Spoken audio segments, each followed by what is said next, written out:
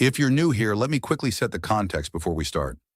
On this channel, we look at horse racing through data, race structure, and risk, not tips or hype. Instead of jumping straight to who will win, we slow things down and first ask, which runners cannot win and why? You'll see an Excel sheet on screen during the stream. Think of this as the engine that runs the analysis here. It's a proprietary model we've developed to understand how a race is shaped, not just who looks good on a race card. By combining pressure, pace, distance, class, and competition, the engine helps us see where a race is stable and where forcing a pick would be risky. When the signals line up, we act. When they don't, the engine tells us to step back and explain the risk instead. You can use the timestamps below to follow the analysis race by race. Welcome to the Grandstand Gazette, data-driven horse racing analysis, educational use only. No betting advice, full disclaimer in the description.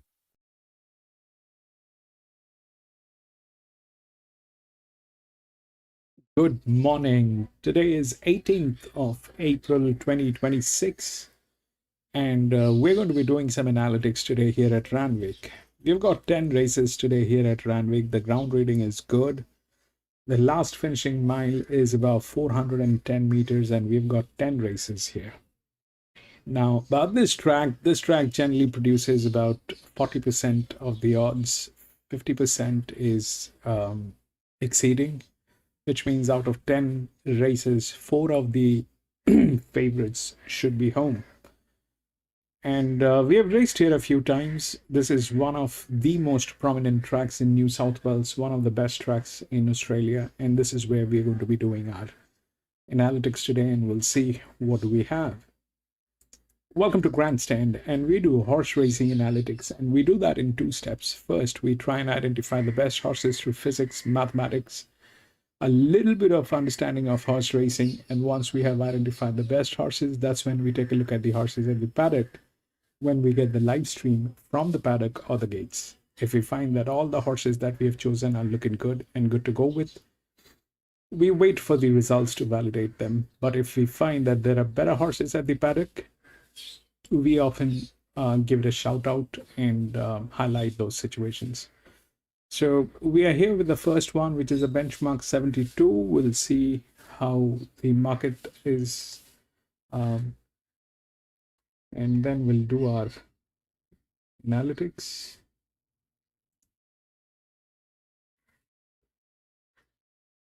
So there's huge scratching, 6, 11, 13 scratched, 14, 15, 16 scratched. We don't have them.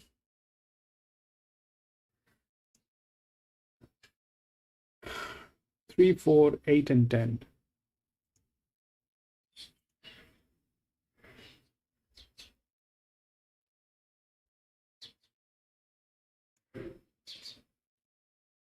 Three, 4.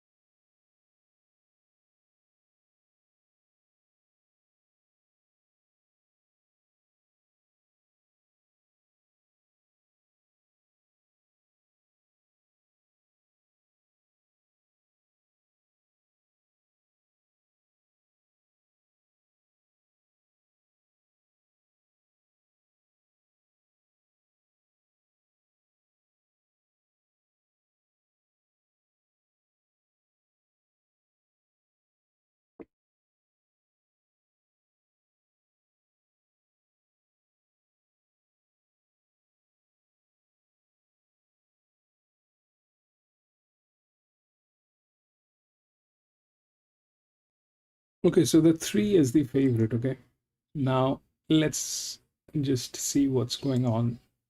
If you look through the level of competition, that's 4. which is on the top with a negative value.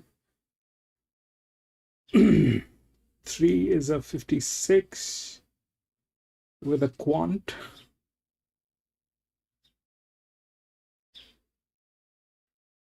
Which has been put to 59.5. That's that part of the story.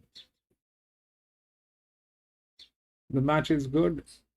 The jock probably is J Mac from gate number 2. Huge advantage. This horse is running with a lot of advantage even after, you know, that promotion. That's a very strong advantage which it is running with, and J Mac is riding. 4 is getting into negative, so that's the linear. Plus there is a jockey mismatch which is happening there. So now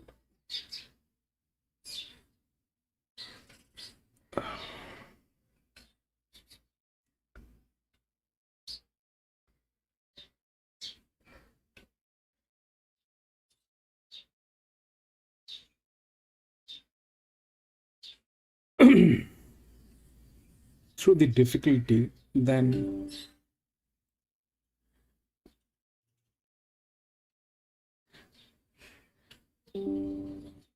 if we look through the difficulty, that 4 is definitely into a challenge, but this 3 is a 56. Okay, there's a promotion on this horse. That's probably the highest promotion on this horse, so that's promotion is in, you know, the challenge. Okay, that's probably the highest challenge, which has been put to 59.5. When we look through the quant, that's on the third line, and that's where it comes. Okay, huge promotion, huge advantage. All those are true. All those are true. 42, 1 is on 48, 59.5. This probably.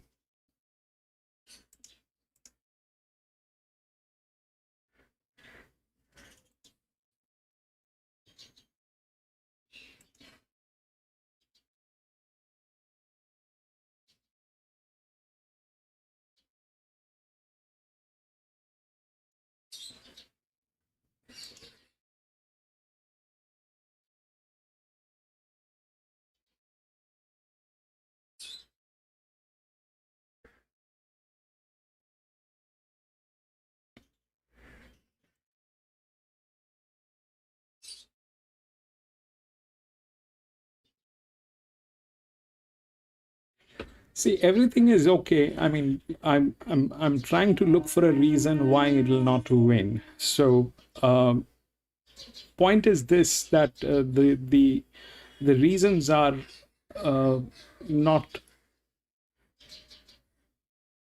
solid, but still it is a 56. With that promotion, it is at 59.5 from gate number 2. JMac is going to be riding. Probably it is going to be a front runner, which is how it shows like. But where it might go wrong, okay, where it might go wrong. So that's a 3.5, which is there. And here is a 59, though it is not doing well, the 1, okay. A 59, which is not going on negative, and which is there, the 1. It's not doing well, but definitely, you know, the handicapping, whatever has been done, and how Randwick has produced this, they might, I mean, they've put in some solid promotion on this horse also, and the struggle is much lesser than this. Okay, the quant is also higher. That 1 is up here. It's not doing well, losing weight, which is all true, but that is also true.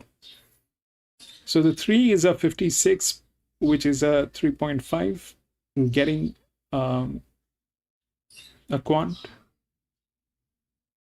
but that quant basically is on the advantage side, which is like this. So this probably is going to be a front runner. But the pressure line is up here. Okay, the pressure line is up here. The 4 probably is going on negatives, so it will have a little difficulty. But the 1 is a class. Okay, so the 1 is a class. So 1 is there, which is that. And then if we look at these two horses, this is a drop. This is a drop. But it is doing fantastic.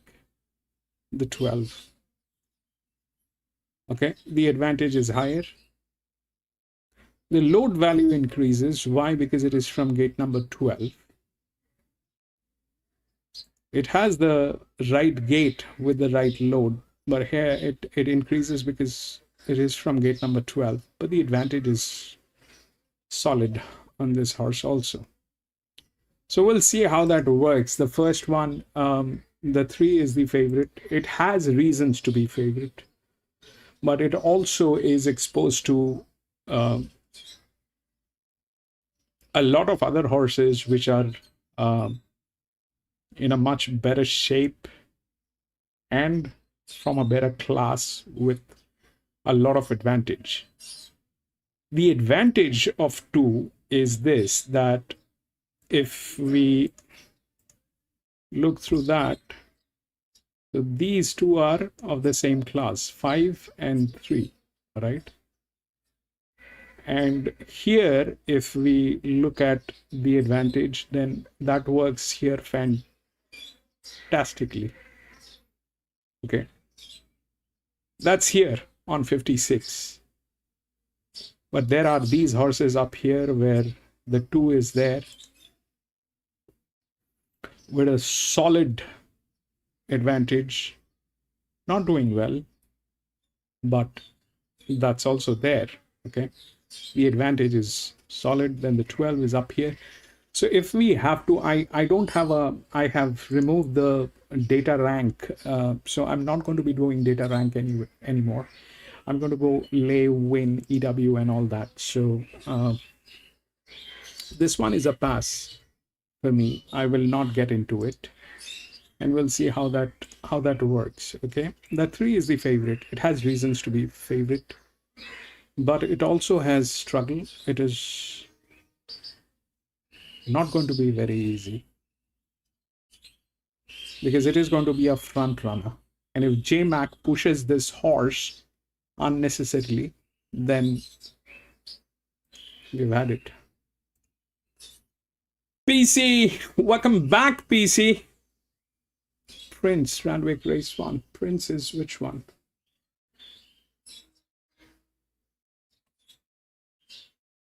Danish Prince.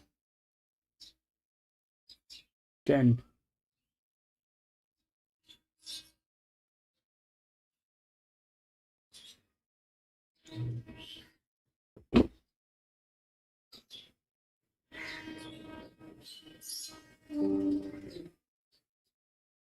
Danish Prince 10.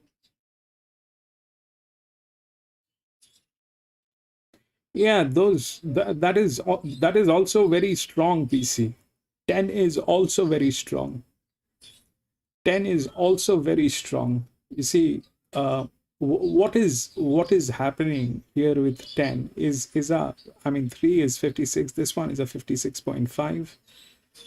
But that's the lowest challenge on 10.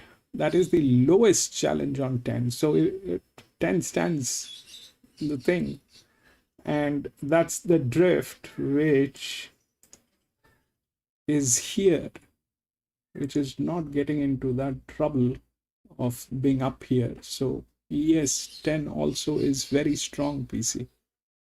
10 also is very strong. I mean, bottom line is this, that 3 has the reasons to be favorite. Okay. From gate number 2, load decreases, JMac riding, it's a front runner. All that is true. But will that work? We'll see how that happens.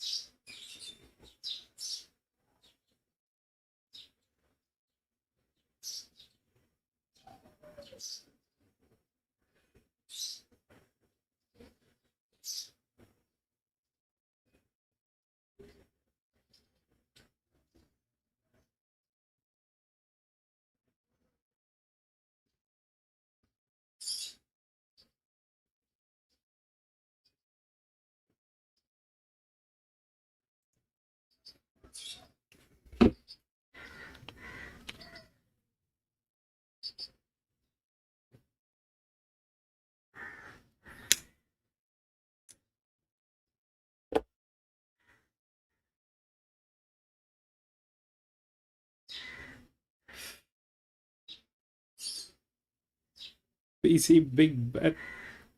Danish Prince is 1. Danish Prince is 10. Okay. PC 10 EW. Let's see.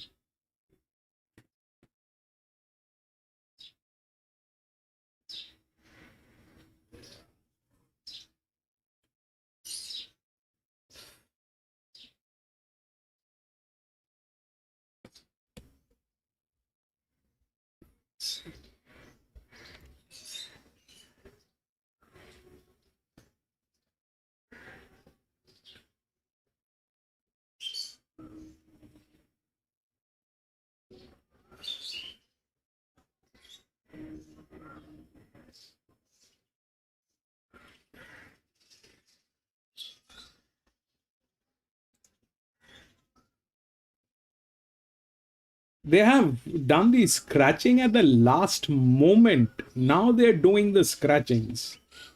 And now, what kind of a joke is this, man? Let me just confirm the gate numbers once. 2, 5, 3, 2, 4 is 10, 5 is 14, 7 is 15, 8 is 6, 9 is 3,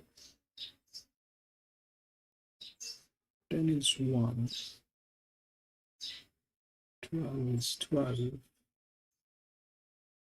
and 17 is 13. Gate numbers are okay.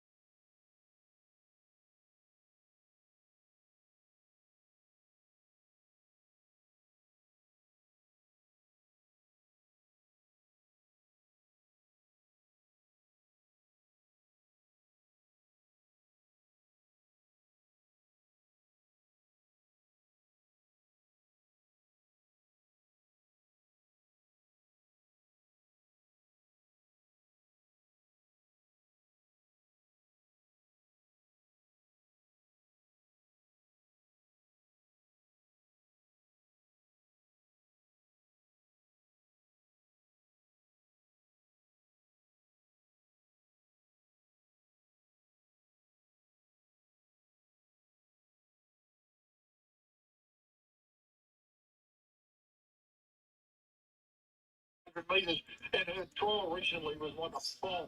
First up, Matthew Smith stable is the most informed stable in the country. A Group 1 winner last Saturday, 3 on Wednesday at Warwick Farm. I think from that gate, if it doesn't lead, it'll be sitting second. I got her on top. I think she's the best bet of the day down here. Number 7, second bet. Look here. Gate, welcome back, Gate. In the stronger race, 1100 jumps to 15th, obviously in its favour. Ada, who was okay the other day at Roseville, only likely races, please, had 2 starts.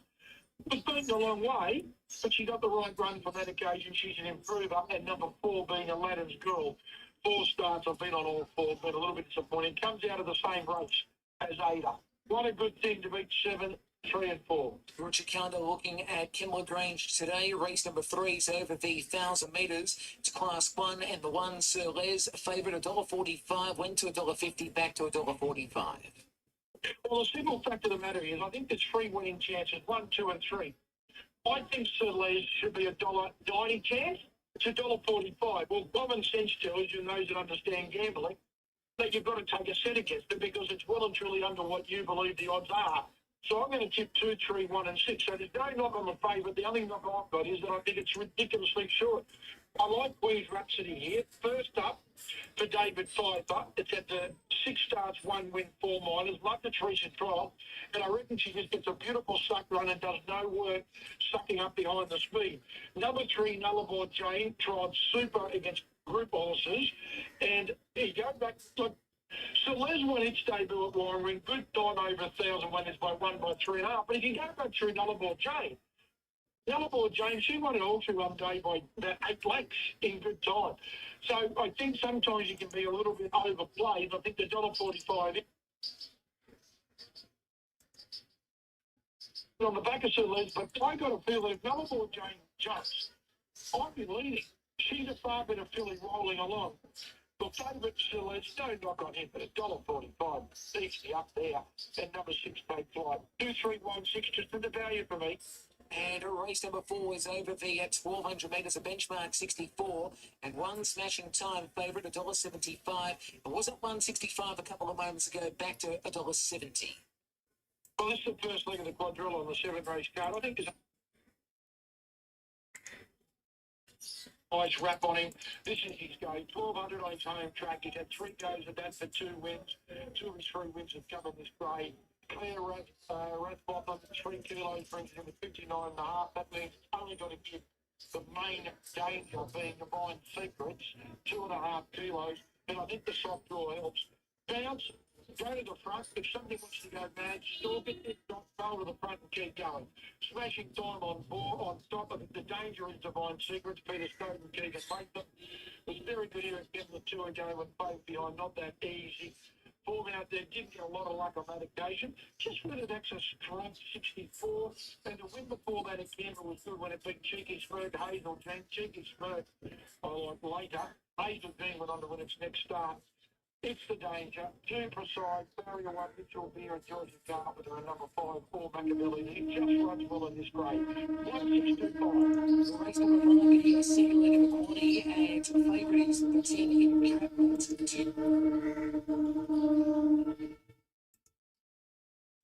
Yeah, look, I've come back to Entrapment. I really wanted to take it, go around it, but I couldn't. I ended up going back with this Billy trained by Joe Ivel. Loved the trials. Only had the 5 period starts, a couple of those runs. If you go back to November last year, got beat just on 2 lengths behind the Tyres. I think the Tyres goes round as favourite today is the front back of place and a short price favourite for Nasharilla and Gerald Ryan Sterling Alexio. Resumes here, soft, awkward gate, but I think rolls forward. I don't see a lot of speed in numbers, and I think if you want to get over there, rolls forward, finds the spot. The danger is without doubt, Coco Dior. Can't believe that she's still a maiden. She went to Albury, the run was good, no luck, still covered ground, was only just feet. Run before that here at Kimberley Peak. She will break through shortly. She looks the obvious danger. Sogny, number 7 now. It's the big query runner for me. Formerly with Robbie Lang down to Victoria, now with Anthony Mountain. Can train Anthony, soft jaw, tried well. It's the big query. An Irish Peak that comes out of the same trial. Only 4 in the trial. On debut, I just love the last 50 metres of the trial. Not saying it can win. I think the 3 cancel 10-4-7. 10-4-7-1. Race number 6, the third leg of the quaddy, and 6 in Kitty OK is favourite from 3:30 to...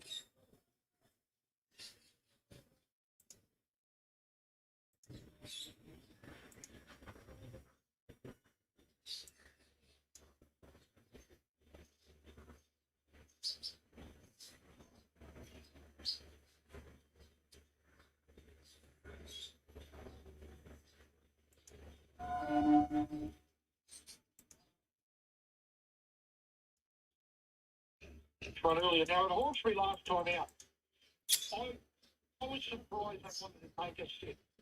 But they dragged back the one day over race and ducked it. Now, in that race, Short Chili won that race. Short Chili, that's right. You say, what does that name ring a bell? Well, Short Chili goes around the front back and plays well this afternoon after winning a couple. But today, the bonus for Stevie Smoothies, and I hope you're on feeling so you want to take a set. I'll get the bonus today because there's speed. Kitty OK, bold and blazing. Rose.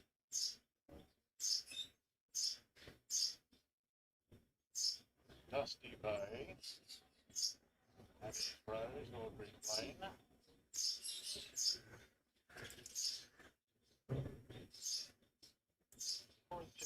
Okay, that's what's happening here. Campbell with the remaining races with Richard Cohen shortly, but they are moving forward for the first at Royal Randwick. Now let's take you to the track and Darren Fundell calling the action. But thanks, Nick. So horses are at the start. Mailata's our first race favourite here for the midway. And $3.90 is the call. Drawn barrier 2, James McDonald aboard. Audrey's Lane is into 440. Didn't have much luck last time out. And prior to that, showed great speed to dominate over 1,200 metres in a bit like Rose Hill. So at the 1,400 metres today, where she's a previous winner. And number 8, Annie's Rose, a last start winner at $4.60. So Dusty Bay arriving at the start.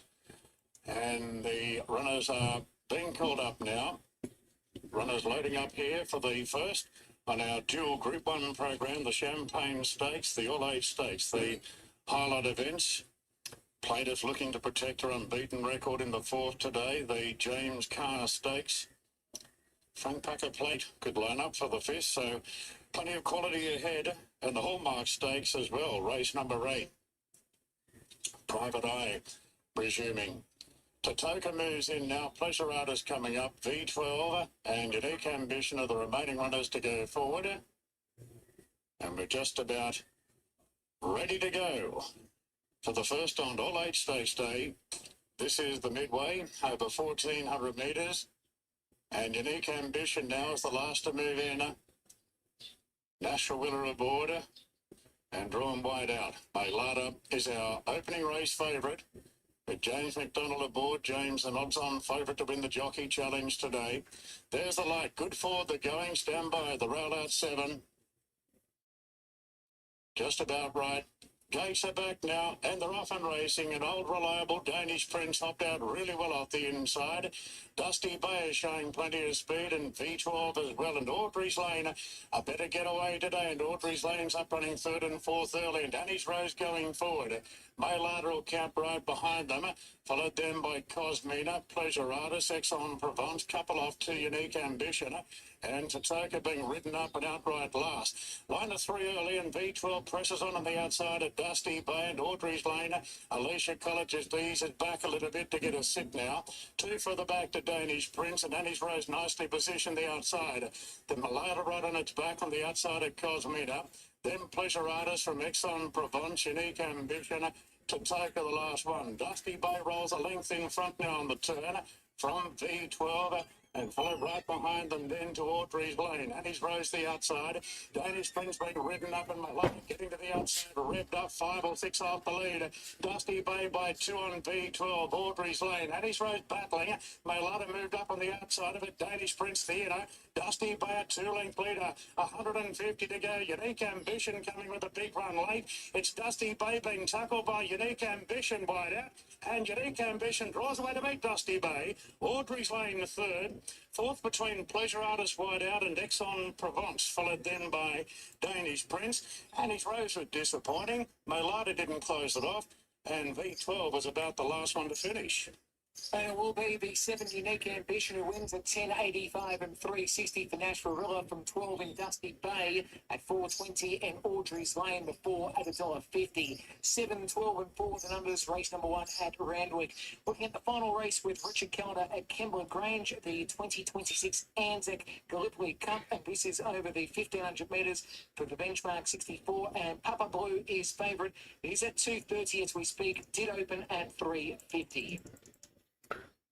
7, 12 and 4. That's the first one. 7, 12 and 4. 7,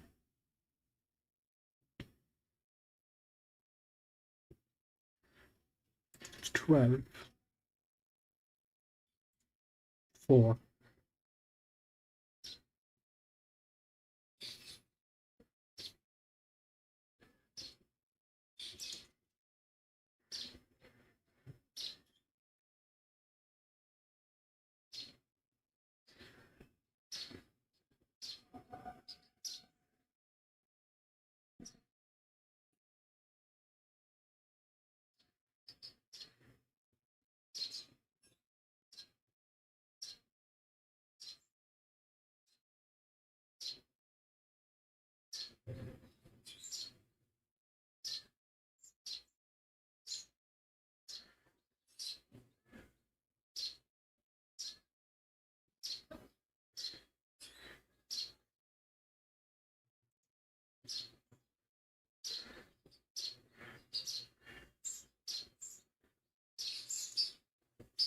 So that happened. We'll go to the next.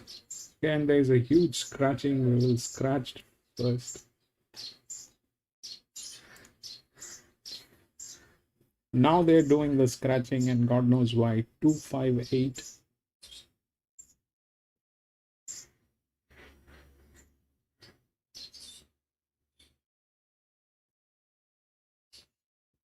Fifteen, 16, 19.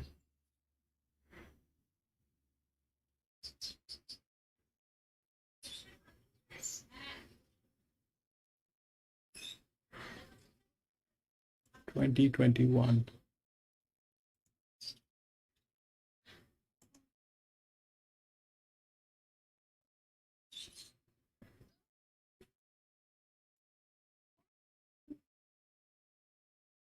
Two is not there.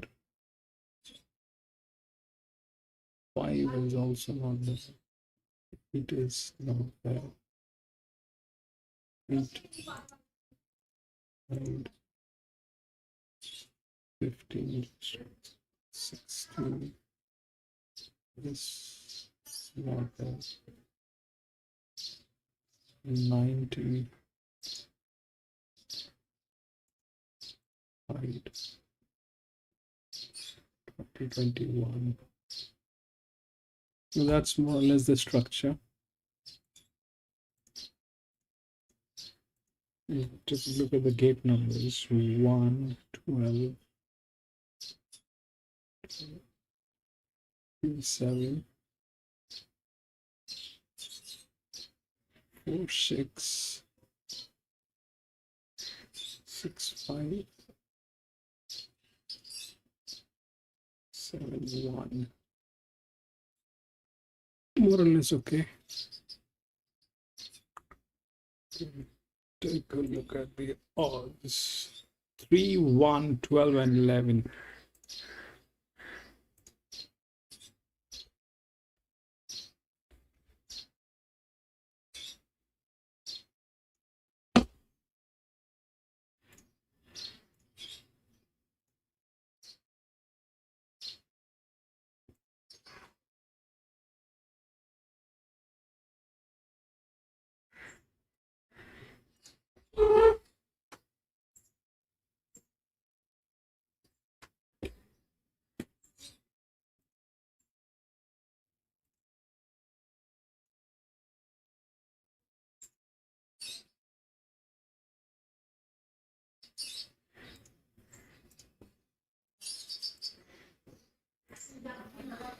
Okay, 3 is the favorite. Let's see.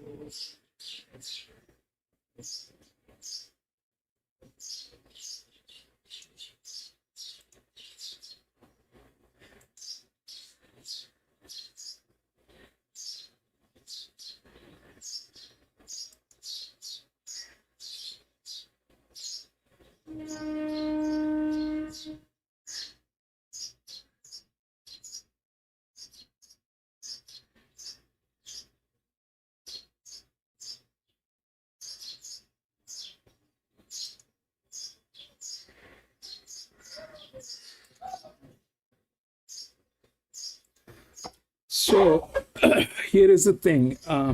So what happened? Um, what happened here with the three is that the struggle was real. That generally is the case, and somehow it just did not run. I was thinking it'll be a front runner, but it just did not run. JMac was of no use on that. So here the three is the favorite. Now what is happening with three is it's a good horse. It's not a bad one. It's a good horse, but it is getting into negative. All right. Like here, the 4 came in third. All right. It was a benchmark 72. This one is a class 3, which is probably a benchmark 60, 65, if I'm not wrong. So that is getting into negative as well. Now, in the contrary, this one is a 57, which is getting into trouble, and here is another 57, which is a 6. It is also promoted. It is much lesser than this, and it is not getting into negative. On the contrary, it is on an advantage model. Okay, so that's one side of the story. The other side is this, that the 3 is negative, so winning is probably difficult. And so if that's not the win, then where is the win? So here comes this one, which is on a higher thing on 56. Probably this will also not fit into the bill. So things can go wrong, but we'll see how that the 3 is the favorite. That's a negative one. All right. And there are huge scratchings right now. So 59 is at, which is a 6-year-old mare. I don't know how good that would be.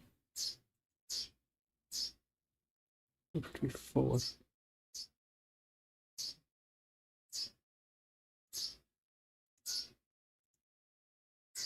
On 18, the jockey has never raced. That's that part of the story. This is 0.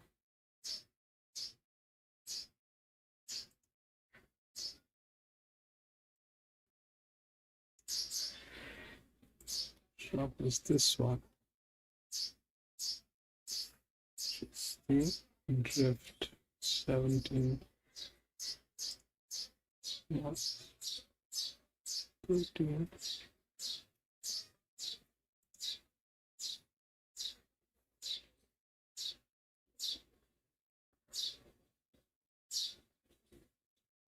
Oh, 94, 57, 56.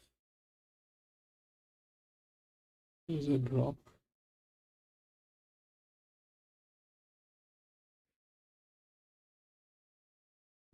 $58, 60. Those are very wide. So yeah, I think 3 is probably in trouble. We'll see how that works. 3 probably is in trouble. 6, I think, is an EW. Why, I'll explain. So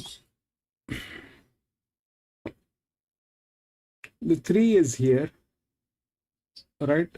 The 6 is also a 57. This, if we look through the promotion, that is the, I mean, the challenge. It is not the promotion. The promotion probably is something else, but this is the challenge, which is the lowest challenge on 57.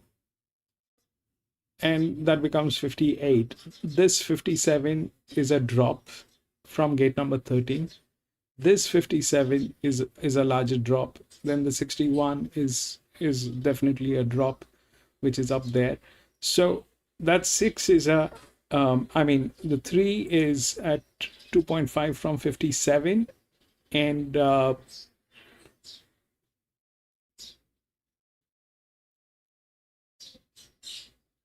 it is getting into trouble. So 6 is probably an EW. It's a low pressure. That's the only low pressure that we have.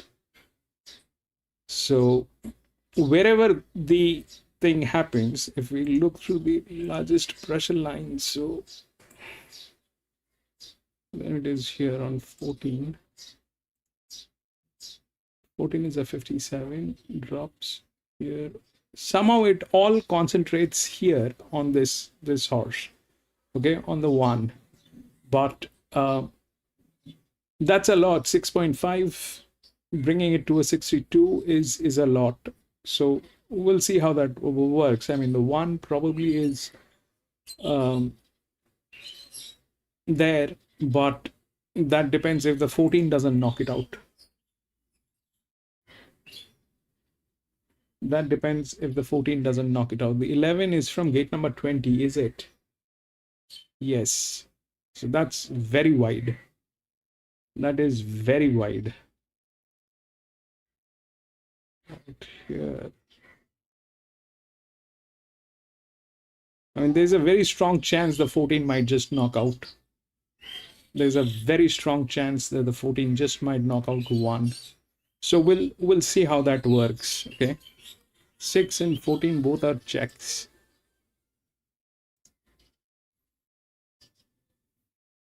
Eagle Farm, 9-win place. Dows, welcome back.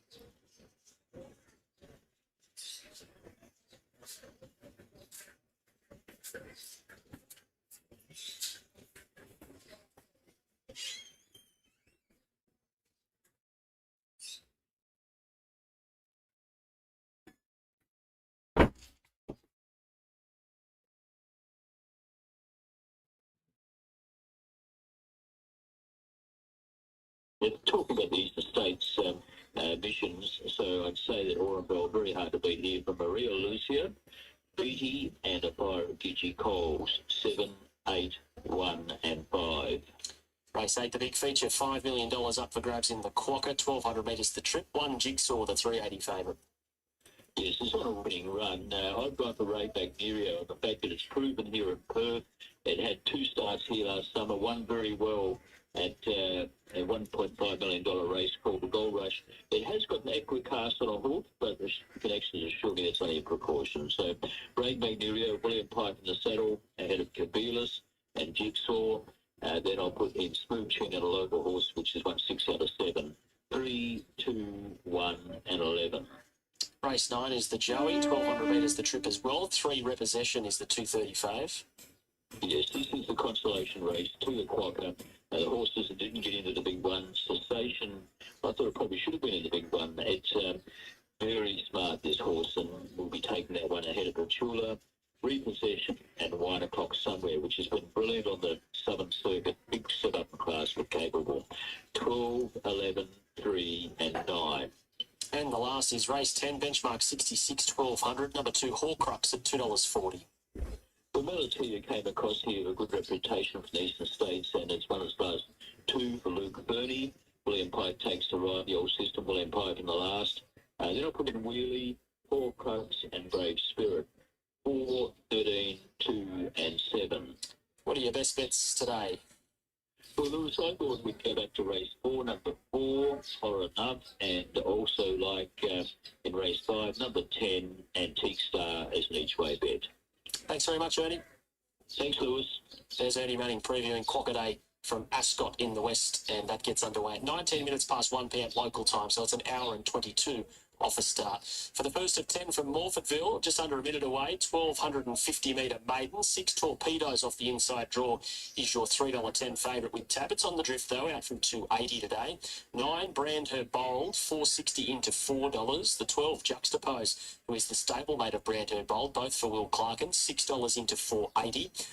Lose Your Toto, $6.50 to $6, and Forever a Diamond's on the drift, out to $8. So favourite drifting, best back to the 9 and the 12, both the Clarkin runners here for race 1. We start the day on a soft 5. Tim Edwards calling and tipping 6 to beat 11, 9 and 12. G'day to you, Tim. Got a riderless horse over there at the gates. It's number 3, Celtic Boy. So Celtic Boy has been $100 into $80 on the tab fixed. Fine Ace, meanwhile, waiting her turn. Juxtapose, I can see, is the rider's dismounted there as well. So predominantly, if you're following the money in race 1, the 9 Brand Her Bold, $5 into $4.20. Juxtapose 6 into 5, and the favourite Torpedoes rock solid $3.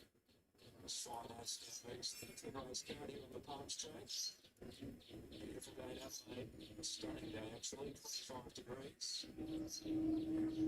So we move in for the first year. Just trying to get Juxtapose and riderless.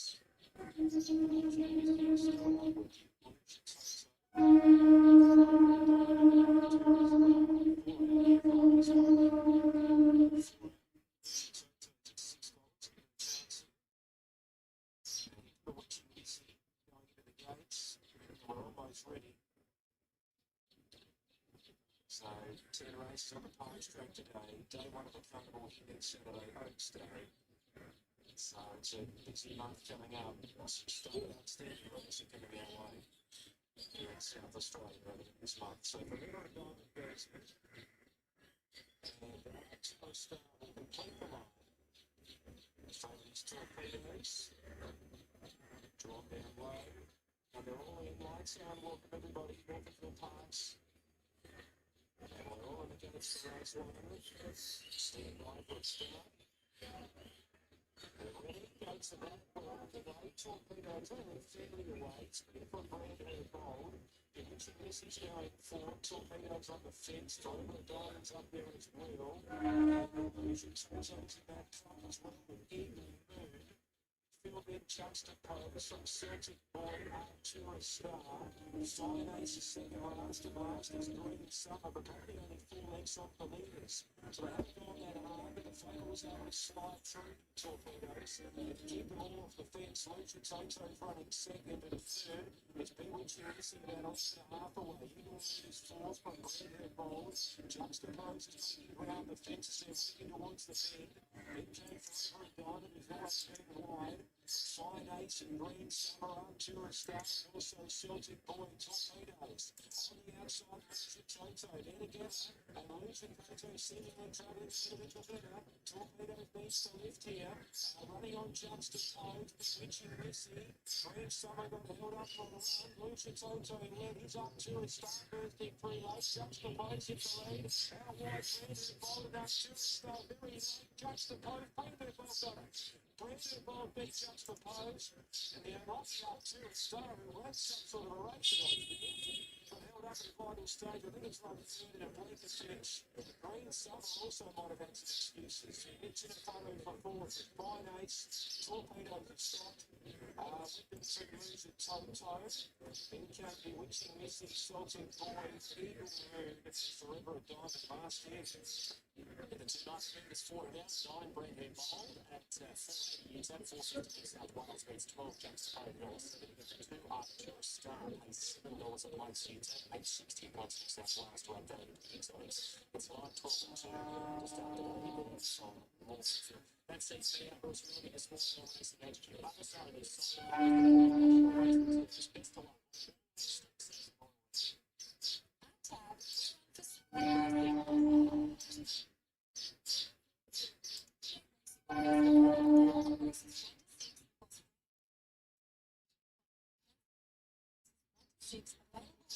Was 3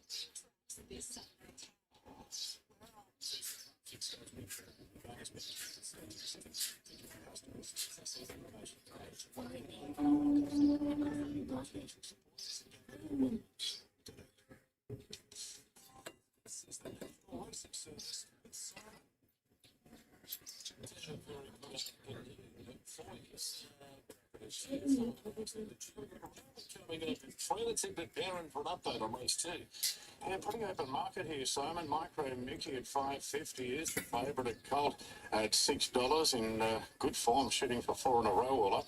Punch one out at 16, Dancia 17, Song as well as Krista. Then we've got Waitley at 14, Ishikari into 11, Red Rags to Bulls $9, Cruising the Stars unbeaten in 3 starts at $7 and firm. Underlay on the drift at 14, Bonnie Maringo 11, Tanglewood Jimmy 18, and Santa Time at 34. Race favourite is Micro Nicky at $5.50 in front of the Colt at $6, and in form filly Cruising the Stars at 7. 2 minutes to the off, race 2, Randwick. Thank you, Darren. Now to David Fowler and an update on race 2 at Eagle Farm. Well, 6 balance the books of the favourite at $1.90. She's only been beaten once in a 4-start career. She's first up today, but that's when she does excel. She's a gun fresh. She'll be back in the second half of the field. I think most punters expecting her to charge late and win. 9 Manukau visiting from Sydney. The form is consistent. $3.80, very firm second favourite. And then out to 11 All Adore at 8 and 2 Surprise Honey at 9. No surprises with the market here. Basically, it is what it is this morning. The favourite balance the books. I'm with her. Race 2 in 9 minutes. Today's racing brought to you by Tab's Venue Mode. Get more value when you're in venue, all on the Tab app. What's gambling really costing you? Now, Morfordville, it was $9 who bowled to win a 481.90 over 12 juxtaposed 170, 2 Arturia Star $7. And 2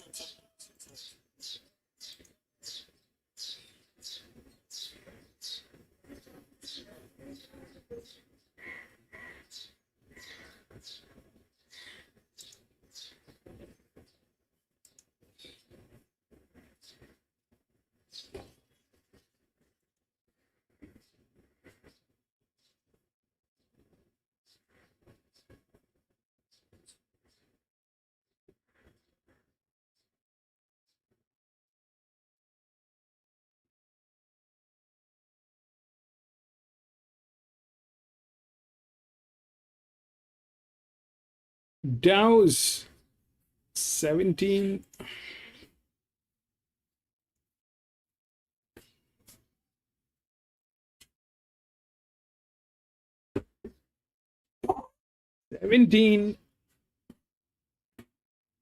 Has a chance. It's a 57.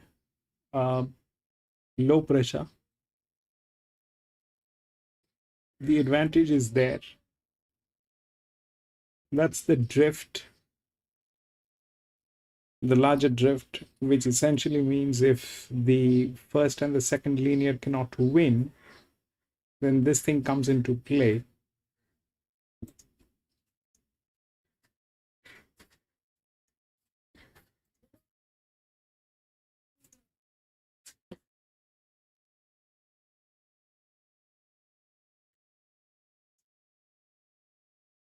So the 17 comes into play when these two are not in a position to win, which looks like they're not in a position to win. 12 is way that, and this one is a 6-year-old mare. So honestly, it has a chance. That's a drift. And it's a 57 with advantage. But it has a drop. And that's why I did not talk about the 17 or the 4, which probably has, which is a very dangerous one, is the 9. We'll see how that works.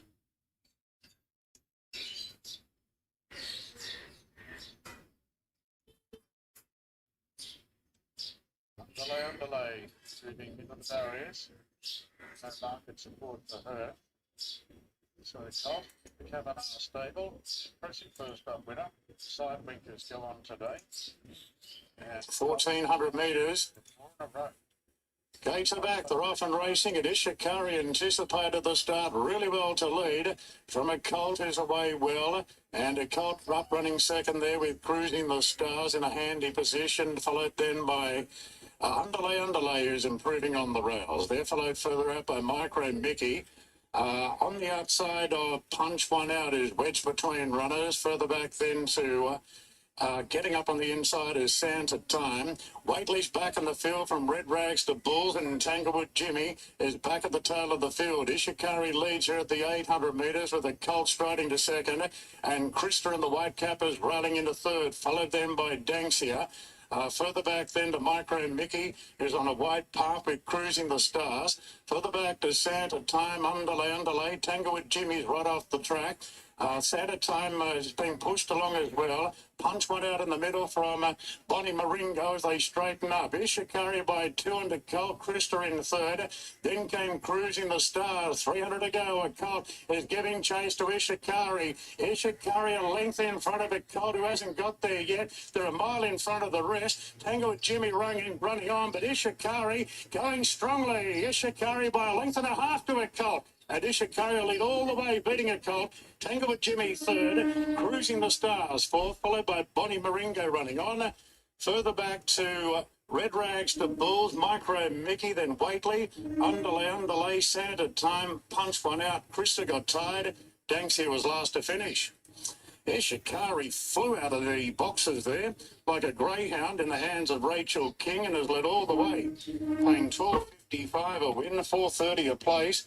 A colt had every possible opportunity to run it down, but is stuck to the task. And Tanglewood Jimmy's come from back in the field to run third.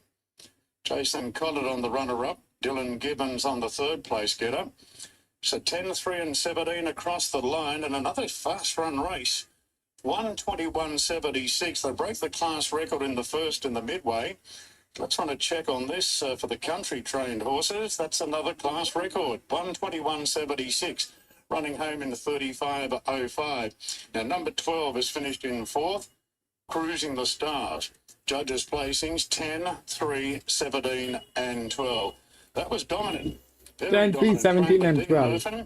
And like the first winner, came from a wide draw, not as whereas the first winner came from last on the turn, and this is 10, 3, 17 and 12. 10 with a low pressure. 58, 10 from gate number 16, it knocked it out.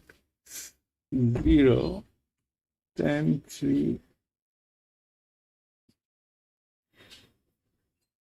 10, then 3, then 17 and 12. So was fourth.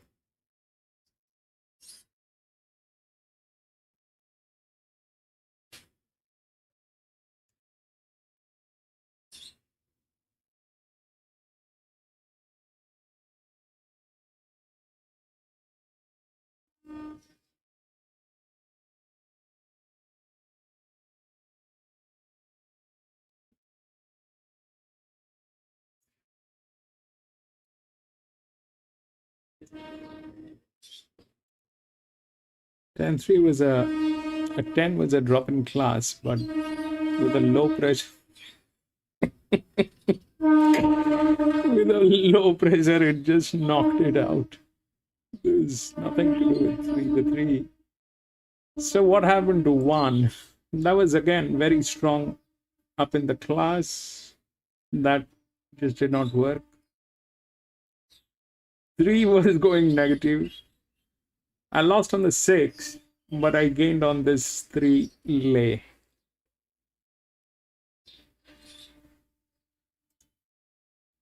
So, and that's basically, stabilizing it. That's basically is stabilizing it if 1 goes wrong. If the lay goes wrong, because the lay is basically, you have to have a stake if you know how to do the lay.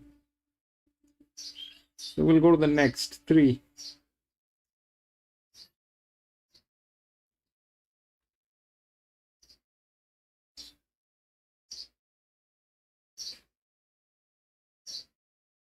Again, scratching 4, 6, 7.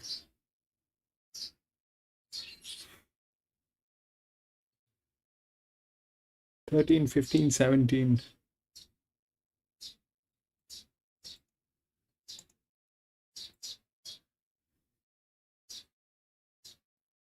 That's more or less.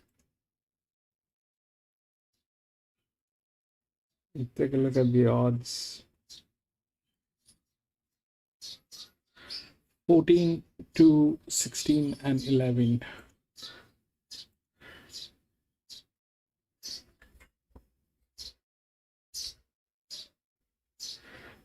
(14, 16, and 11). 14, 2, 16, and 11.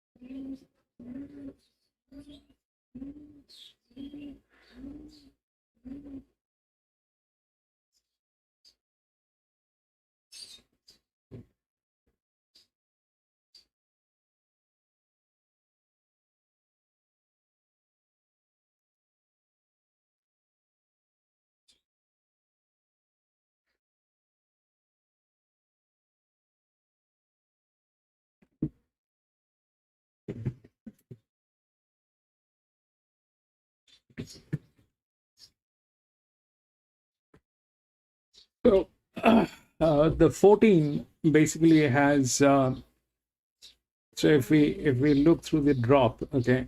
So the 14 is the right odd technically. 14 is the right odd technically. But theoretically, it is again going into negative, exactly as this 3, all right? And the 12. The one that actually won was not into negative. I thought the 6 would get in there, but no, there was a higher one with a drop in class, which actually went through from gate number 16. Did not expect that. That was huge, actually, the 10. I did not expect that. I don't think anybody expected that. But that happened. And why that happened is because of, things going under negative. All right.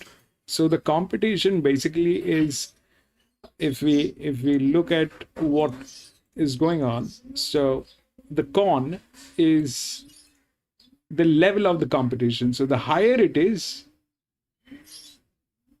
the stronger the competition becomes. Okay. So basically it doesn't have anything to do with the performance.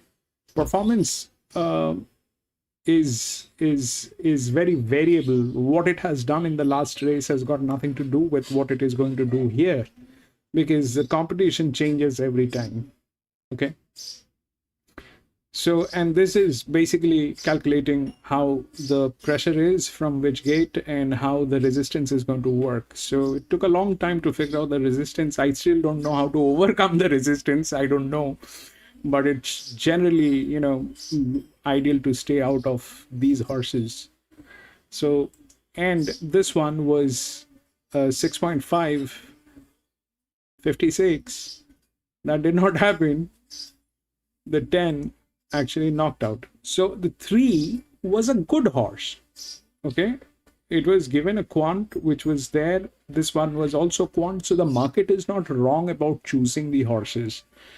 But where it gets dicey is probably, when it gets into the resistance. That's where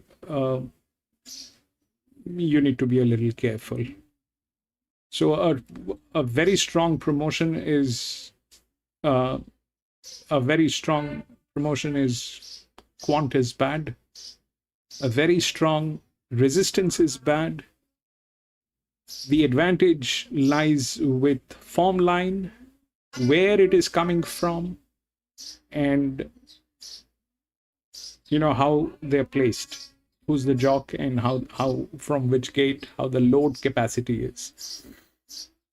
So here the 14 is basically the right odd. If we look into this, then that's the right odd. The next one in line is again 10, which is a 6-year-old mare. Okay, that's the lower. But what is happening with this is the part which is not right is this, that it is getting into negative. Okay, so is it possible for a negative to win? Yes, but that's exactly what I don't know when. Okay, that's exactly what I don't know when. Like here, that 12. Okay, now what is that 12? The 12 is a drop in class. Okay, the 12 is a drop in class, a solid body weight on this horse. Okay, the balance is good, a solid body weight on this horse. It is also going on negative. If we look at these horses, all right, so here they are very strong up in the class, 7.5, 7.5 for 53, and then here is a 53.5, which is a 6-year-old mare. I don't have the nerves to go with this. Okay, a 6-year-old mare. I don't have the nerves. So 14 ideally technically is the right odd, but it has resistance, and a much higher resistance for a 53.5, wherein the 12, which is also here, is a 61. It has resistance,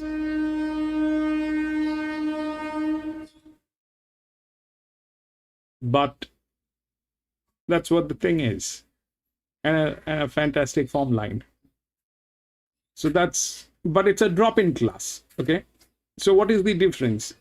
If it is a drop in class and they are up in class and the resistance is higher, and if for a drop in class the resistance is lower, then obviously it works as an advantage. I don't know if I'm able to explain this, but that's what the structure is. So that's that. Okay, then this is high, this is like 54, becomes like that, 75 becomes like 53, becomes like that, then that 10 has some serious chances. It is exactly like the 17 that Dow's was asking about. The 17, right? The 17 was a drift.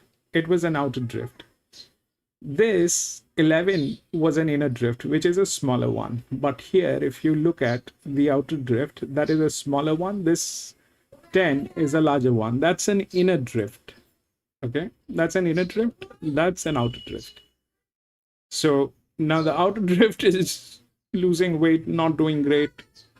That's very strong from 53.5 to 59. Wherein this challenge drops to 53, from 53 to 57 and a half. Now, 57. So that's where it is. Now, who can actually talk to this is out of these two horses. Okay. Out of these two horses. So basically, then the 8 comes into, if both of them are of the same quant, then the lower load value is what becomes the thing. So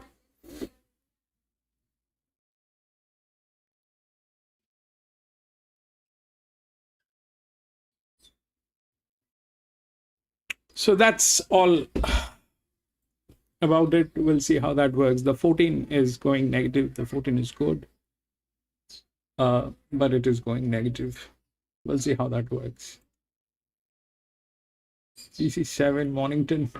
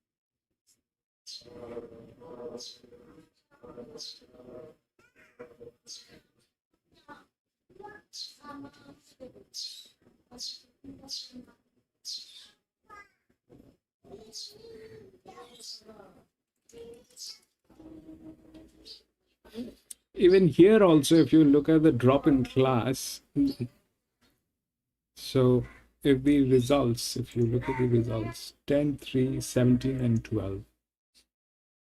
So the 10, then 3, then 17, and 12. That's not the one. The first one, I think. First one. 7, 12, 4, and 2.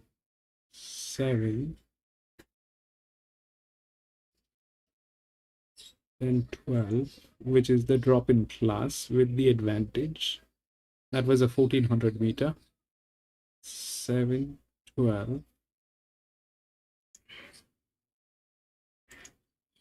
Then 4, because it went on negative, and 2 in the 57. So we'll see how this one works.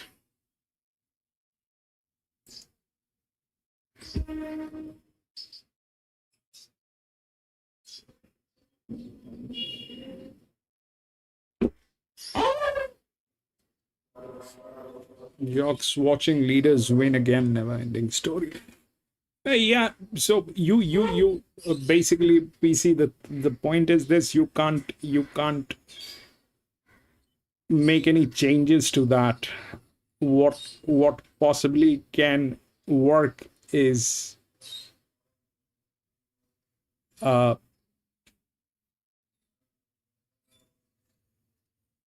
different strategy, PC. We can talk on this.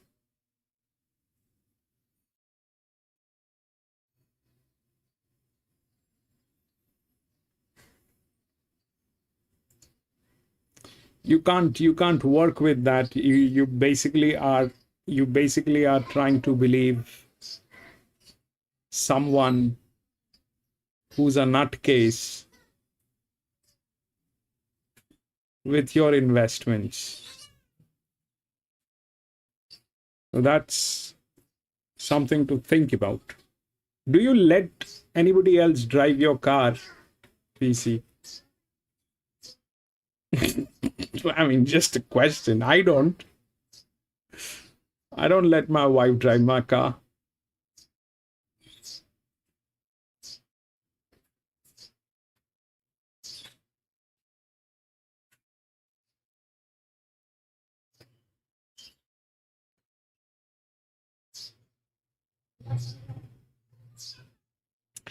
I won't get into this. For me, it's a pass. Okay.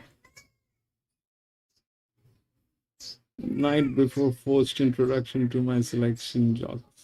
Yeah, so they're doing the scratching right now. I mean, till 3 hours ago, there were no scratchings. The scratchings are happening right now, and they're switching the jocks here and there. So that's more or less the scene. There's going to be a huge scratching throughout the race, throughout the races, and we'll see how that works. So basically, it's some kind of a very disorganized kind of a situation, disorganized, unorganized kind of a situation. So I think somebody took a leave between the races who had the job of scratching, and because he took a leave or something like that, the scratchings did not happen, and now he's back, and now the scratchings are happening. But that changes the dynamics of the jockeys, who's going to be riding what, so that possibly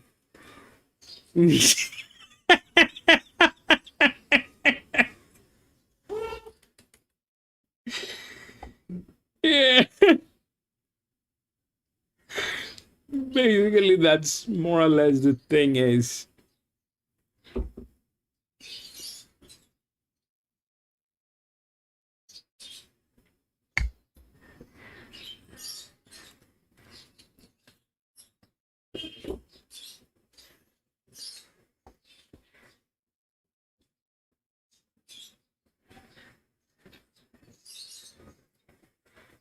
Ten minutes to go.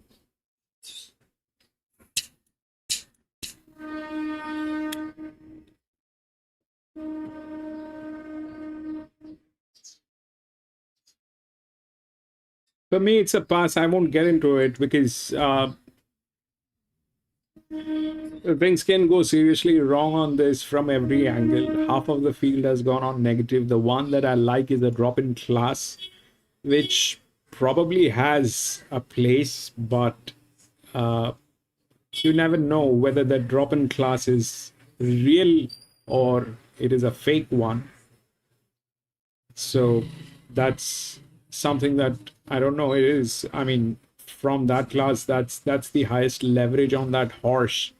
So I don't know how that has gone on drop in class. So the other day I was talking to Breeze, and Breeze also confirmed that that the trainers do, play in a different way. They will put a drop in class in the previous race for the next race to win. And that's where we have the leverage to actually figure out what the horse is. Okay, it's not exactly the form line, but what the horse is. So if we look at the cycle figure, then the 12 is from that class. That's the highest leverage on this horse, which means this horse is nothing but a monster. But now we also have a drop in class. So this probably is where things gets dicey, because I don't know if to believe this or to believe this.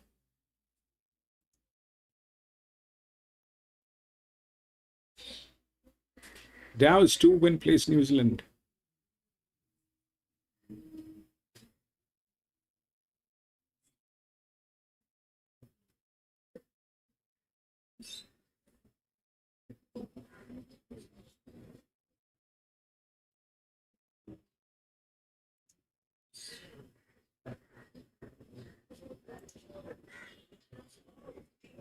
And I'm sorry, I do not have the feed for New South Wales. I cannot use the feed for New South Wales. The one that I have is very small. It is basically the size of the mobile screen. So I'm not able to use the New South Wales feed. I have a feed, but it looks like it has a delay. That feed has a delay of good 10-15 seconds, if not more.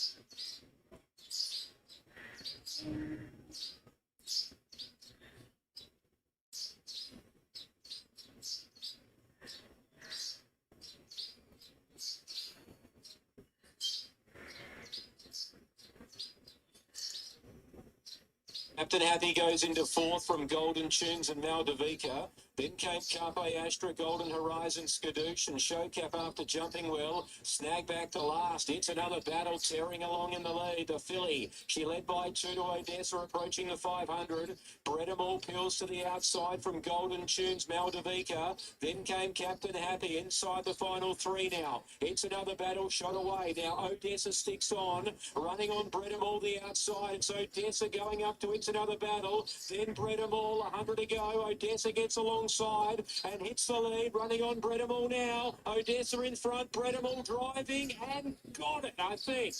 I think Bredamall, who's been heavily back, wins on debut perhaps. From Odessa in a photo. Third placing, It's Another Battle from Golden Gate 12 has a chance. 12 has a chance, but I'm out. And Golden Tunes last in. It's Morphettville's, it's Bredamall, Jack Tarak, 570, 210 for Odessa, 320, and 9, It's Another Battle at 170. Now, Ben Hall has provided his best bets for Kevin LaGrange. He likes race 2, number 1, Moon Heroine, it's race 2, number 1, and his other one is race 4, number 1, Smashing Time. So race 2, number 1, and race 4, number 1. And the first from Kevlar on a soft 5 to 25 minutes. Now an update for race 3 Illegal Farm. Mr. Buster, number 1, is the favourite at $2.80. Mr. Buster. He's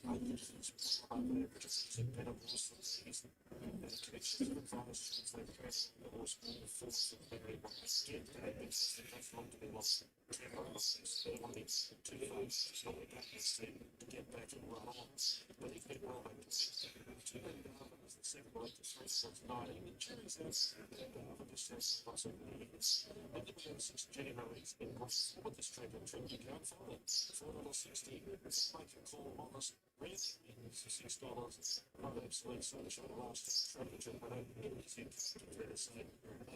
you're back to the first one, Mr. Buster. I'm with you for a third place. It's $2. It's if I put it down again, it's $10.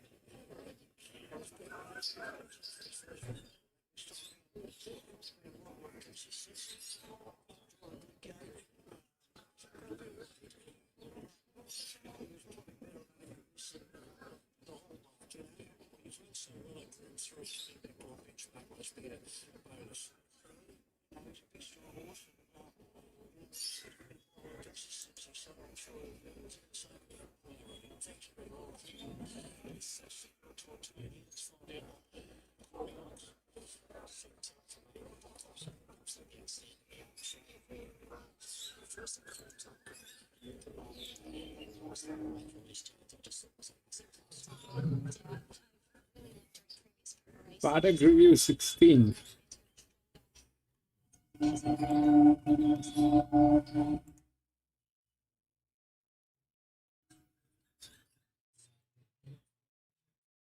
Possible. That's a 55. 55, a drop. That became 52.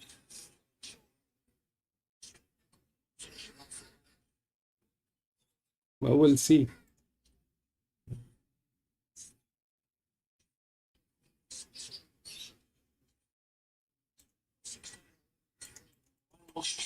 Believe it there now, Morford Field, 649 the numbers. The Gold Coast correct weight on 5, 2, 6 and 7. And we're 2 minutes away from this race at Randwick. The big sports breakfast. The Swans flying high with Johnny Tuesday at 16 race time.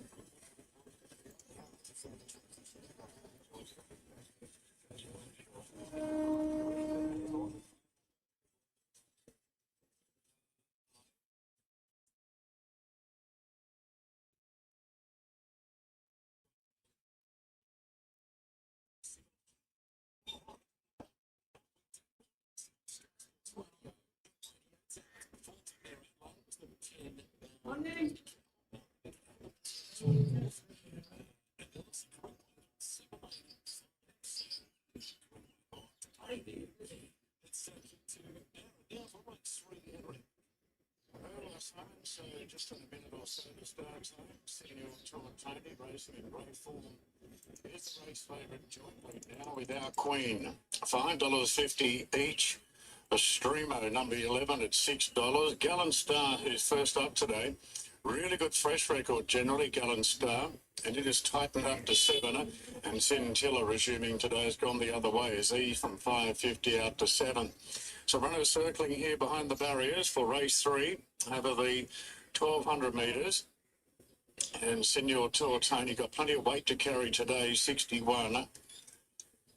Has carried a similar weight to victory at Warwick Farm earlier on in the preparation.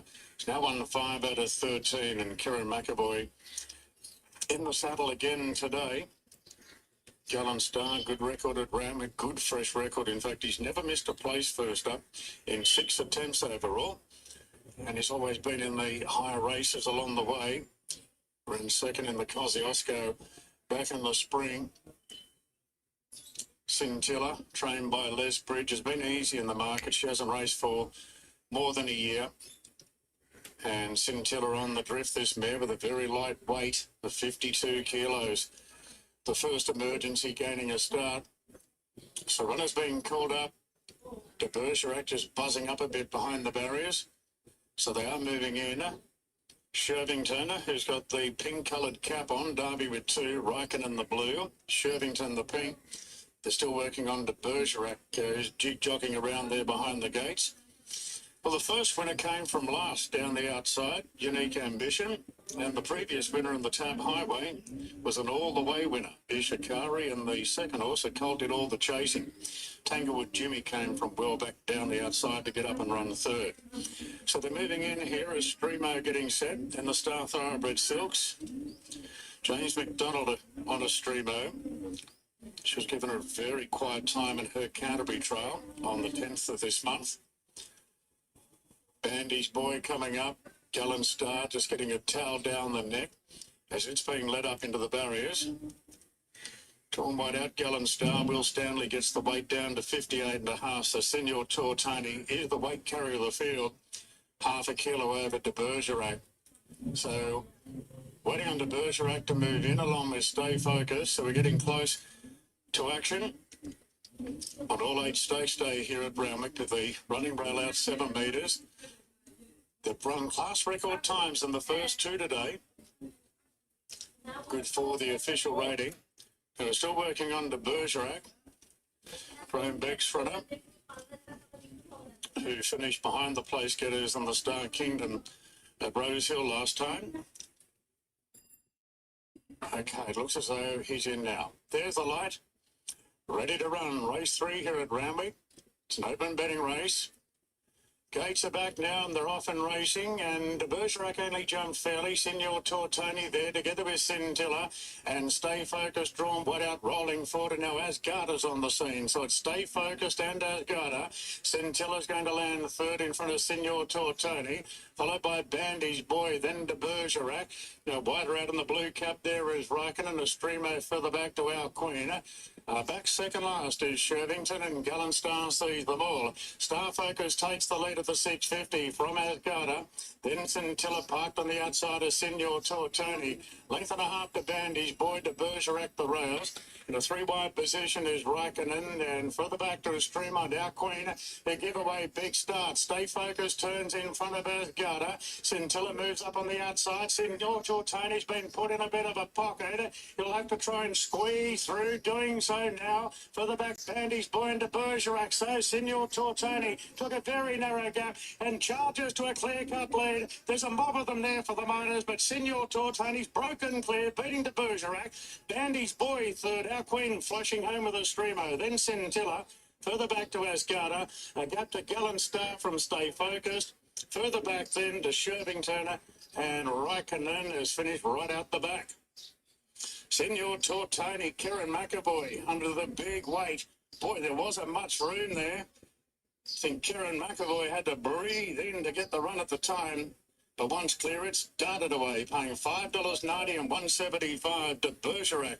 Running on well, $3.25. Bandy's Boy, a return of $4.55. Our Queen will wind up in fourth position on the outside. Oh, the track very quick today.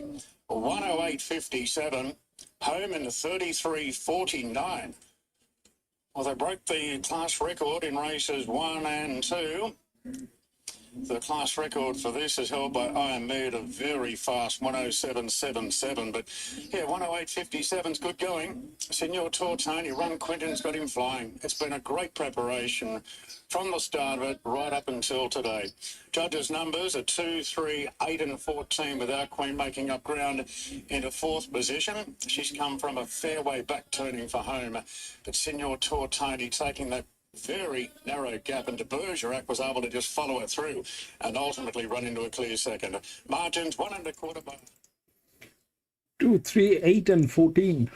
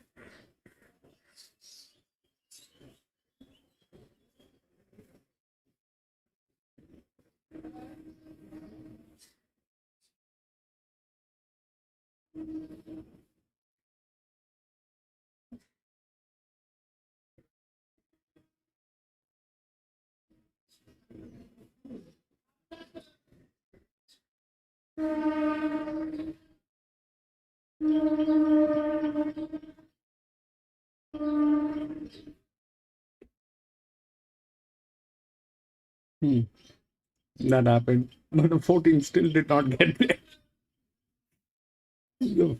But I think 2 got favorite at the last moment anyway, so the market was right here on 2. That happened, and that happens. So why I stepped out, because there were so many negatives. Okay, so it's like this. So if you know, I will tell you what is my how I see racing, and how generally when after the races I look at the data, then if I do not have the right balance, I mean, if like here, all right, they were like 4 of them going negative, and the rest of the field was not getting negative. So it was easy to figure out that is not happening. But here, that's not the case. This is like half of the field. Okay. This is like half of the field or more than that. And this is where you have to take a call whether you want to get into it or not, because things can go wrong. An advantage does not guarantee a win. A disadvantage does not mean that they will lose. It is based on who is where. It is based on who is where. And who has what advantage over who. Okay.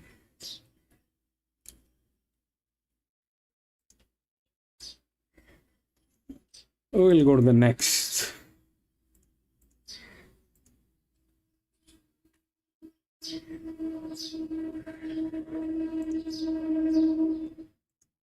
Four. 6, 8, 12 all scratched. 6, 8, 12 are not there, I hope. 1, 4, 2, 3.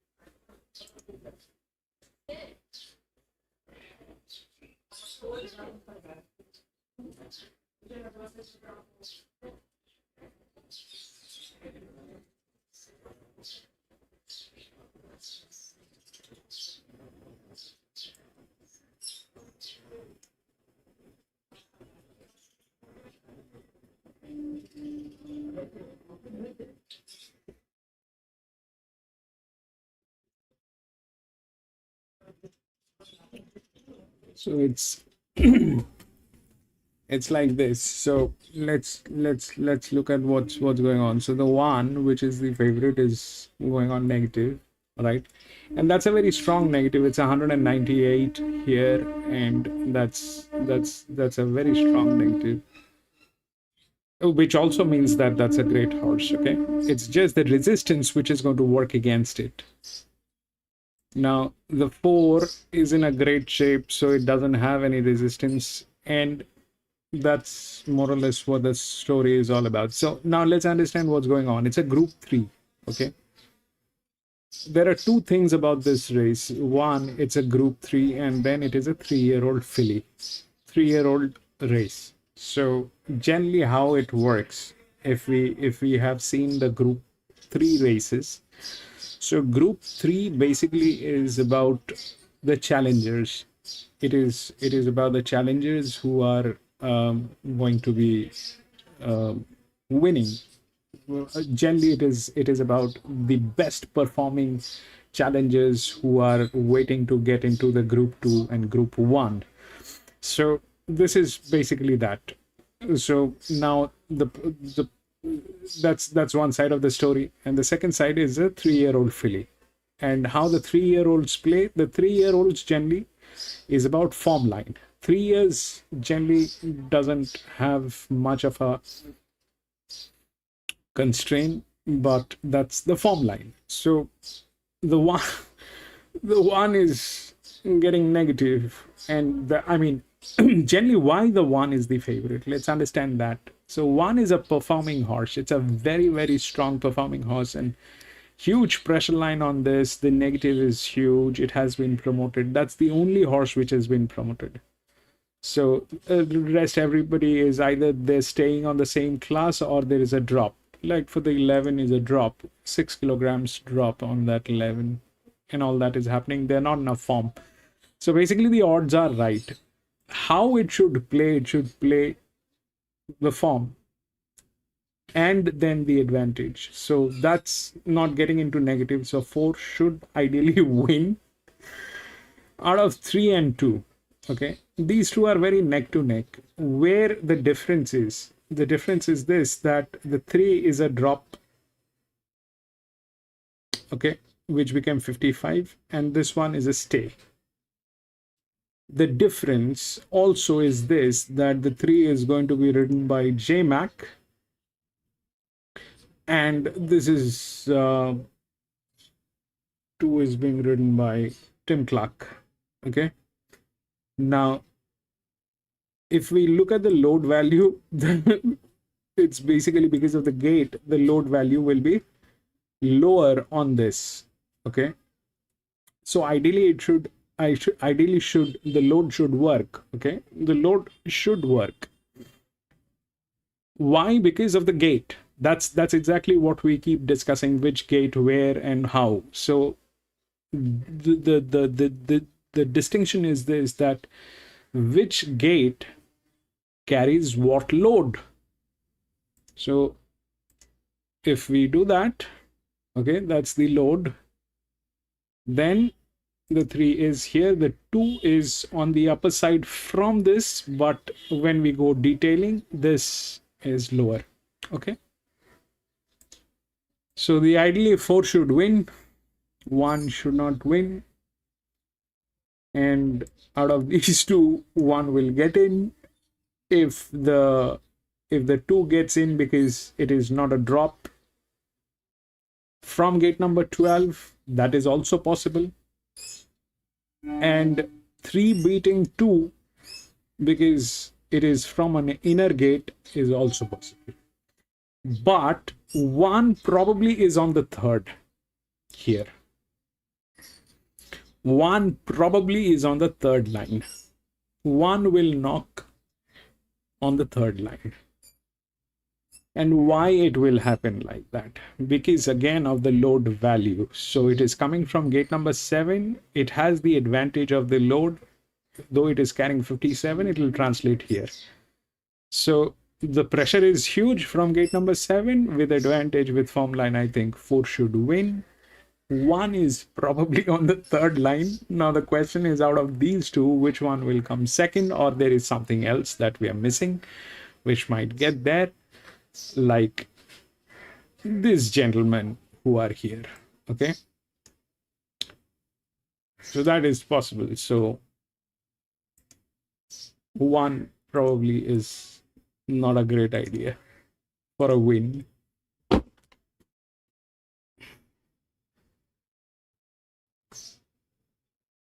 Randwick is leaderish. Yes. Jenny?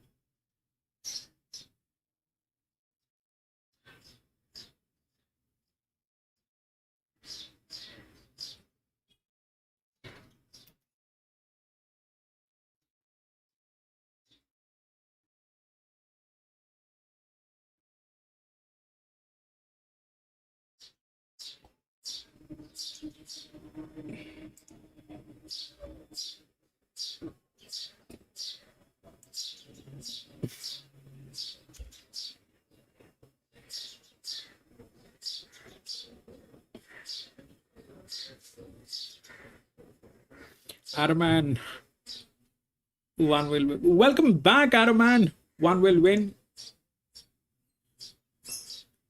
Very difficult from 55 to win with that kind of a thing. We'll see how that works. Generally, I mean, I trust your thing that you do. I trust that very much. So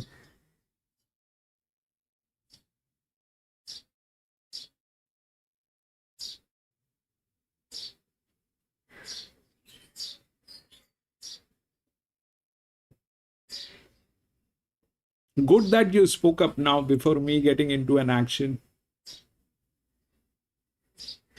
Then I'll pass. Then I'll pass. If you're saying one is going to win, then I will not get into it.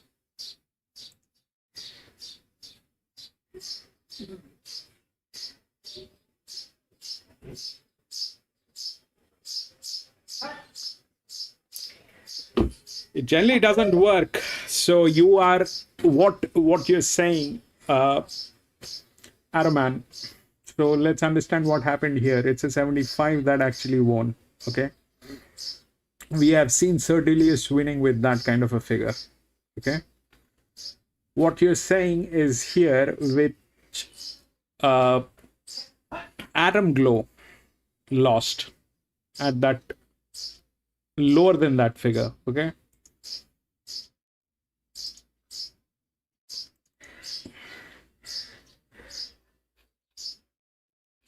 And that was this was Atom Glow, Autumn Glow, I think, a Glow Autumn or something like that.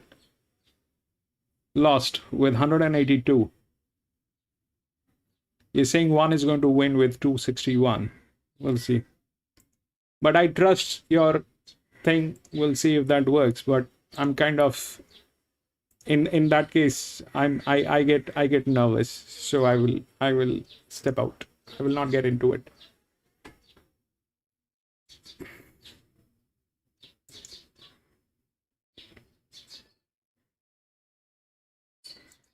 Seven.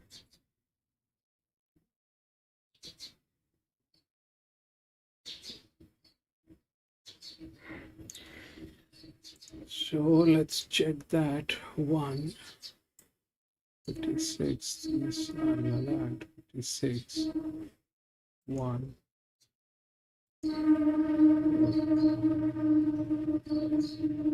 That is 9. But that's not possible because that will become a neutral. That is not going to be possible. So if we have to, then that a 55 getting into a neutral is a difficult proposition. Then this one, 5 is what?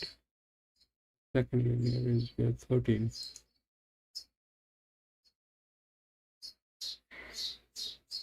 So 5 is from 13. 56 is on. How will it be beat the 2?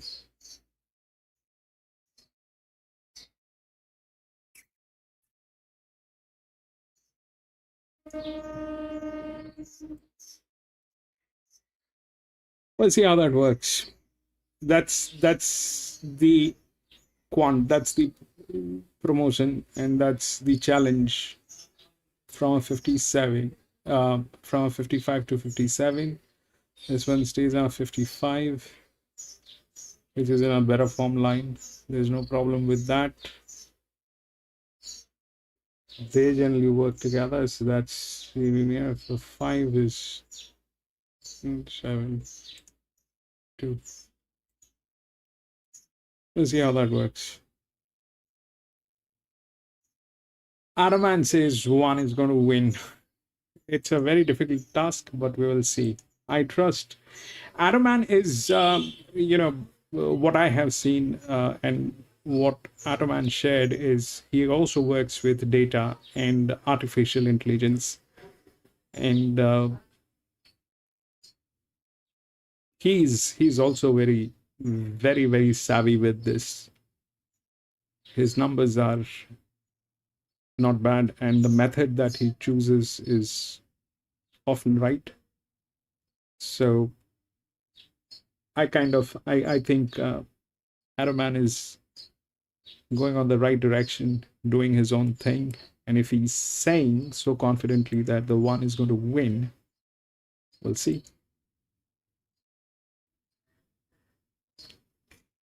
And 80% of the viewers are also saying that 1 is going to win.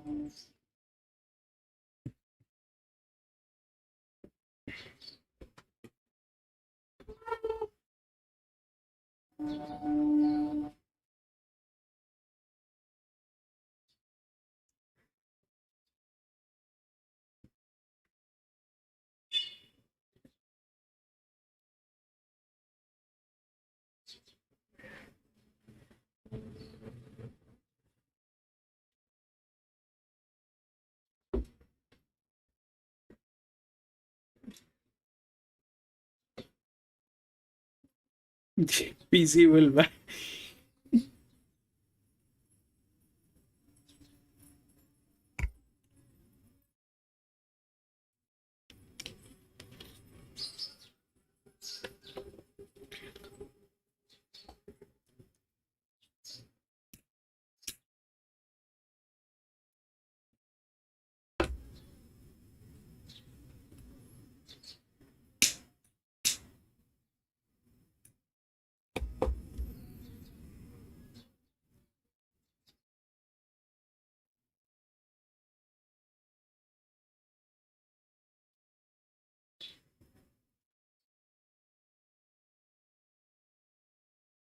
Dow's 11-3 win place. 11.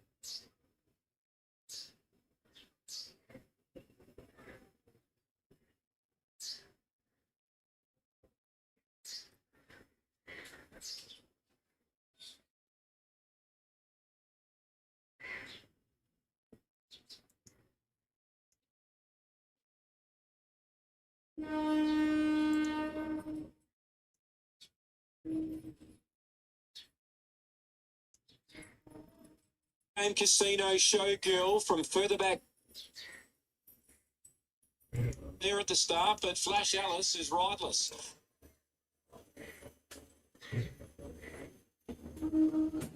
Highlight deficit and Spark Up is now Sarah's chasing Spark Up now. Messi rolls in they come. Spark Up then takes it is in the middle of the track and impeding a few. Mystic Wonder goes to Spark Up. Veneto and Smother. Mystic Wonder's in front of Spark Up. Then Smother and Veneto. Mystic Wonder's just in front. It's going to win. The force is a nuisance, but Mystic Wonder wins. Photo the miners. Smother, Veneto, they're the two. Again in fourth, Spark Up. Texan wins to Vicinity to third with mid-race by the Rhinosaurus and drops down from deficit. Andrew's memory, headphones, Annihilate, Casino, Showgirl. Now, where is the rider of Flash Alice, Caitlin Jones? Let's have a look back over there at the start.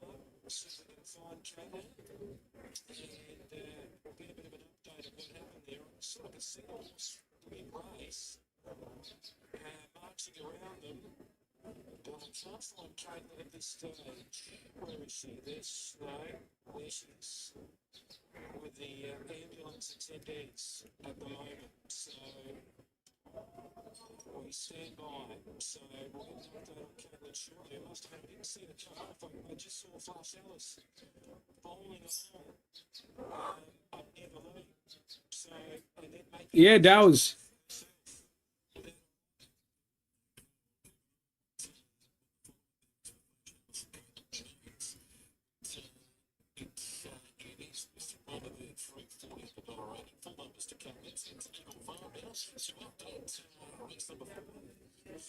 Purchase is a favour of $3.50. The reason I struggle with purchase, I thought had every possible last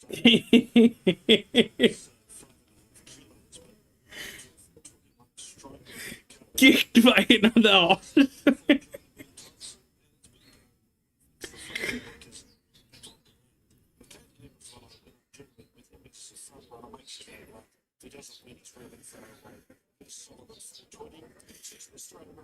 Those dramas, they happened.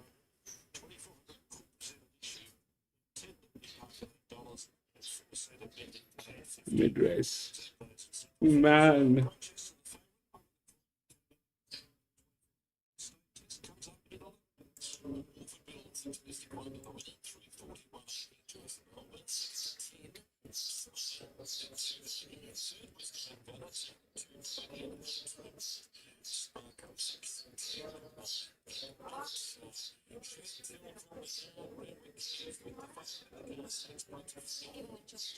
Okay, I will, Dow's. I will.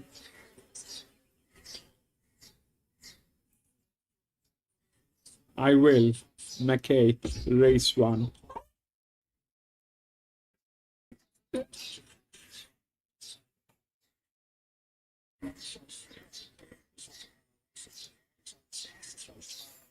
The one that kicked was a colt.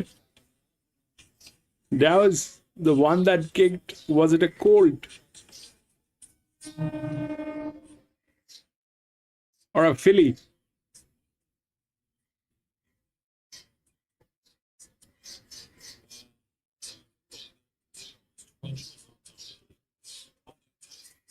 Both are quite capable of kicking.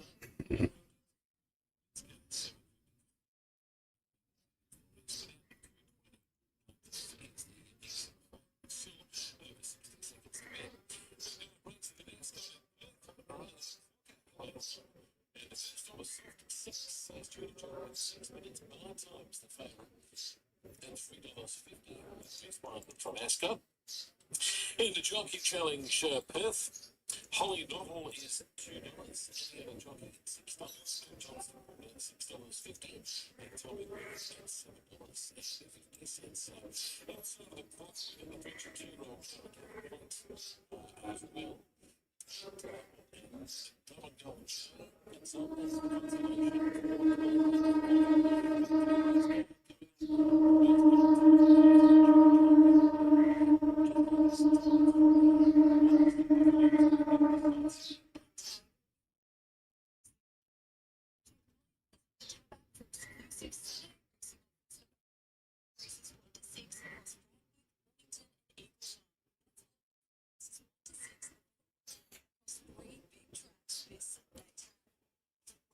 First up, I think starts with the state specific customers. There's a promotion page. Once again, for free confidential support, visit gambling.com.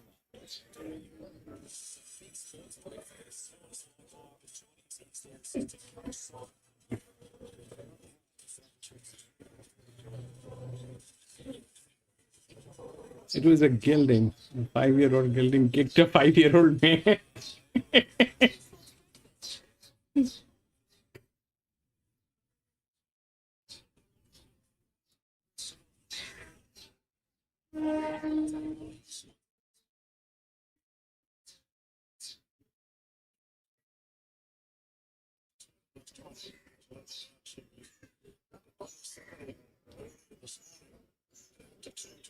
Tomato toast has been best back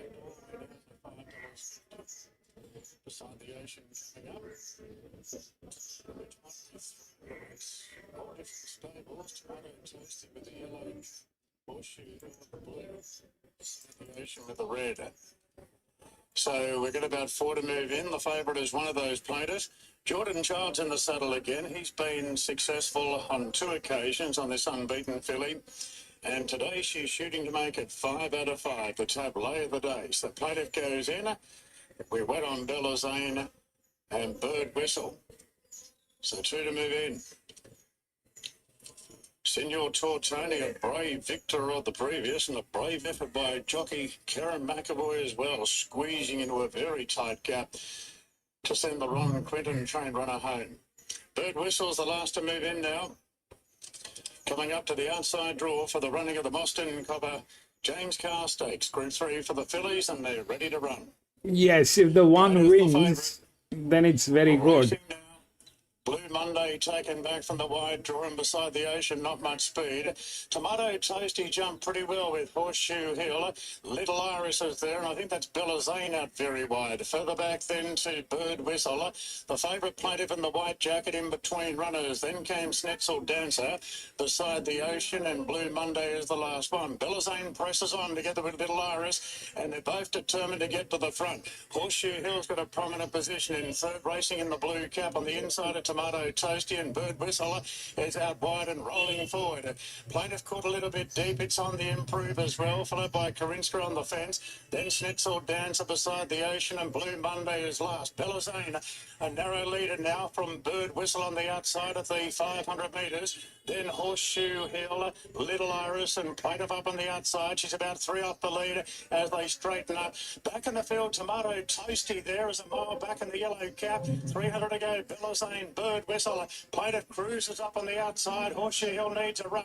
Further back then to Karinska is running on quite nicely. And down the outside beside the Ocean, Plated got to a narrow lead. Schnitzel Dancer breathing down his neck. Beside the Ocean late on the scene, but Schnitzel Dancer went past the favourite. And Schnitzel Dancer wins it by 3/4 to Plated. Photo third, Karinska rattled through. Beside the Ocean and Horseshoe Hill picked up when clear. Bird Whistle not far away. Then came Little Iris. Tomato Toasty was cooked a long way up. And Bella Zane was last to finish. Well, the favourite's been rolled by 25 to 1 pop. Schnitzel Dancer. Karen McAvoy with a quick double. Schnitzel Dancer trained by Gerald Ryan. Building Elixir. Jimmy, welcome back. Bobber the Hits for third. Karinska in beside the Ocean. Schnitzel Dancer going back to back. Very strong. This last start winner at Hawkesbury in a C1 over 1,500 metres. Filly by Schnitzel and a Novel Dancer now makes it 3 out of 7. Drawn barrier 1. Running down Plater. She did a bit of work there in the run, covering ground. We'll see, we'll see. Hits for third. Stand by. Karinska beside the Ocean. Horseshoe Hill is flashing up at the end. Standing by for the judges' numbers. The time recorded is 1:21:39. Last 600 metres, 34.72. And third goes to Karinska, number 3. Placings at 10, 1, 3 and 9. 10, 1, 3, 9 and Karen McAvoy with an early double on the program on the long price Schnitzel Dancer. Standing by on 5th and 6th place. 10, 1, 3 and 9. Adaman. 10.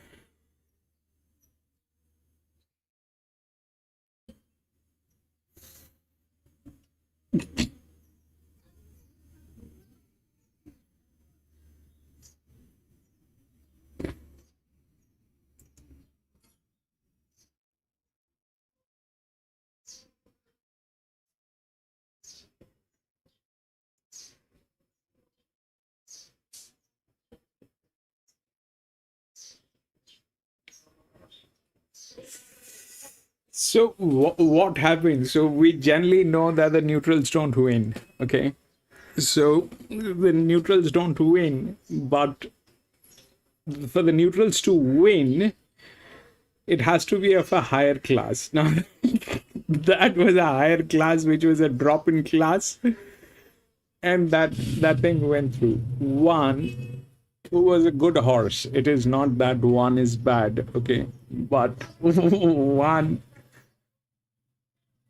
you see, that does not work. It does. Okay, so 4 was getting tailed, by the way. The 4 was getting tailed, I think. I saw it getting tailed. Though my screen is very small, I can't confidently say it was 4, but I think it was 4 which was getting tailed. So the 4 was actually feeling the heat somehow, somewhere, and the 4 kind of did not get there. But I have to thank Adaman. Because of Adaman, I did not even get into it. Otherwise, I would have gotten to the 4, which would have equally disastrous. The 1 is, so, here is the explanation. So what is a race? Okay, if we try and understand what is a race. So in a race, you have horses, okay? You have horses that are going to be racing each other. Now, these horses, they come from a specific weight, and then they are assigned a new weight depending on what is their performance. So that's one way of looking at it, that yes, this horse is going to win. Why? Because it's a performing horse and it has everything in there, so that is going to win. But parallelly, one thing that keeps happening is that when a weight is assigned, the resistance increases. So there is a black and white picture, both sides, okay? Now the call is, which one is higher? Is the resistance higher, or is the advantage higher. If the resistance is higher, then the horse loses the horse will not win, even if it is a performing horse. That generally doesn't happen. Now here, if you look at why 2 won, is because 2 is a good horse. There's a huge quant on this horse that, and it is like negative 75. It's not like you're getting into 344 and 100 and 261 and all those things. You're not getting into all that. That's manageable for a horse. That's physically possible. This thing, if you look at the race, that horse couldn't pull it off in the last 100 or 50 meters. It could not pull it off. And the 10, which was a drop in class, the 4 was tight. This was a drop in class with a neutral. I was actually looking at that, but I did not have the kind of courage to get into this because somehow it is losing weight. And but that happened. So that was the only up in class as in, like, that was the only, yes, that was also the up in class. That was the only promotion. That was the only challenger which was challenging, which is good, but the challenge is huge.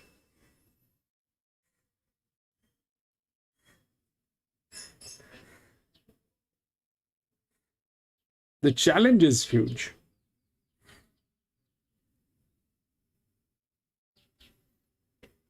Go to the next 5.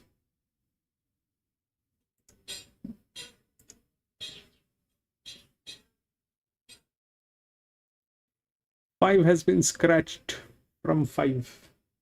Race number 5, horse number 5 has been scratched.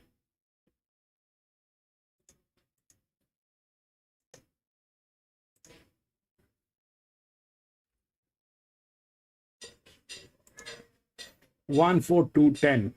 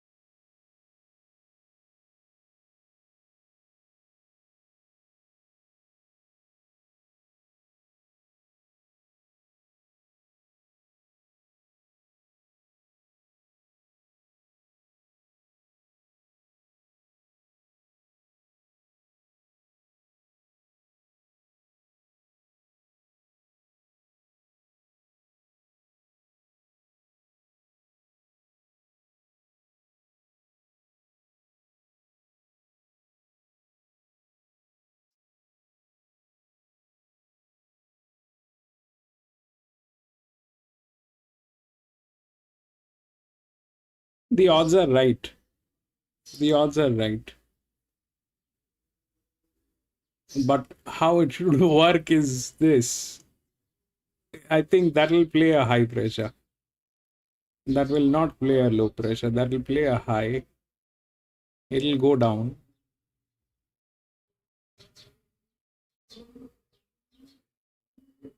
Or is it a low? 58, 56 becomes high. 53 is high. That is not possible.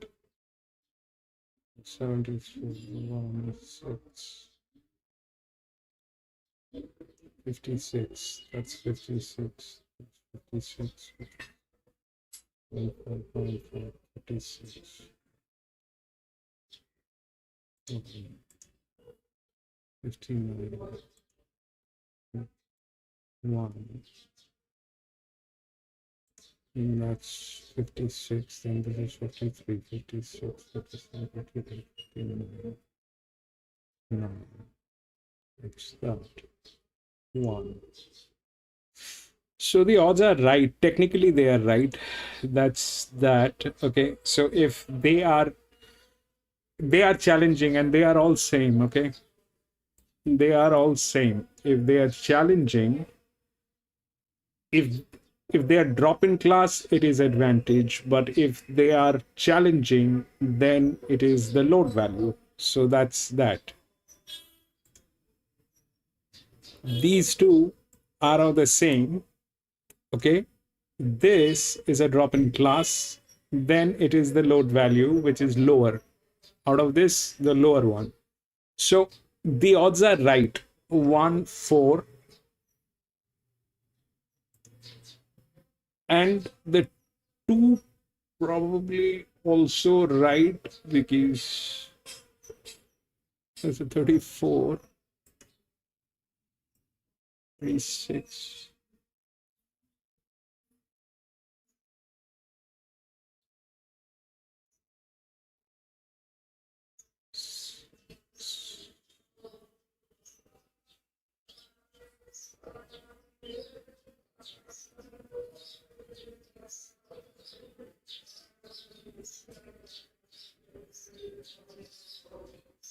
Four, 6,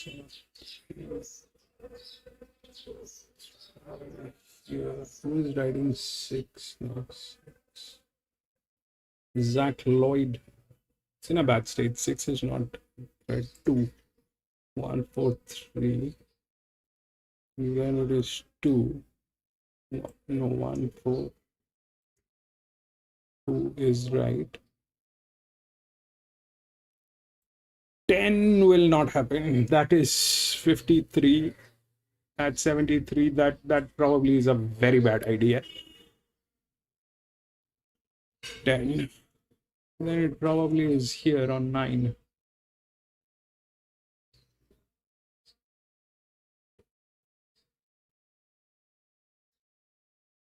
9 or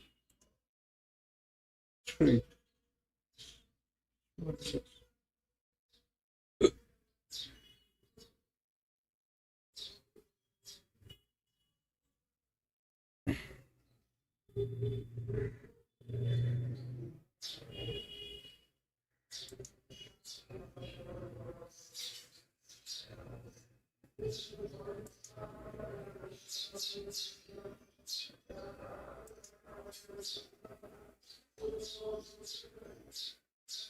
One 4 is a queen. I think 1 and 4 is a queen. Rest everything is a speculation.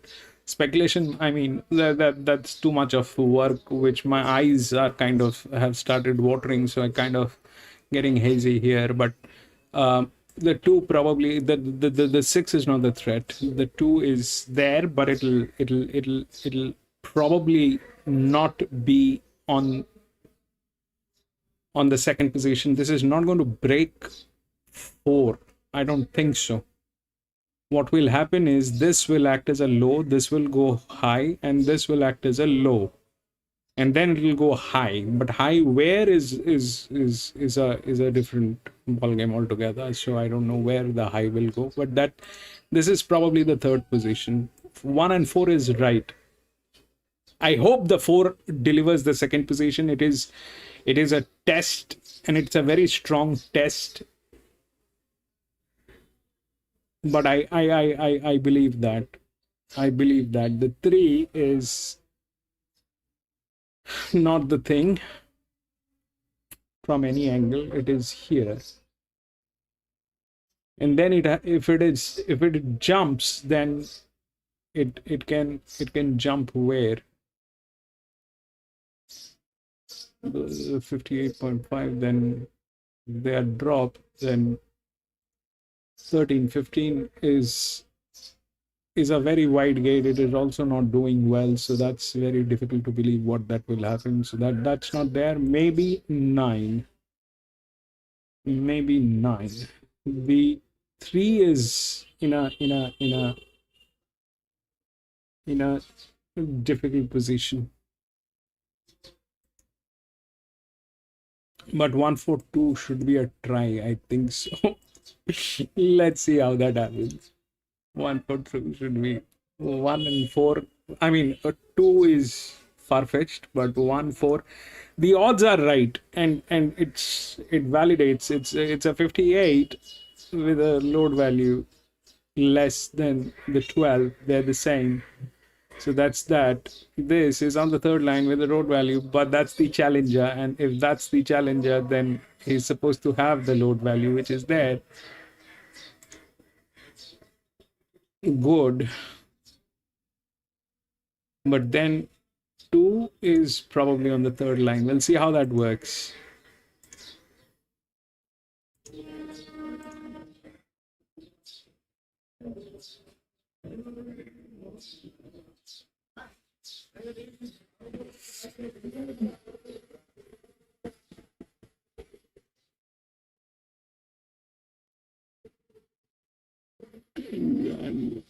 White even last time did me a favor. I mean, see, the thing is, what happened here? The one was, I mean, why I stepped out because Adaman was so short. But basically, these numbers, it registers in my head. So when I'm looking at the horse is definitely good. There is no doubt. And that is the reason the resistance is there.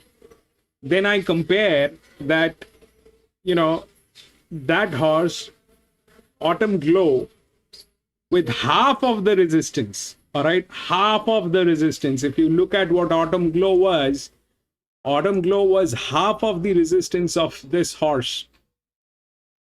If you look at what Autumn Glow was, it was 182, negative 182. This is negative 261.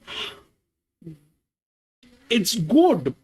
I'm not saying it is bad. It is good. It's a fantastic horse, but that's the resistance. That is the resistance. And if you look at, I also checked here, if I'm going wrong, look at the VT. 114.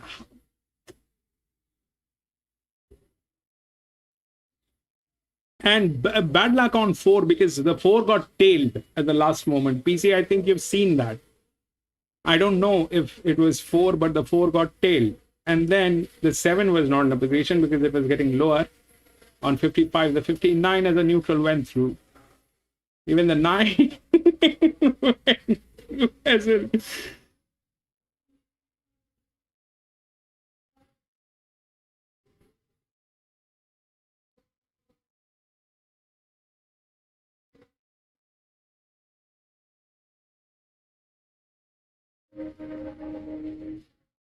So you see that 13 was a 59 was negative. This one, a 61 drop in class was a negative. The 4 was mighty close but got tailed. The 10 was a 59 relaxed and went through as a neutral. And the 1 was next. So it is basically the level of the competition that is there in the field. I also had the field. I don't know where it is calculating, but it is there somewhere.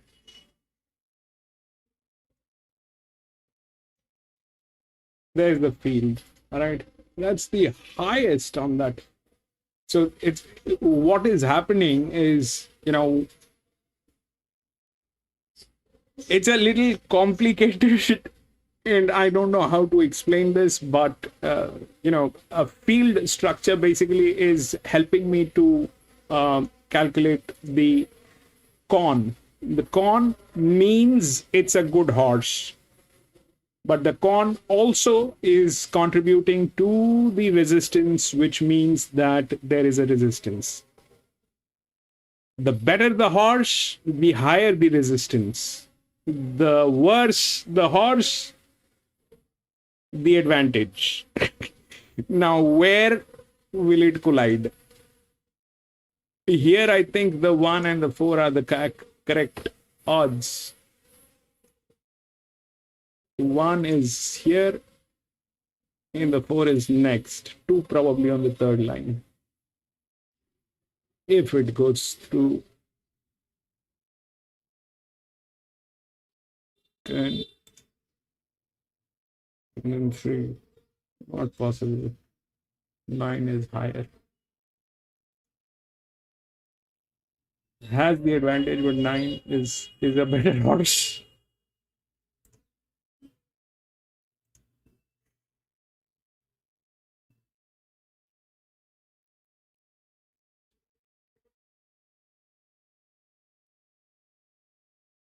Judd, welcome back, Judd. Just got 2 first 4s in a row just by going through each horse's last position and only entering that in the first 4. Okay, Jimmy, 1, 2, 3, 6, PC, I like 3, Rand, 3.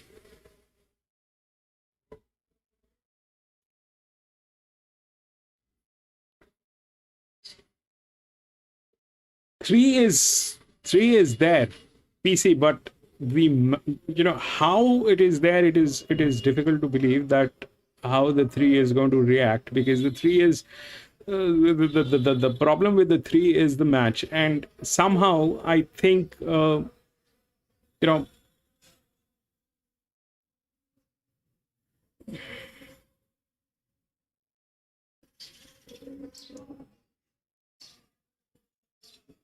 if the 4 gets knocked out because of the resistance, then the 3 probably is there. 1 is good, but the 3 is good, but the match is a problem.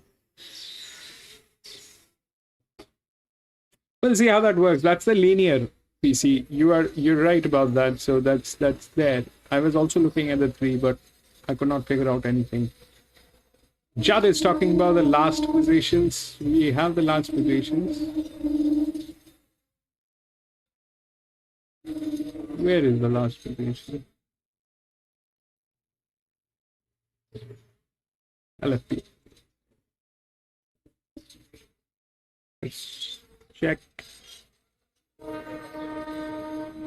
So LFP is like this. Whoever came in first in the last race is here, okay? That's the first. Then this one is the second. Then the third, fourth, fifth, sixth, seventh. All that is there. So Judd says that he got last positions. The last position was this on that genius. 10 beat 1. And 13, 14, 13 and 11 did not happen. 3.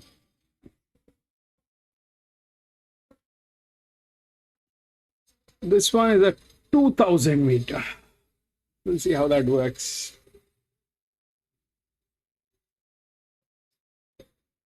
$219 from my Queen and X. My best in there, and today is today. 2 race 5. 2. 2.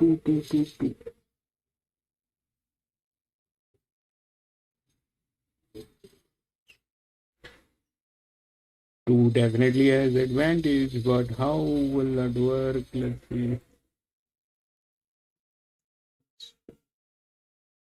1, it's difficult to beat 1, definitely.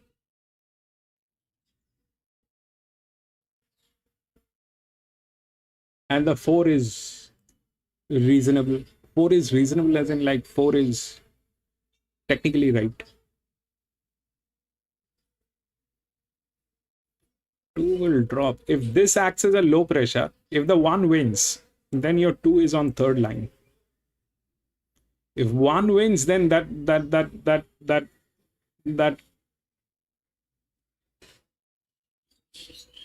is going to be on the third line. 2.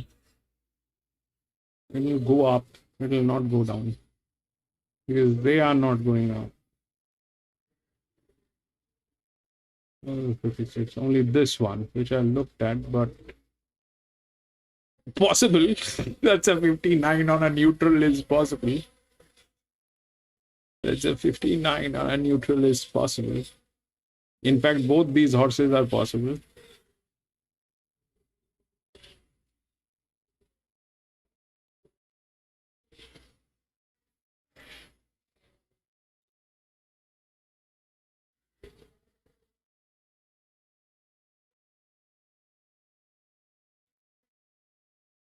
Yeah, if a horse come first, second, 6, 4, 7 in last race, I selected 1 and second on the first 4 and continued for each horse. Okay.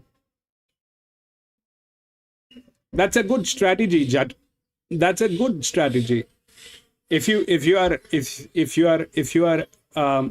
getting success, if you're getting success from that, then that's brilliant. I mean, anything that works, Judd. Basically, if you have a system of your own and if you think that that's working, then there's nothing like it. And if, I mean, initially it is very difficult, but with time, when you practice more and more with your own system, you get to understand where and how things are working. So that's a good thing.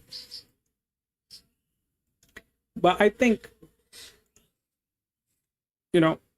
racing is complicated.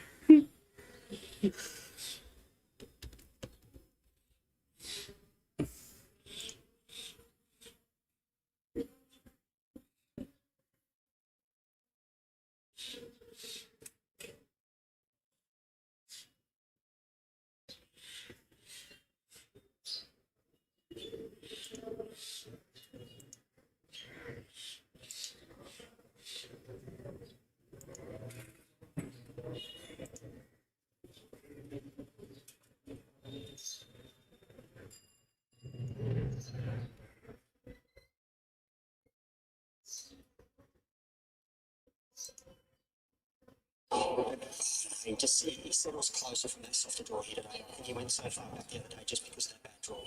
I'm with him as well. I think he looked great. I love the way he's just progressing. Walked away from that meeting, really wanted to follow me, really wanting to follow me over Matthias. I've kept a close eye on him because I think he's trending in the right direction as well. I am 3, 1, 4 and 7. I'm just going with that different form, hoping it might be all right here. That's Eureka Rebel. Karen's got his back up at the moment, riding the previous 2 winners. Hopefully he can find a position here. And we know he should be strong in the finish. I think the dangers of Matthias, number 1, who sets up well third up from that draw. I'll put Olympian in. He looks a nice horse. He might be the best horse in the race in time. And Pitbull is the other bit I'm having in the race. So I'm going back to Eureka Rebel and Pitbull here, just at the odds. And he might be one for the world pool. I wouldn't think he'd be popular there. 3, 1, 4 and 7. Okay, Eureka Rebel on top there for Duff, an $11 chance. That's it to Eagle Farm now and take an update on race 5. Fairly open race here. Favourite is number 7, Amuse Autos at 460 on the quick backup from last start. Just to get 1,600 metres, I've got a reservation there. The one I like is 6 Moonsweeper. I think is ready, third run back, ready to go. We'll find the line well. And it's been a firmer down to $5 from 6 this morning. Then we've got 5 ready for the trip and 8 Rama, each at $6.50 for that pair. Then there's a few around the $10 or $11 mark. In fact, just before that, $7.50 for 14, don't you think? It's in from 9 this morning. And then Aratarian Starboard at $10. So this is a very even race. The market is telling us that. I'd suggest the best back runners are 6 Moonsweeper at 14, don't you think? 1.25 at Moonsweeper, a fifth race in 9 minutes. It's got race 2, 34 minutes from now. It's Stitzer Martes, the $1.70 favourite. Holly Knottle, who is the even money favourite in the Jockey Challenge, is it's chasing an early double. Mornington correct weight on 1, 7, 3 and 10. And the 3-year-olds are about to load. Sydney, let's take you back to Darren now for the Frank Packer Plate. Yeah, nice race coming up. Martius holds the call here at 280 in front of Olympian into $5, being ridden by Craig Williams for Arrowfield. Finished 4th in the carbine behind Autumn Break. Providence is $7.50. Third favourite. Then the informed Baron Gary, who's shooting for 3 in a row at 11. Eureka Rebel, who ran really well last time out behind Storm Leopard in the Tulloch. And it's double figures. Kerry McAvoy shooting for 3 in a row in the saddle. Your Chili, $21 Your Chili.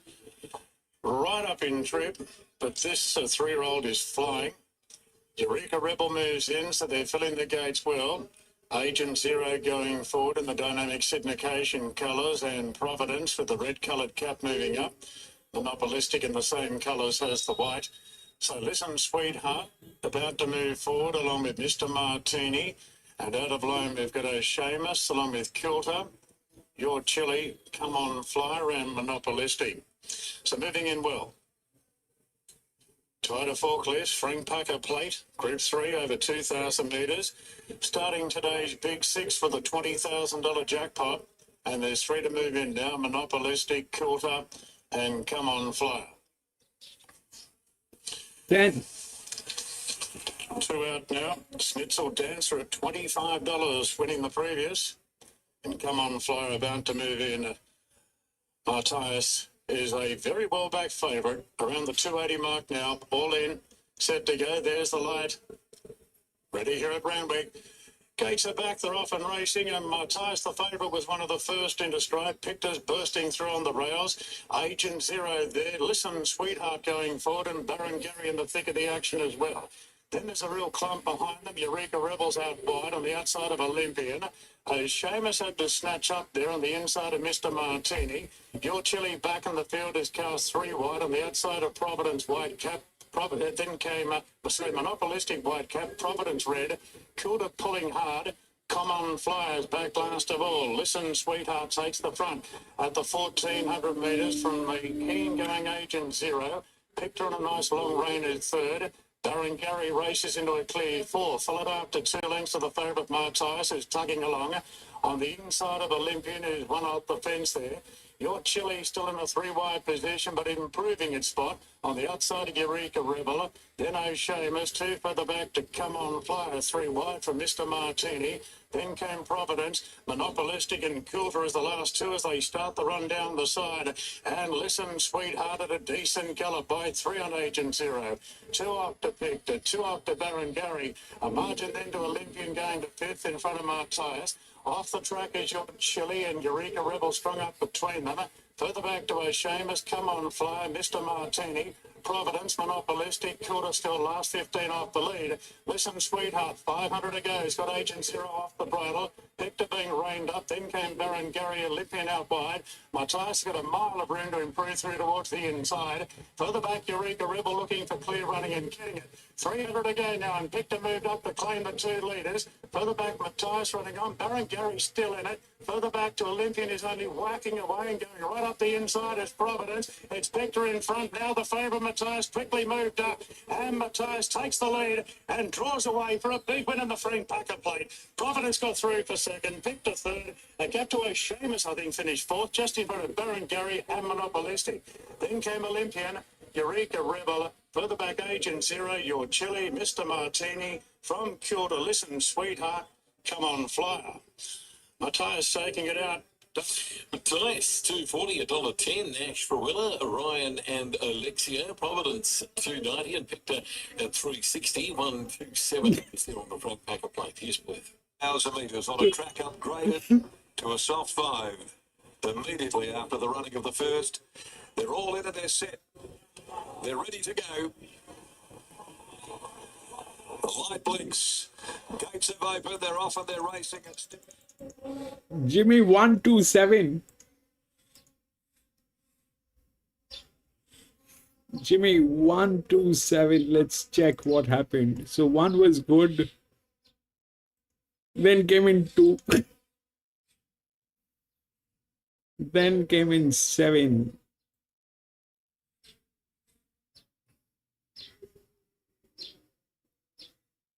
Yeah, so the 4 could not deliver.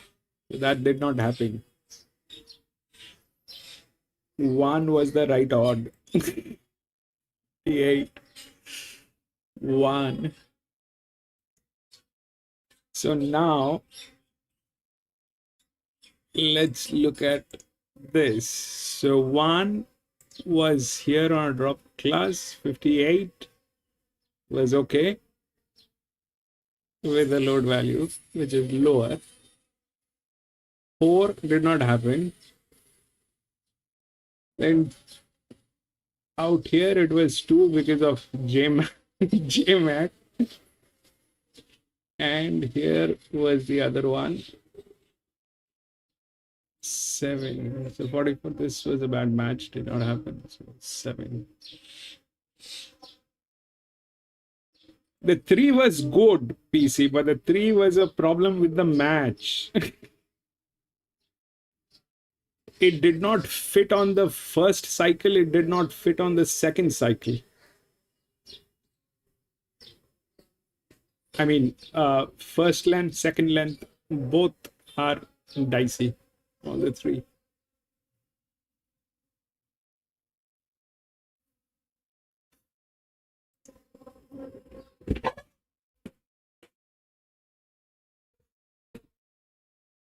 We'll go to the next 6.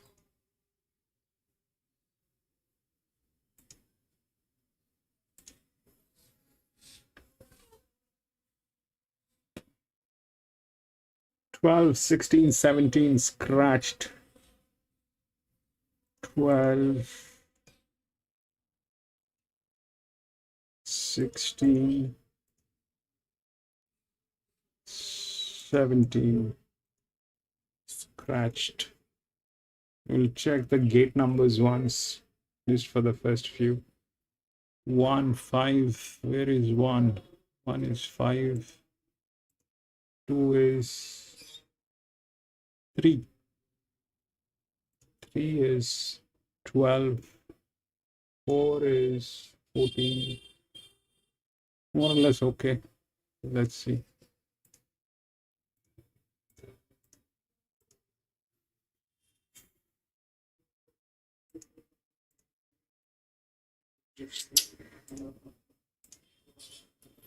Five, 15, 4 and 9.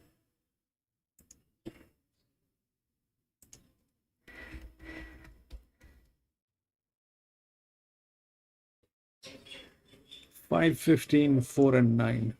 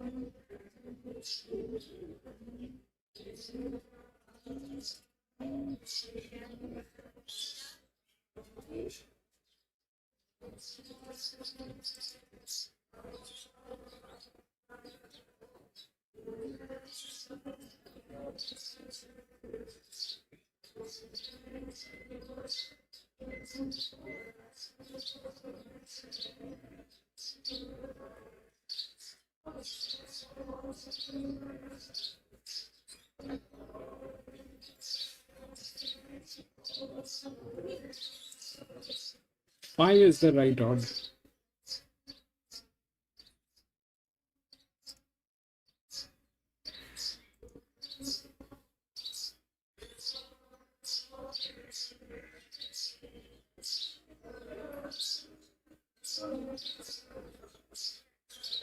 Five is the right odd. 55. How much?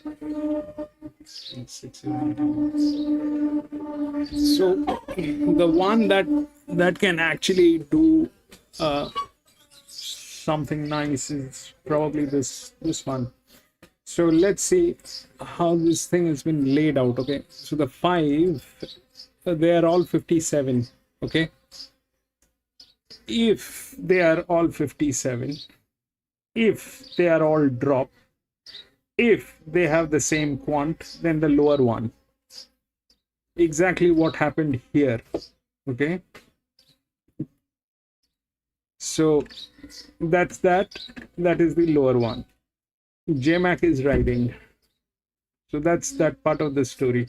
So the 5 is okay on 57.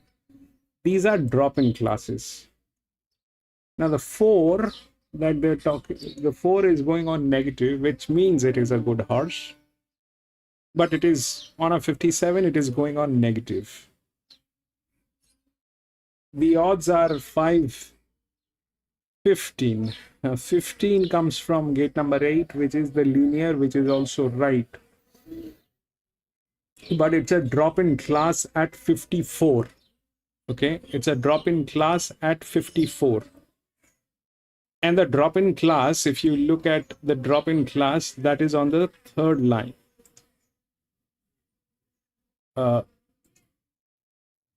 Here is 15. Okay, here is 15. Now, the 5 is also a drop-in class, which is with an advantage. And then a very strong drop-in, horse is up here with the similar drop-in class, but it's a drop-in class which is of the same model. Okay, it is a quant here. It becomes a quant here. The larger quant is this one, which is an 8-year-old gelding. That probably is a bad idea, but that's a 59. And this is a 59.5. So this is a 59 that stays at 59. There is no problem with this. And here is this gentleman. So the 15 that is there is a 54 with a drop, and that's a challenger. Now this is a group 3. Okay, group 3 essentially is challengers. Group 3 essentially is challengers. It is not the class horses. All right, so these are probably bad ideas in itself. 5 is in the borderline, which is also something that I like. The odds are right on 5. It's probably not wrong, but then it can go down. So it can go down where the question is, because all those are good horses. So that the race is practically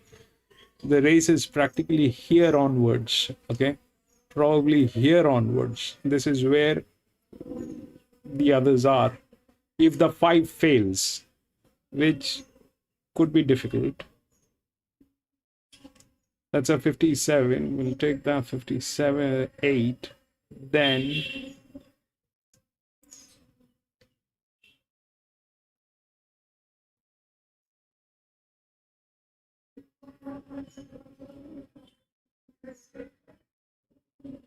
the 1 is, which probably is the drop-in class. So that's where all the confusing part is. But I think 5 is the right odd. Anyway, that was the first favorite that came in the previous race. So save that. And that was the first favorite, I think, if I'm not wrong. So this is probably the second one. This is J-Mac. So I'll show once again what is happening.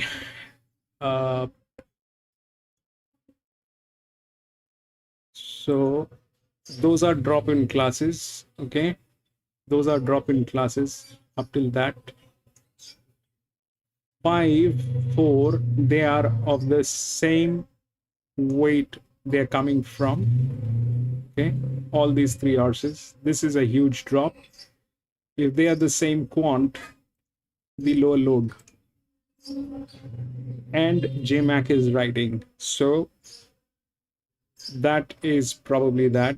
The higher load value will come, but before that there is a low pressure, and the low pressure is going to be from where is very difficult to figure out at this point of time.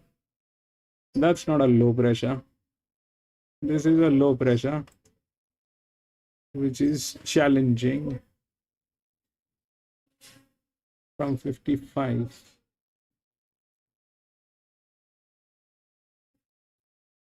So that those things are possible, but those are like 7-year-old geldings and 8-year-old geldings. I'm kind of I get very nervous with all those things.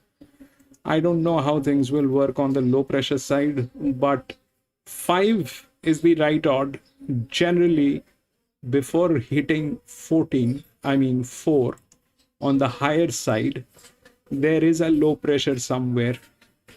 It could be anywhere. It could be any of these horses, but this one is a 7-year-old gelding, has a promotion, can do it. But again, it's a 7-year-old gelding over 2000 meter. I'm kind of not in favor of that. So we'll see how that works.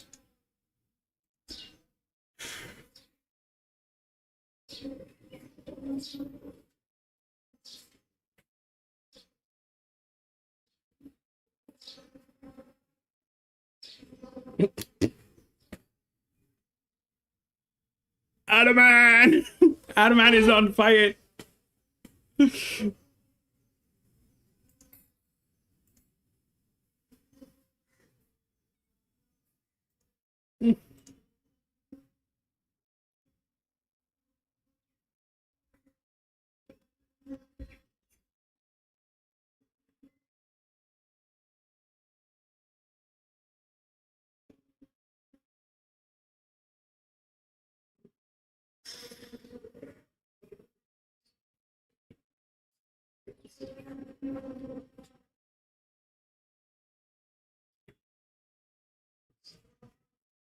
Then there's going to be a low pressure which is going to prevail. I'm not sure which one is going to work, because I mean, if we look through, these two are challenging. Okay, both are in a way low pressure. For this to crack a neutral is almost not happening. But that's for win. That is for win. It cannot win. The 13 cannot win. But can it get placed? Maybe. I don't know. The advantage is superb on this horse on 7, but that's a 7-year-old gelding. It is also challenging. It is good. Then this one is a stare, which is an 8-year-old. I am not going to get into that. That probably will not happen. This one is like that. Then there is a 15-9. So this one is also a 7-year-old. I'm kind of very scared of that. Then there are large drops here. Yeah, that's also a 7-year-old. That is also a 7-year-old. This one is a 57, which is from gate number 4. 4.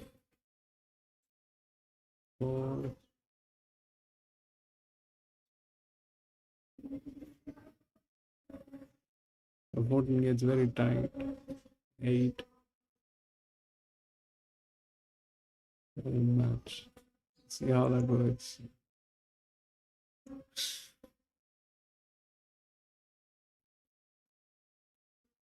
The 7 is I mean, honestly, the 7 is a 7-year-old gelding. Dow's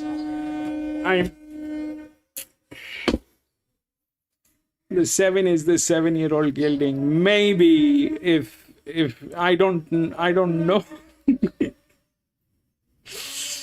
The 7 is a 7-year-old gelding.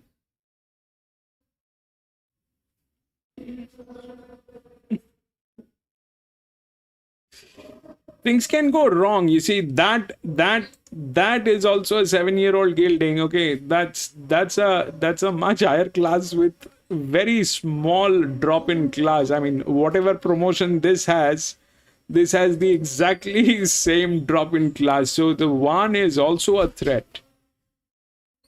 And if they are both 7-year-old geldings, then a closer gate has more advantage. You see that? That's 32. It becomes 25. This one is an 8-year-old. But God knows, one of the low pressure will get in Dow's.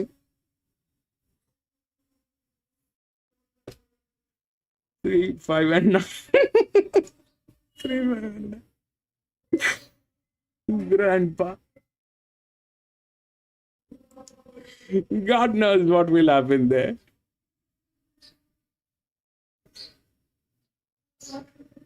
Look at the 7 names. 7 names. Star of India. Yeah, but that's exactly why I don't look at names.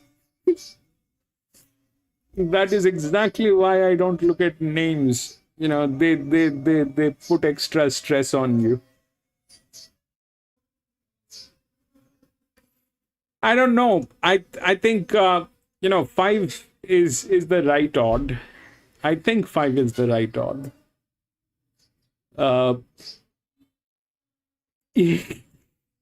If the 4 doesn't beat it to its, I mean, the challenge is, the resistance is there, but that's also a very good horse. Okay, the challenge is there, but 4 is a very good horse, and the challenge is not huge.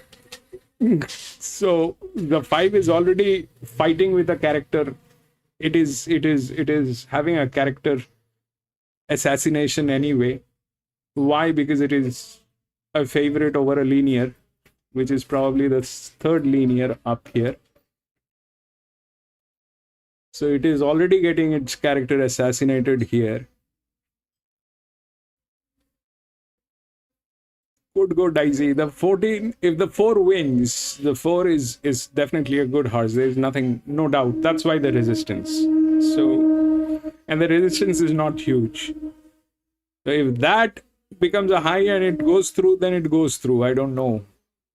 But they're both 57. Ideally, that should work. I like the 15. 15 is a 6-year-old. That's a fantastic stuff going on 15. Huge body weight on this horse. But we'll see how that works. But actually, you're right. Why? Because this race itself is a little confusing one.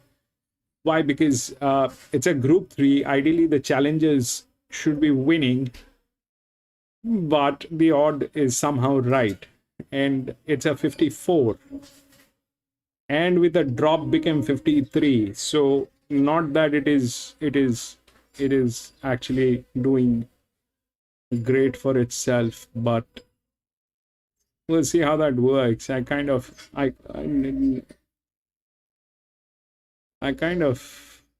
think it'll get nailed if they are both 57. Same quant. I hope the thing works and JMac does the thing. Looking for small profit.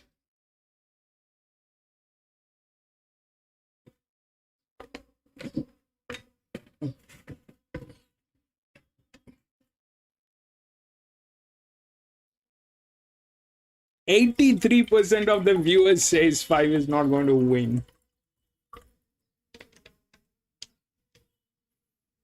Oh man.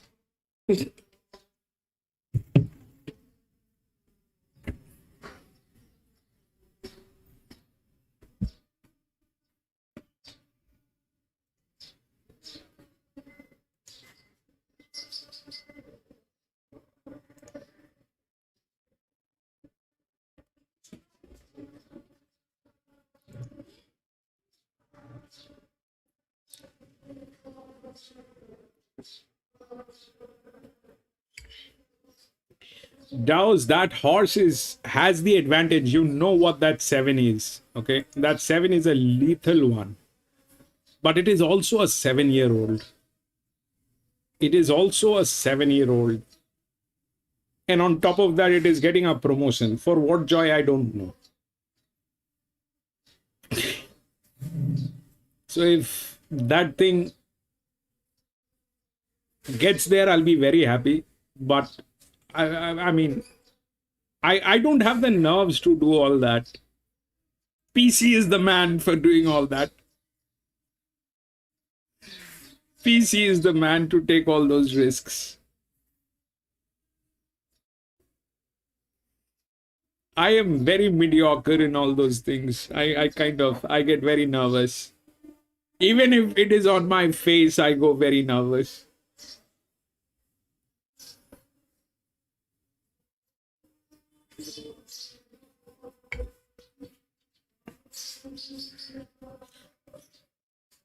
J-Mac, Jimmy.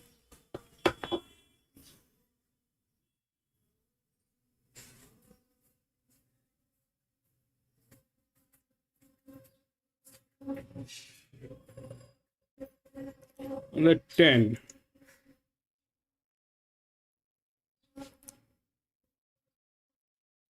One of the geniuses are going to get there. One of the low pressure horse is going to get there. It could be this one, the one with 59 that can get there. It has a quant. The 1 can get there. The 7 definitely can get there. This one, the 8-year-old gilding, if that gets there. I mean, anything can happen. From the low pressure, one of the horses will get there.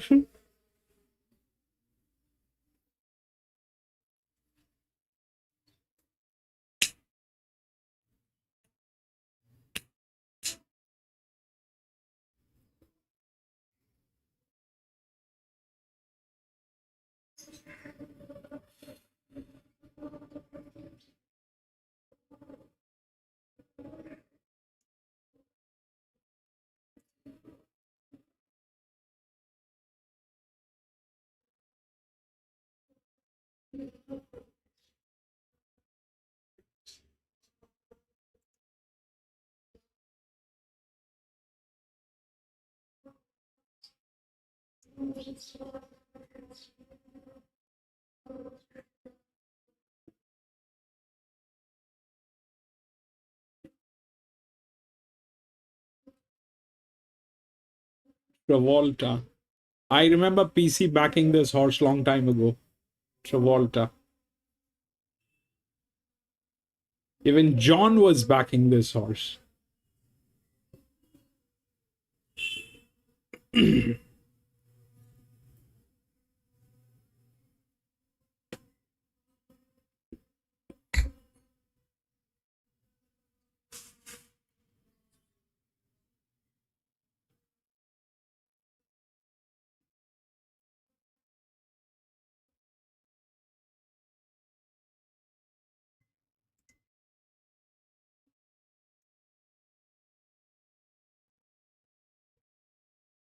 Like you, I don't remember if I did lay eyes on her before, but she's had a little bit of luck with that tricky draw, but just on looks alone, she was a standout for mine. She was, wasn't she? She just stood out for all the right reasons. She's big, she's bold, she had a beautiful thick coat on her. I couldn't go past her. I think Portland is another one that... There is a possibility. Grandpa. Adam and PC. 15, 9 and 5. Brisbane, race 8. She doesn't have to overdo it early and find a position, which won't be easy for Jordan Charles, but... Possible, I mean... You're not crazy. The numbers are there. It's just a bit of that killer instinct. It's a 59. Look at that. We're about to find out here. Possible. I've got to keep putting it there, even though it doesn't look good. And he'll need... You're not crazy, bro. Goes back and rides for luck up the inside there. I don't know. We'll leave it to Kieran. He's got his eye in today. And Travolta, well fancied here and certainly a consistent type. I am 4, 15, 9 and 5, Tim. All right, thank you, Duff.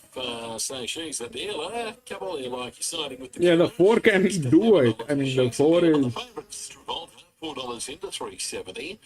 And then Bear on the Loose, which is pretty steady at the 550 quote. But the mover would be Travolta there, $4 into $3.70, and they'll load up in just a moment. If you are betting at Ascot, their third event on Clock a Day is only 6 minutes from now. And Westbound is the $1.95 favourite. At Tab, we're on for Saturday racing. Check my offers on the Tab app for exclusive Saturday racing offers available now on races 1 to 6 across Randwick, Mornington and Eagle Farm. That's offers on races 1 to 6 available now across 3 big tracks this Saturday. We're on. First online fixed odds win bet only. Bonus bet capped at stake specific to individual customers. T's and C's at promotions page. What's gambling really costing you? For free and confidential support, visit gamblinghelponline.org.au. Today's racing, brought to you by Tab's Venue Mode. Get more value when you're in venue, all on the Tab app. What's gambling really costing you? Close game at the Gold Coast in the AFL between the Suns and the Bombers. It's the Suns up, but only by 3 points. The Gold Coast 8-10-58 to lead Essendon 9-1-55, and that is closing in on half time. For now, though, let's head to Darren and race 6 at Randwick. And the money coming for Travolta. Travolta starting to tighten up. It's very short on the World Pool. The Hong Kong punters love a favourite, particularly J Mac in the saddle. So Travolta starting to tighten up on the fixed odds down to 370, owing to the fact it's very, very short on the World Pool. And Bear on the Loose 550 fixed, 720 on the tape. And she's a dealer, the New Zealand mare, 750 fixed. Drawn to white out. Jordan Child's aboard her. It's the second trip to Sydney. She was here almost a year ago and ran well in a benchmark 72 en route to the Queensland Oaks. She comes here today as the last start Group 1 winner. She's a dealer and she's the third favourite for the race. Travolta looking for his first win this preparation, so he's rock hard fit. 380 is the call and they continue to circle behind the gates. 380 Travolta, 550 Bear on the Loose has been really solid at that quote. Bear on the Loose carrying 53, Bayless aboard. She's a dealer at 750 and Portland at $9.50. Ran well last time out in the Neville Selwood. Got to the line very strongly at this distance behind Wood and Bernie. The European import, Kieran McAvoy, teaming up with Matt Smith. Matt Smith's been having a very good month. Had a treble at Warrie Farm during the week. I won a Group 1 last week with Idle Flyer. And Portland coming into this off the back of a really good run. Well, they still circle around. No action here as yet. Waiting on the first of them to move in. We've got a late scratching. Okay. Thanks, Steve. Dr. Askar's a late scratching. We've just been advised. Taken out here at the starting gates. Dr. Askar taken out on veterinary advice. So Dr. Askar currently is with the pony there behind the gates, and they're just going to take Dr. Askar off the track. That's the reason they haven't started the loading processes yet. They've just opened a gate here behind, I think, to take Dr. Askar straight off the track so they can get the race underway. Unlikely any deductions there. Was a big price, Dr. Askar, and has been taken into the holding bay. Right up they come now. Yeah, I just scratched the 3. And our Anchorage getting set. He was here. And she's a dealer just holding up at $7.50. Last start Group 1 winner in New Zealand. And this is a hit and run mission from Roger James. She'll be heading back home tomorrow. This time last year she was on a path to Queensland for the Oaks. So they're moving in well.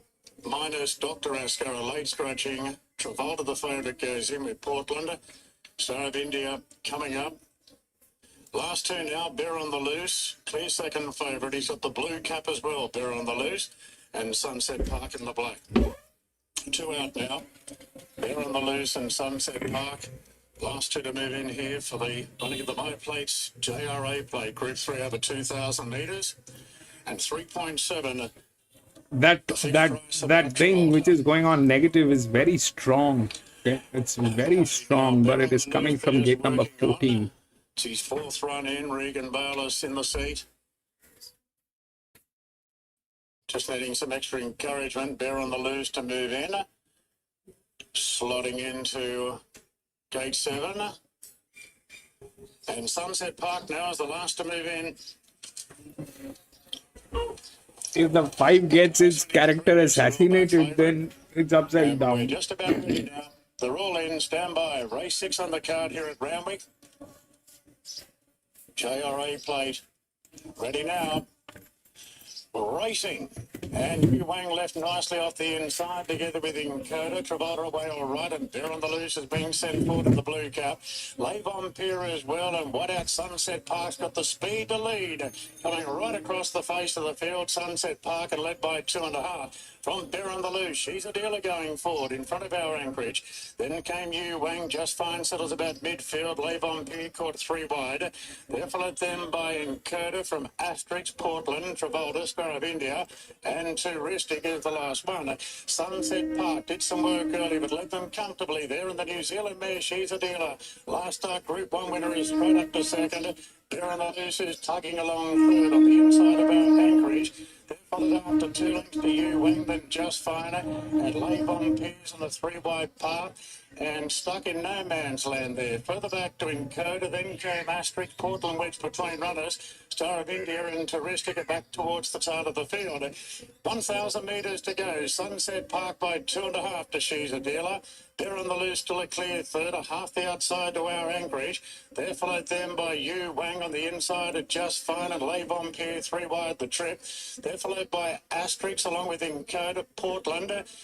Further back then to Star of India and Touristic as they go inside the 600 metres, and Travolta's well back. Travolta is second last as they run to the turn. Sunset Park by a length on the New Zealand mare. She's a Dealer.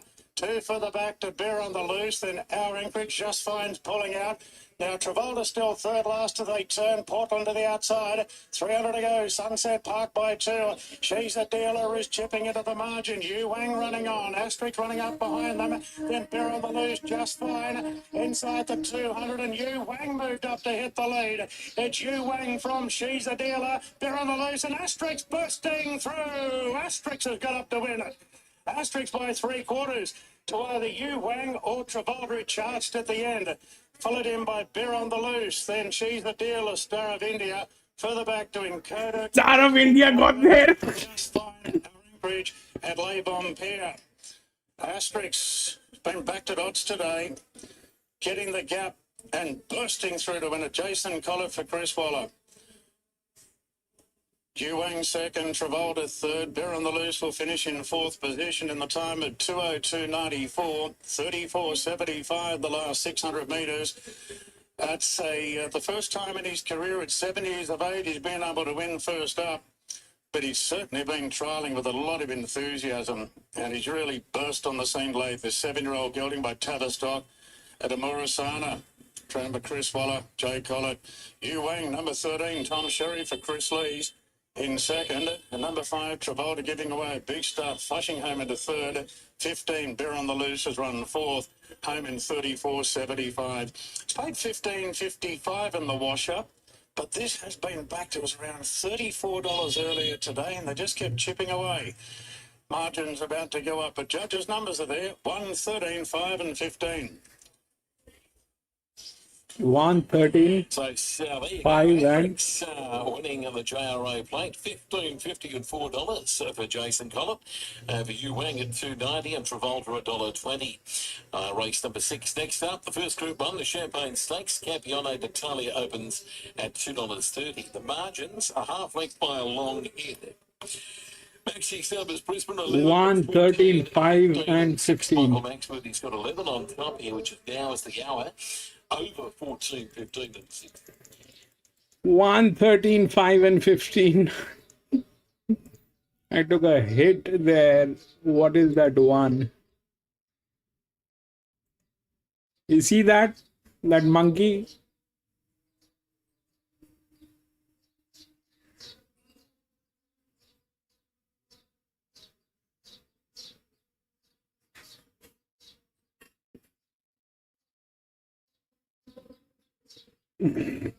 Look!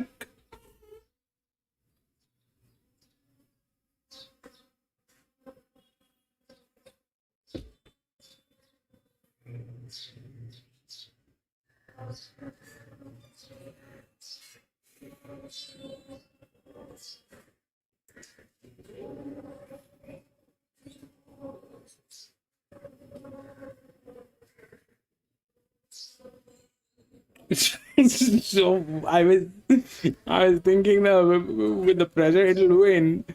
No, it was a googly. It actually is a googly because what happened here is so what happened here is this the generally you know this is not about the class horses, but we put the class horses and that knocked out.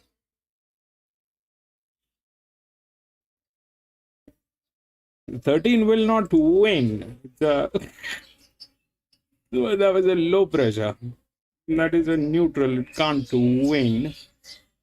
But that happened. The 1 knocked out the 5. Can you? I mean, is this a joke, man? But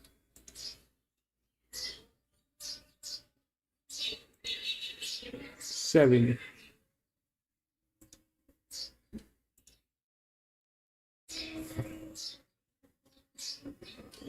No scratching. 1, 2, 10, 4.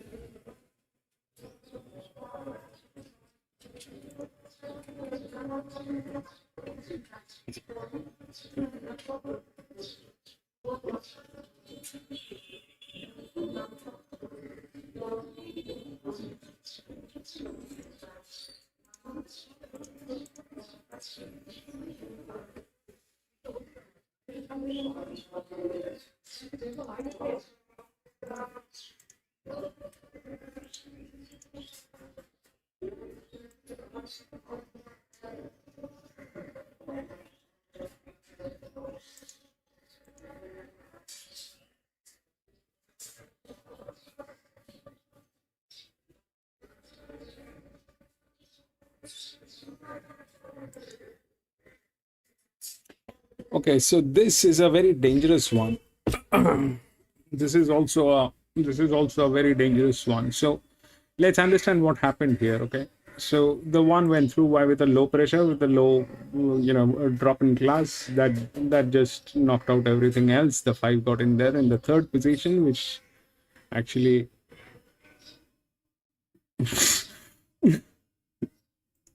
nothing to talk about it anyway. And JMac also was very weird on this. Why he was lying that back, I don't know. So this one is a very dangerous recipe. Okay.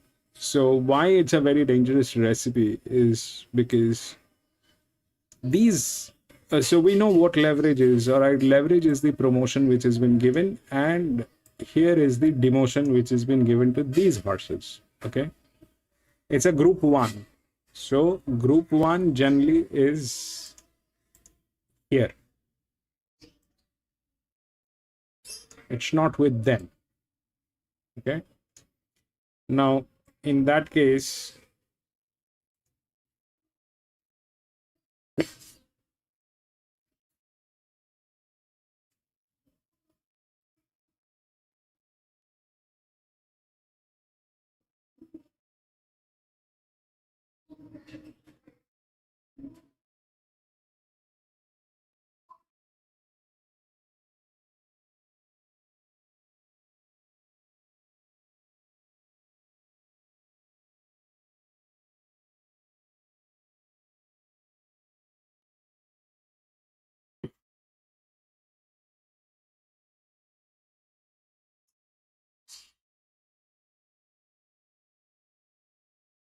So, we spoke about the 13, right? And why the 13 was not in a position to win is because it was running neutral.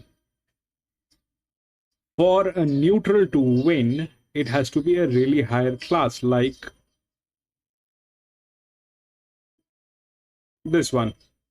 Okay, the 10 won here. It came from a higher class, ran as a neutral, it won. But for the 13, that was not the same case. It was running neutral. It did not win, but somehow it managed to get, with a low pressure, it got to the second position. Okay. And then came the 5, which I don't understand what happened there, but that is that part of the story. Now here, the problem is the odds are right, but the problem is it is coming from 56.5 and running as a neutral. Again, JMac is going to be writing, and it is also a negative. So problem is this, that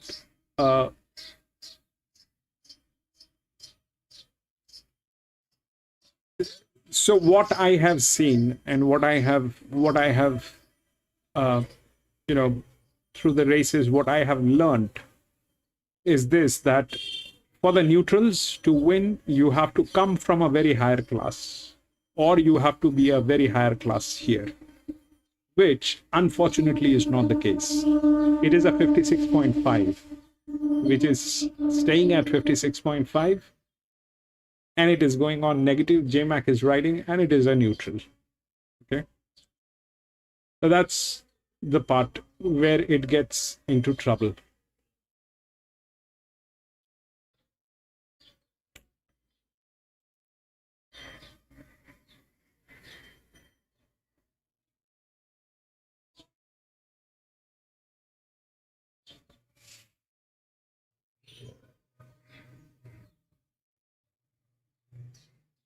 It's not a match.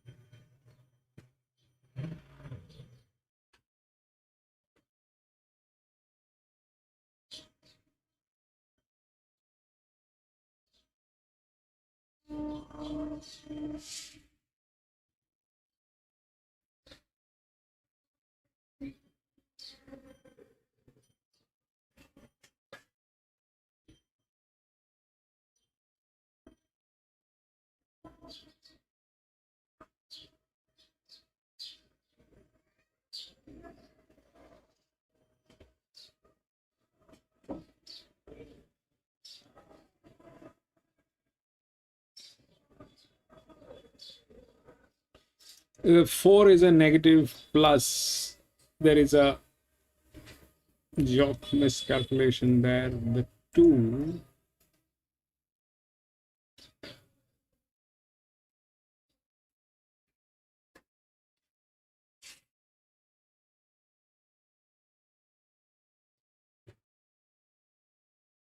that will also not happen.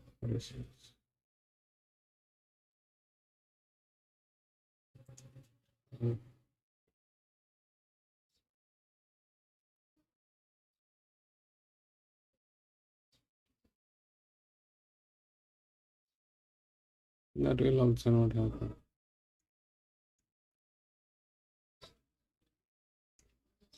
A very bad state.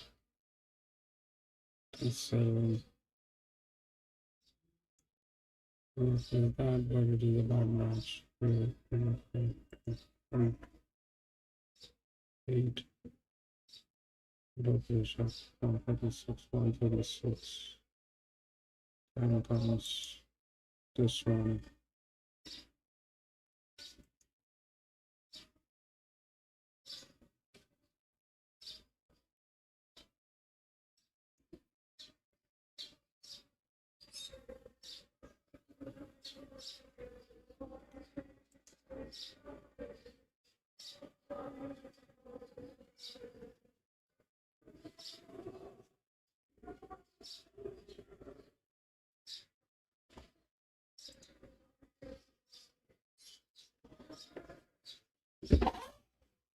Okay, there are two things about this. So one, it is a group one, then it is a colt. It's a 2-year-old race. So 2-year-old races basically are about form lines, which we have on that horse, a very heavyweight horse. That's how it looks like. But you know, the problem remains that it is going to run neutral. The problem remains it'll run neutral.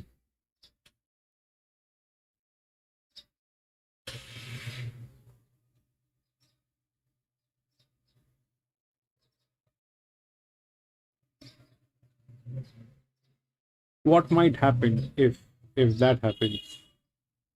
What might happen? So where are the chances? Will the 4 win? Because the 4 is huge negative. That's that. So we had this situation a couple of days back where something like that happened because it was running neutral. So the linear went through with the higher negative. I think on Wednesday we had something like that. Let's pull it up. Let's see. Wednesday, I think Sandown.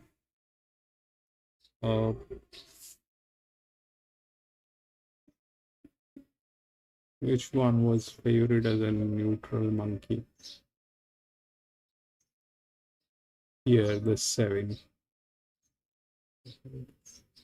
No. There's another thing.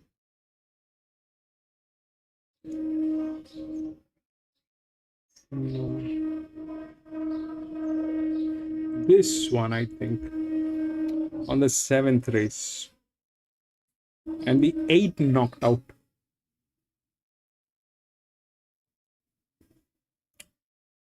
So here you see that 54, that this is the 7th race on a benchmark 74 on Wednesday, right?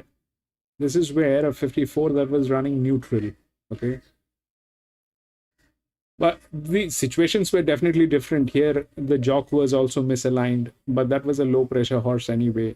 And that was running neutral. It did not win. The 8 won, I remember. The 8 won. So that may happen, but I'm not going to get into it. This is a 2-year-old race. Things can go wrong. I already took a hit here with that monkey 5. That thing just, that was bad. What happened? So I'm not going to get into it. The 1 is a dicey call because from a 56 or a 54 being a neutral winning is difficult. Is difficult. This is from multiple races that we have done. So in that case, there is a very strong chance that the 4 might go through. See, both of them are physics, okay?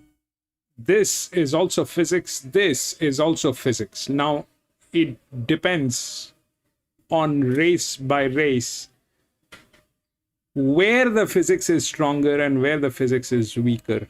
So if this is a stronger weak, then it'll lose. And if it is a stronger advantage, then it will win. What I'm trying to say is if this physics prevails, that it will stop the 1 from winning, then 4 will win. And if this stops from 4 to win, then 1 will win, which is the favorite. But one of the physics is going to play. And both of them are dicey. Both of them are dicey. So that's not something that I like. About the 2. So the 2 is the drift. okay, which is the drift. But that drift has its own costs. Why? Because then you also have to consider the 5, which is here. Okay, so that becomes a little difficult. I don't know how to do that right now. So because that is a larger drift, this is not, and that comes with an advantage. This comes with a pressure. So all those things will start talking to each other. I am not going to get into it. This is a complicated one for many things. One, it's a 2-year-old. Second, the favorite is going to run neutral. This one is very difficult to assume what it will do. Moreover, then there are these horses which are very unpredictable. Unpredictable as in like they are demotions. Okay, when these horses are here, they were not here in any of these races, correct? But they are here now, and God knows what they are and why are they here.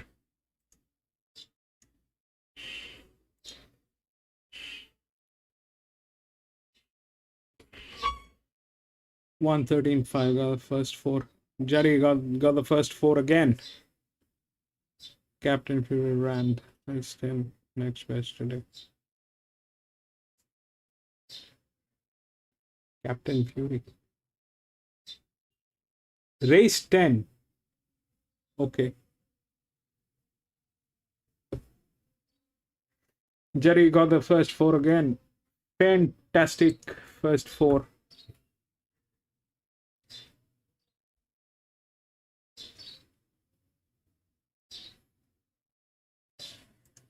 I'll pass this. I'm not going to get into it. Pass. Jimmy says 113.5. 113.5. 113. Jimmy, those are. I don't know. I don't know if the 1 will win. The problem is this, that if this was not a neutral, this was, I mean, anything but a neutral. Anything but a neutral. Neutrals, I don't have a, I don't know. I don't have a clarity on neutral completely. But one thing that I have seen is that for a neutral to win, it has to be coming from a very higher class, or it already has to be a very higher class here. This is none of those. So that is a problem when it becomes a neutral, and then things are different. Then things are different. Basically, neutral means that it doesn't get to have the traction at the last moment, unless it is a very high class.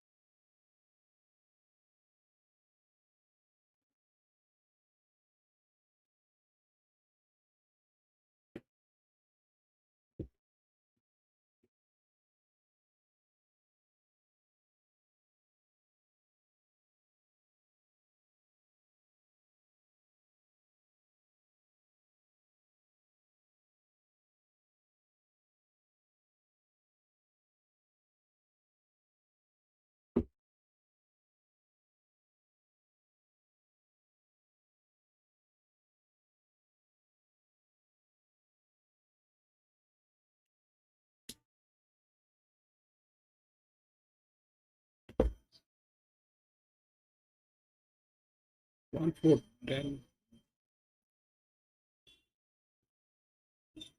1 4 10.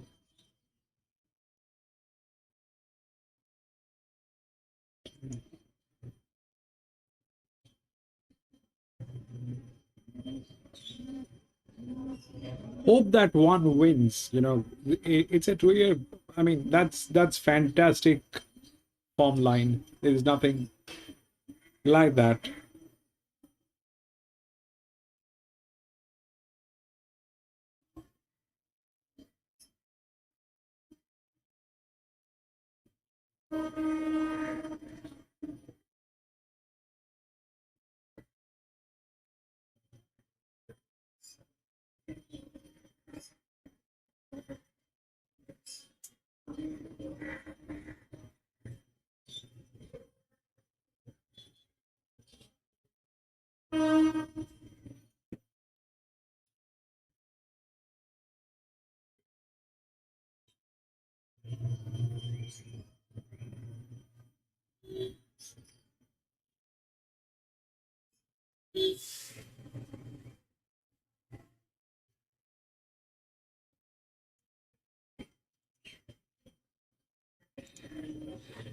Wound up here. If she's come on from what she did last time out, then I'm very wary of her.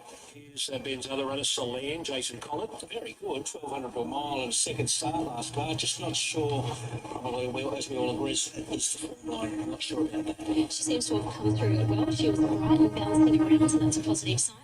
And Sumac, Zach Lloyd for Lee and Cherie Curtis. She's definitely got something. She's found trouble in her past few runs, and the mile should be okay. So I won't knock anyone who wants to have a little speck on her at big odds. Yeah, she too has come through last week's run quite well. She didn't have a lot of luck there, so she should definitely show us something today.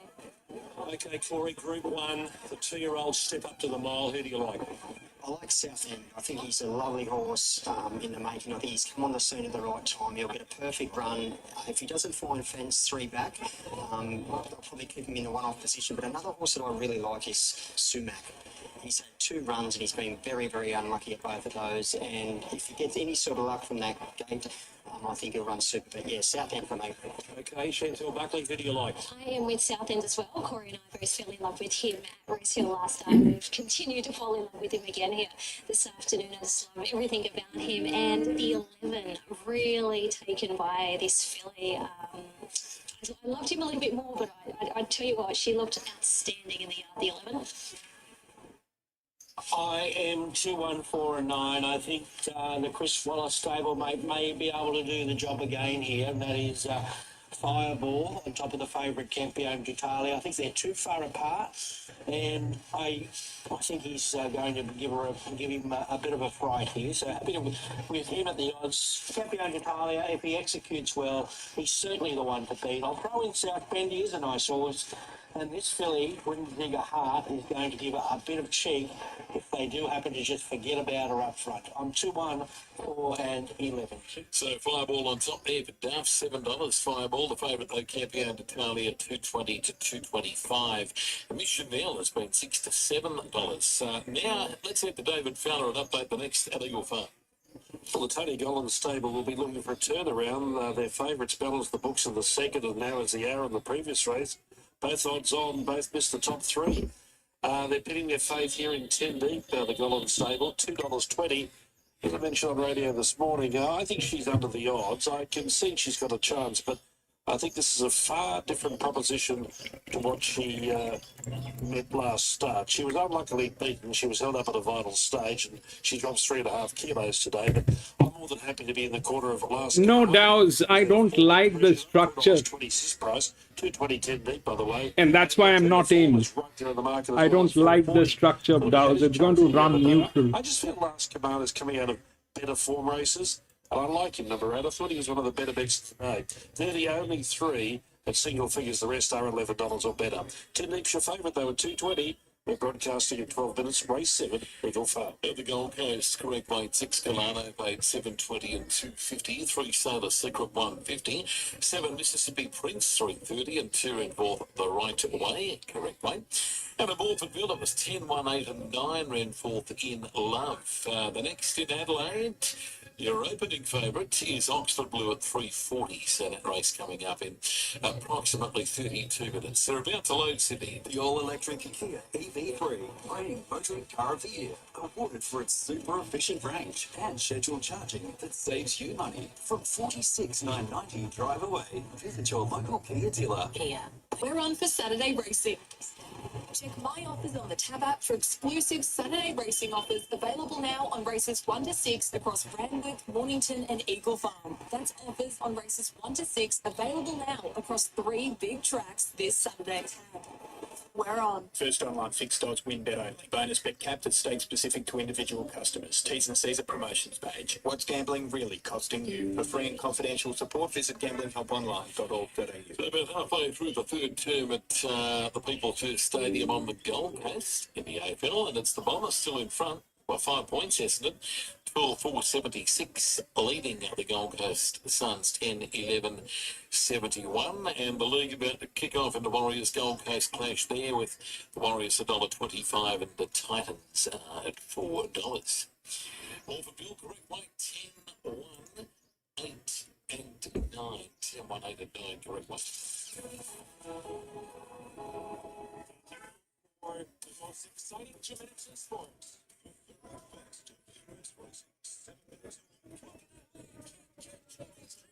I can't trust the neutrals, I can't trust the neutrals. It's my problem, but I can't.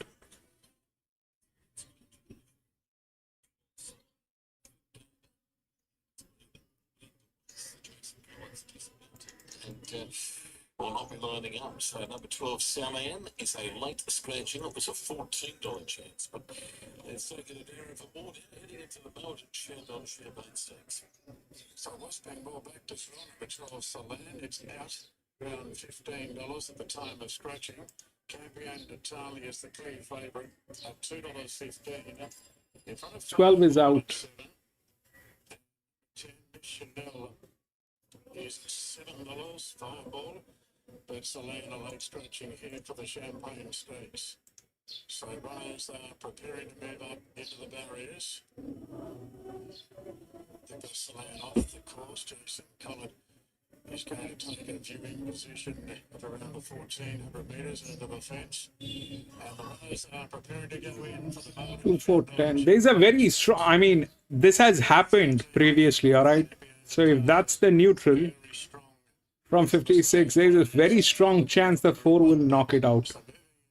One of the physics is going to play. Which one we will get to know in no time. That was right up on the speed there. Now the favourite Campion d'Italia moving in, and Matic follows suit. Southend and Am I Dreaming about to go forward. So Campion d'Italia was able to win the Skyline in February, the size produce a fortnight ago. And now looking for the Champagne Stakes here today as Persian Wonder loads up now. Persian Wonder moves in. A number of these looking to break their maiden, and Miss Chanel is one of those. She goes forward. Sumac, and don't look back for the last 2 to go forward. Now 2 out of line. $2.15 about the favourite, Campion d'Italia. Now the rider is out the back here, Adam Hieronymus off diameter. Looks as though there's been an incident inside the gates. has reared up, and Adams had to hit the eject button there. So Diameter is about to be unloaded from the gates. In fact, has been unloaded now. We've already lost the land out of this number 12 in a separate incident prior to arriving at the gates. Adam Hieronymus is being led back up on board Diameter, and they'll trot up behind. So Sumac, what are several maidens in the race, is just holding back for the time being. So Diameter just being trotted up so the vets can have a look, having reared up in the gates. It's a $26 chance, Diameter. So we're about to get a verdict as Sumac has gone in, and Diameter's being led back up into the stalls. Solana late stretching, Diameter cleared. Here's the light, stand by, ready to run in the Champagne Stakes. They're set to go. Red light blinking. Racing now in the Champagne Stakes, and Don't Look Back began really sharply from the wide draw and lands in the lead there from Zambale. South End is going forward, and Grinzinger Heart as well. So Grinzinger Heart's going to lead here from Don't Look Back. Zambale's Miss Chanel being sent forward out wide, getting up on the outside of Diameter, pretty handy, but caught a little bit deep. Fireball plonks in behind them. They put a bit of a gap on the next in the field. South End on the outside of the favourite Campione d'Italia. Then Sumac from Pneumatic, and well back in the early stages is Am I Dreaming together with Persian Wonder. Don't Look Back shows the way, a length and a half to Grinzinger Heart. So Miss Chanel sitting handy in third, will equal third now on the outside of Diameter there on the rails. Further back to Zambale's Fireball. Campione d'Italia is firing up. He's firing up in the second half of the field. Then South End, followed by Sumac. Pneumatics pushing through on the rails from Persian Wonder. And Am I Dreaming, the last one. 5:50 to go. Don't Look Back. In front by length on Grinzinger Heart. Followed by Diameter, just needing a bit of room now as Fireball gets going. Miss Chanel gets going. And three further back to Campione d'Italia. Don't Look Back has got them stacked up. Fireball makes the run. So does Miss Chanel. Campione d'Italia winding up. Zambale's trying to push it underneath. Diameter's in restricted room. Campione d'Italia moved up on the outside. Pokes the head in front. Diameter's coming through on the inside of Fireball. It's Campione d'Italia out wide. Fireball's driving at it. Fireball goes to Campione d'Italia, and Fireball won the Champagne Stakes by a head to Campione d'Italia, and Diameter third. Zambale's fourth. Further back to Pneumatic, then Sumac from South End, Miss Chanel. Then came Grinzinger Heart from Don't Look Back, Persian Wonder, and M.I. Fireball, Tim Clark. One horse away from the rail, 695, 175, getting underneath Campione d'Italia, and has just won it. Campione d'Italia paying $1.15 and Diameter, 475. Jimmy! 2, 1 and 5 across the line, and Fireball up to a mile. A great effort really in the Science Produce from third behind the favourite there. And this colt by Schnitzel out of Advanced Party, trained by Chris Waller. Tim Clark in the saddle. $6.95, 175. It's a Chris Waller trifecta. Campione d'Italia in front of Diameter, and a gap back to Zambale's. I think you'll find in fourth position. Time is 1:35.45, 35.77 the last 600 metres. Numbers official now, 2-1-5-3. Fireball taking out the Champagne Stakes. And 2 Fireball was 6.90, 1.70, 1 Campione d'Italia, $1.10, 5 Diameter, 4.70, and 3 is run fourth. Zambales. The next at Randwick is the tab. So the Queen odds were the right. I mean, 1 and 2, 2 actually won. 2, 1, 5 and 3. 2, 1 is still lower. I did not have hope, but it got through. 2, 1, 5. The 5 was there, but the 2 won. 5 and 3.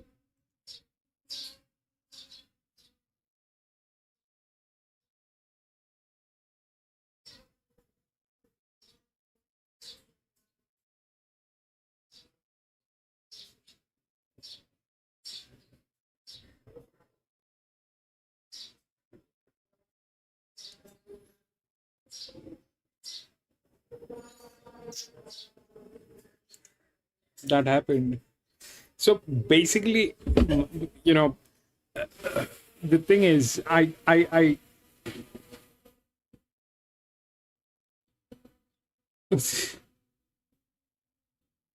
even here, if they're the same, then the lower, but then the others were also there, so I kind of did not have the nerves to go two with the low.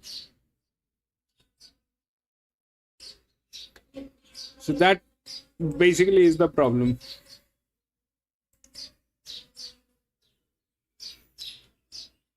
Eight.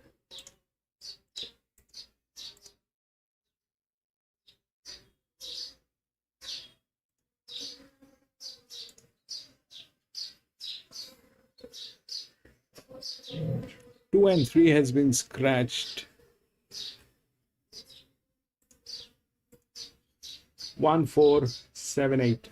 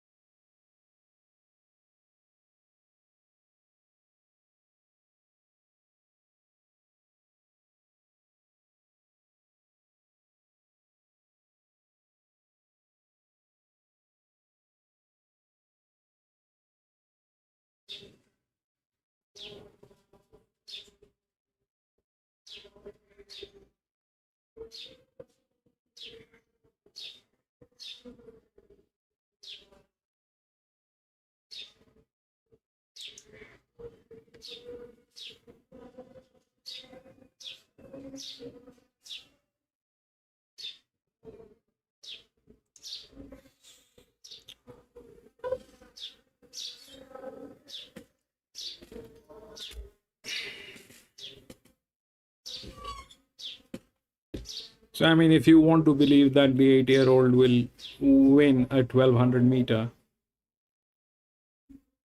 I mean, that's the only one that fits the bill.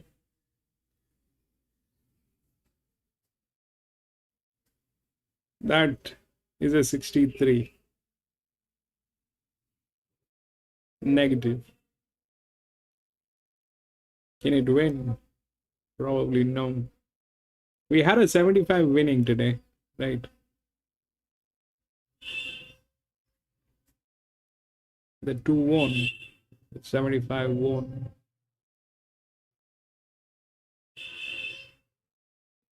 Three.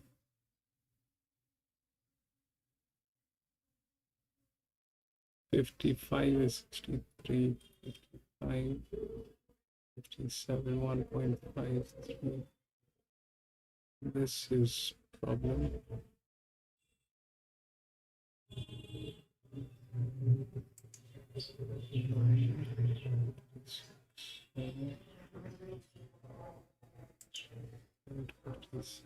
Drops one. That's a drop.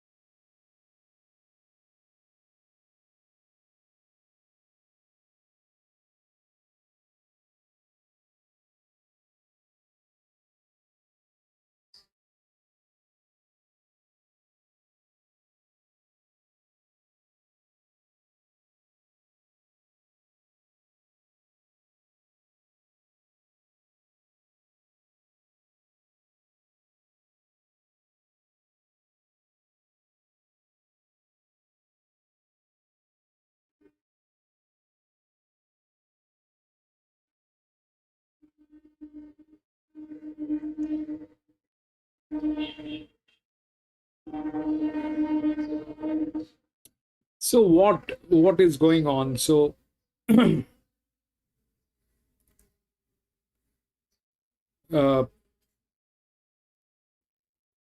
mean, this is absurd that none of the linears actually got through today. None of them actually got through. And I'm kind of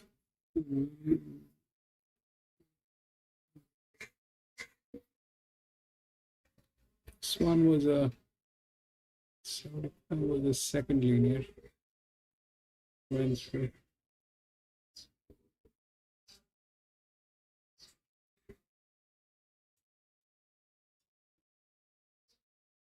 $1.5.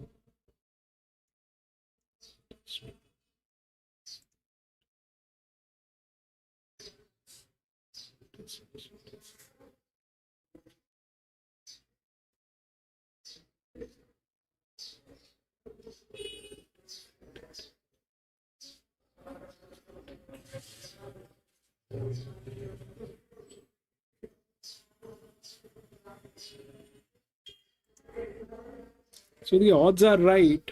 There is the technically you can't argue with the odds. Technically there is no argument with the odds. The odds are right. The odds are right, but that's an 8-year-old on a 1200 meter.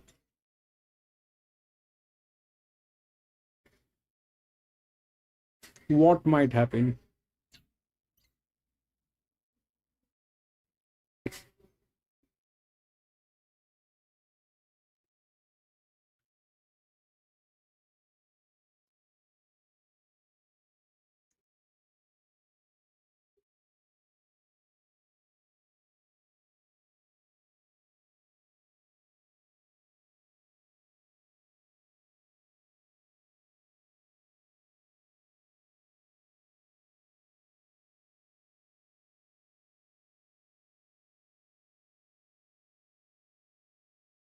57.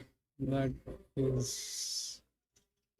So that 11 is anyway a check. That's the largest drop in class from 57. Sitting with that, I don't know whether that'll also work.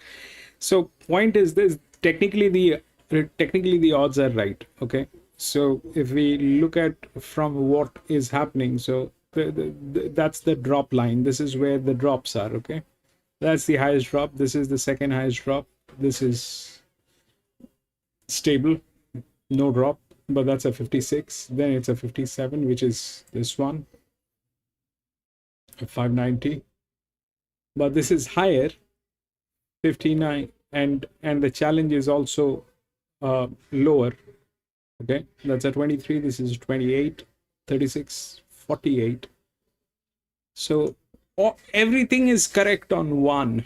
Everything is correct on one. Everything is correct on four. Probably it's a queen, but I mean,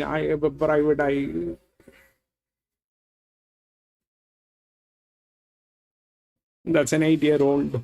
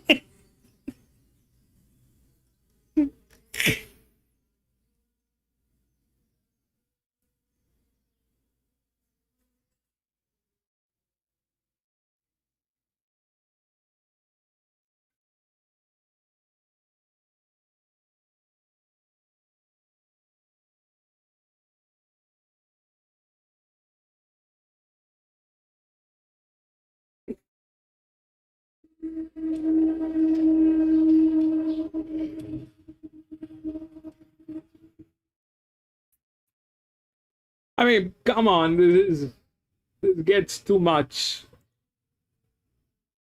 The odds are right. Okay, the market is not wrong. It is right. The odds are right. Now you deal with the fact that it is an 8-year-old gilding. The odds are right.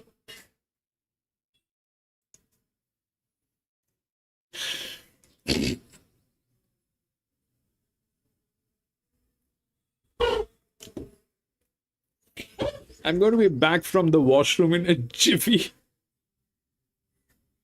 We've got 17 minutes to go for the race. I'm going to be back in a jiffy.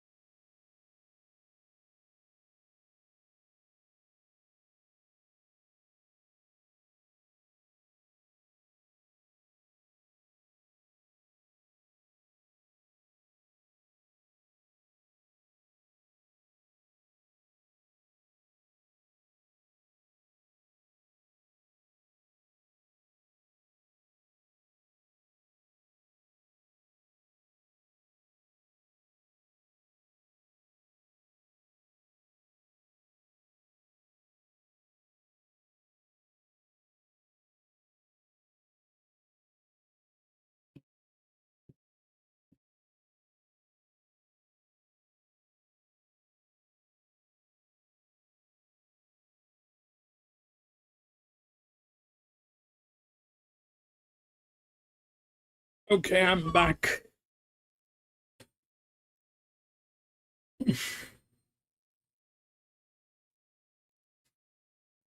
Nine. PC. 9.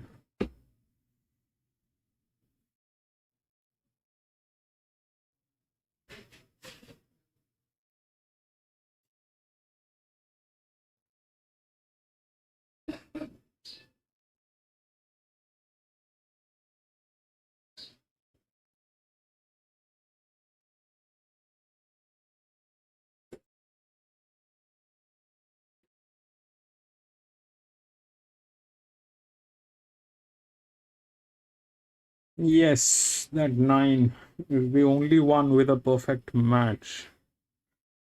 PC.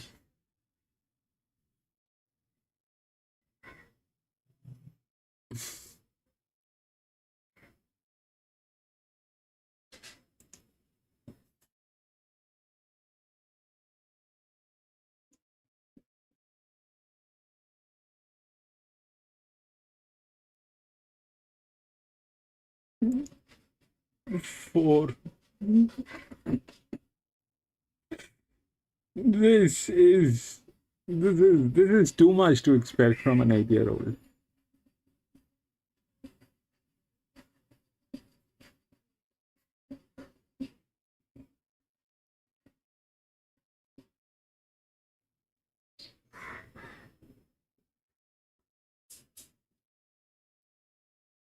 Nine is good. This gets stronger. Broken glass.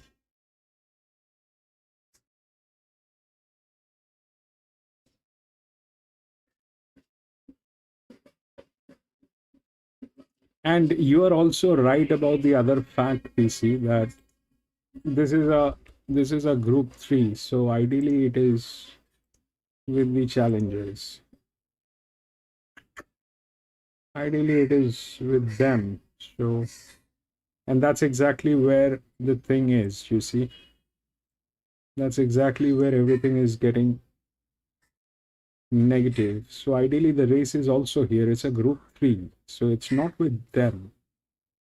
It's with them. Out of which you say 9, which is also right. We'll see how that works.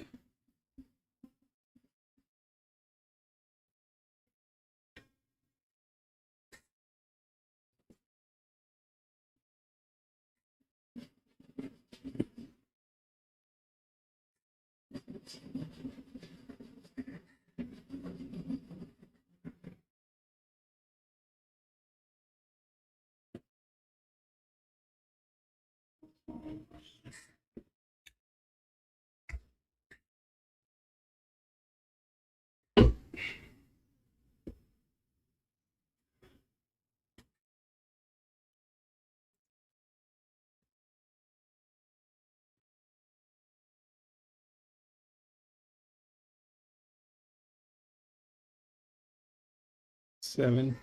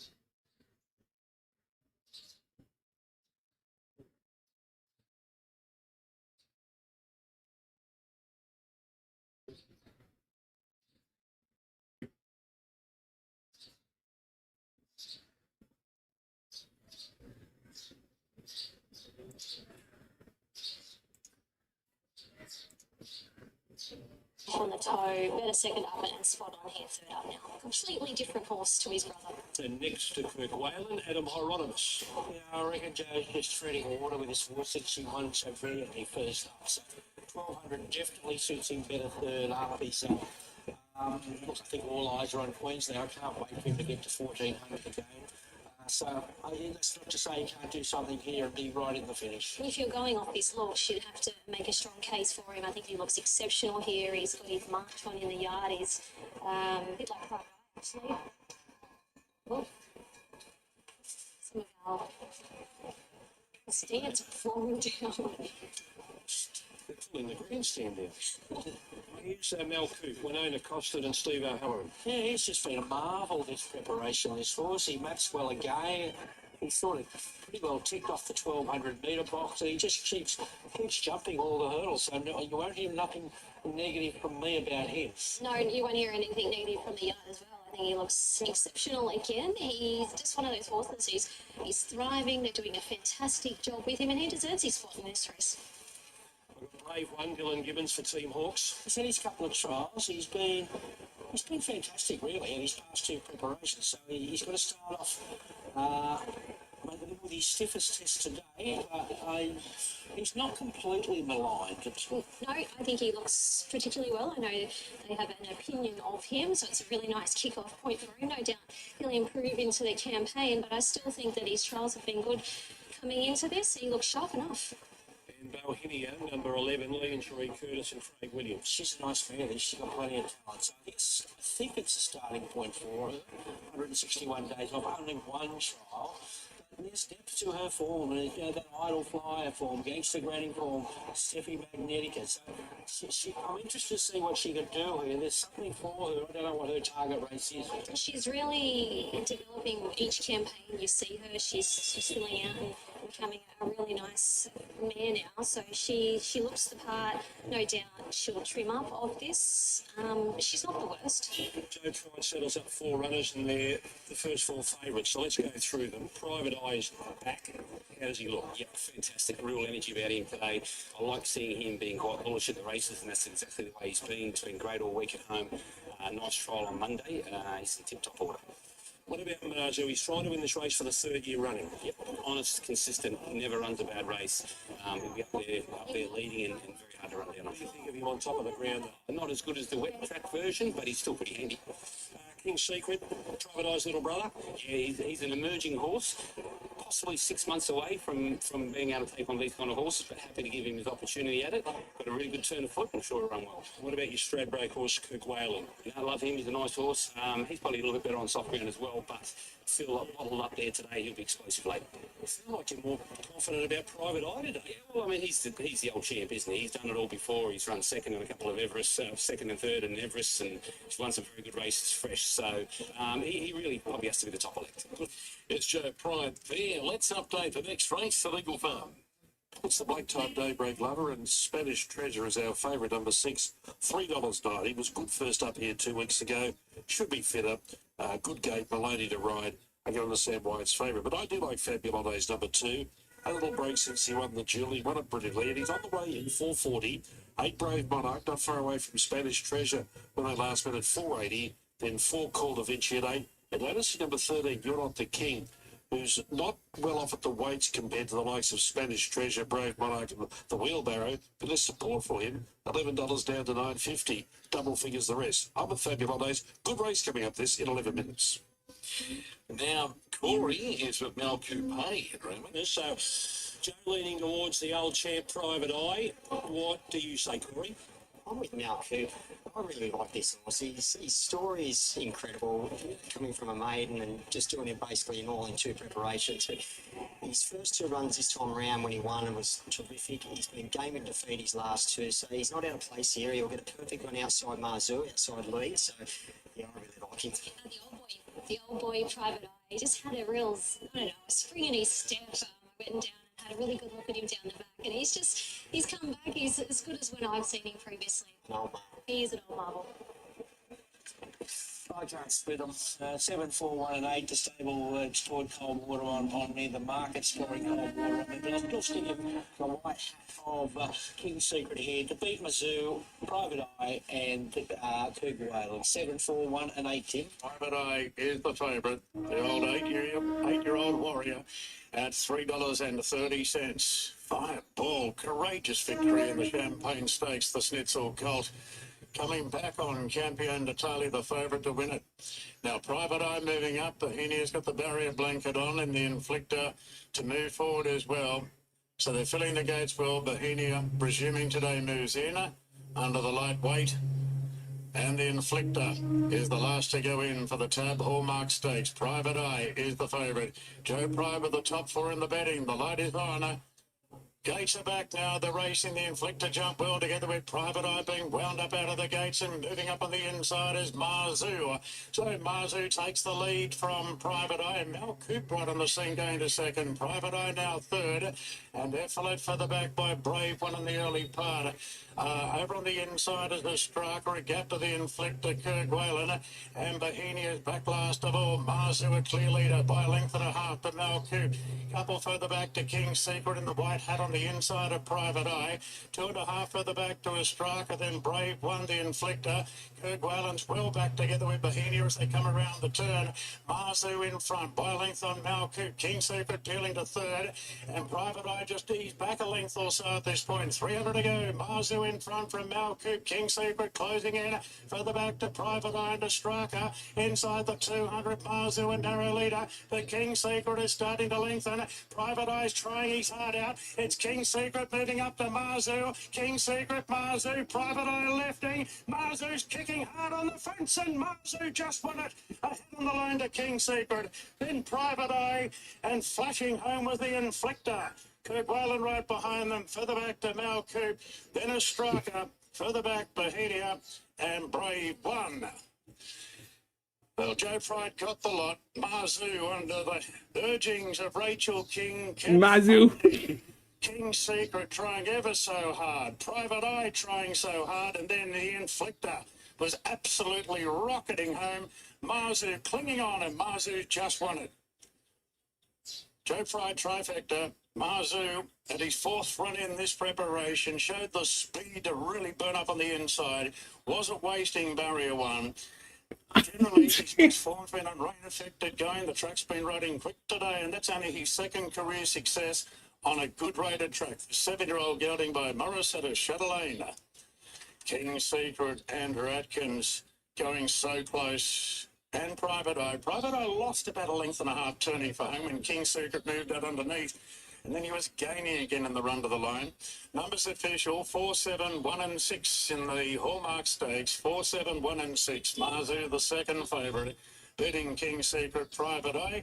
Great finish there. Just standing by for the details to come through. The time is quite quick, 1:08.19 on this quick track today. So that's a feather in the cap of Marzu. 1:08.19. That is real. Yeah, so that's a 7-year beating an 8-year with an advantage that happened. 4, 7, 1 and 6.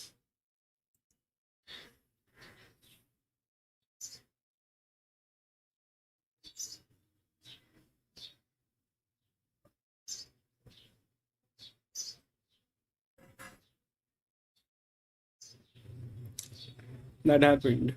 So one did not give. I mean, come on.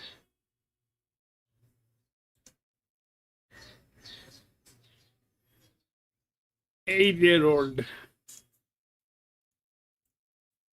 They put it very politely. The old warrior, they say.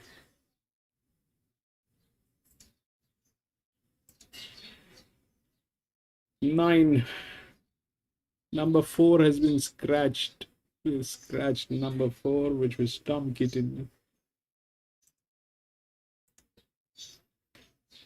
8 to 14 and 1.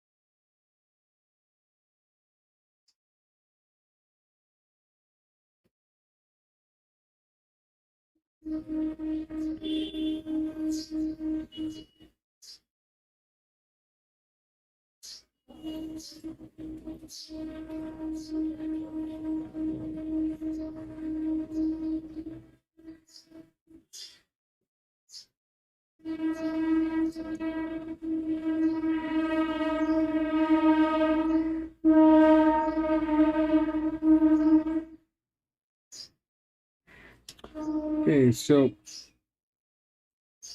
according to the thing, this is right. Okay, why this is right? If they're all 58, if they have all the same quant, then the lower one. So we have seen that in multiple races. Okay, if they have the same, like, I don't know where, but most of the races, that's the thing. If they have the same, if they're the same class, same quant, then the lower one. That's high, that's low. Okay, so that way 8 is the favorite. Problem is this, that 8 is not doing well. B, JMac is riding, and somehow JMac is not very accustomed with this particular horse. It's a horse, okay? It's a horse. So if the horse rejects JMac, then it is upside down.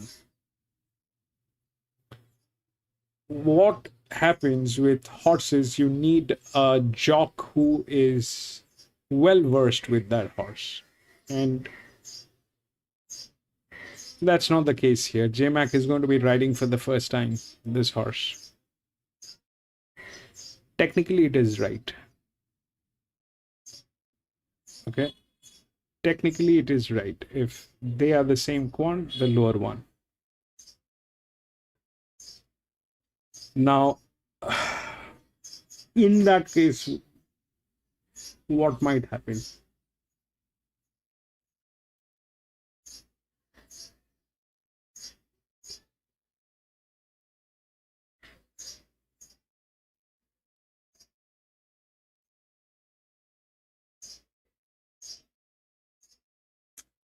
And the opposite side of the story, so there are two sides of the story. One is this, that if they are the same quant and all that, the lower one will win. The opposite side of the story is this, that if they are challenging and of the same weight,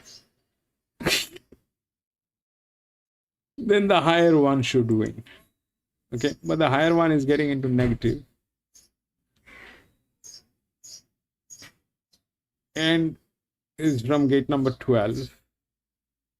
Is a 6-year-old gelding. I don't know how much that can handle. Jimmy start.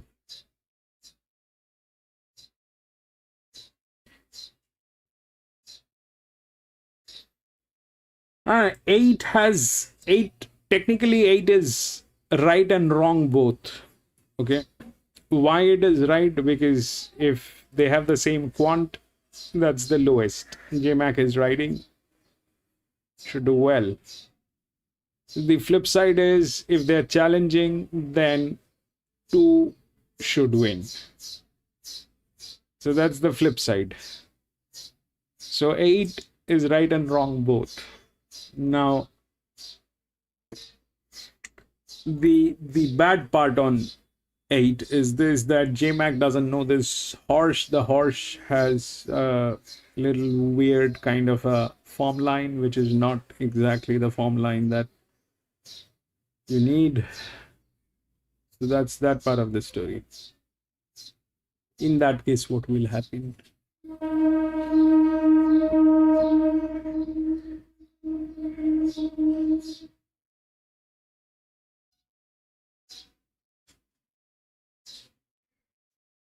Also, these two horses are not drop in class, okay? These two horses, the 11 and the 7, they're not drop in class, they're staying. And 7 is the highest with a low pressure. The form is questionable, definitely, but the 7 has a jock who's a dedicated jock. So the 7, even if it is a horse, the jockey knows the horse very well. They have a strike rate, which is about 20%, not great, because that's a low pressure horse. So the other low is here, which is this one, the 58.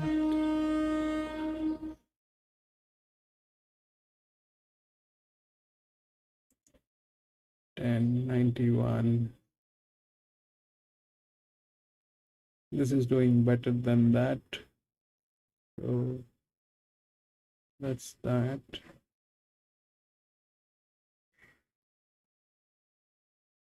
Low.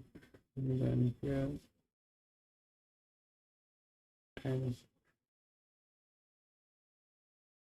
2.5, 58, then 59. Low.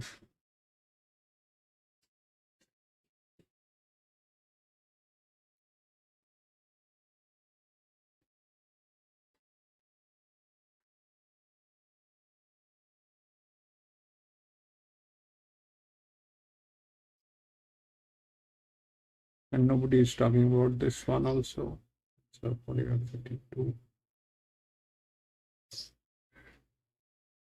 69, that's where this thing gets into trouble.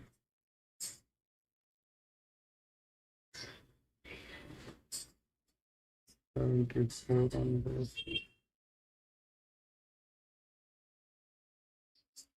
58, 45. Not possible. This should have dropped. This is not going to work. 28, 11, 25, 23, 30, 35, 26, 1, 7.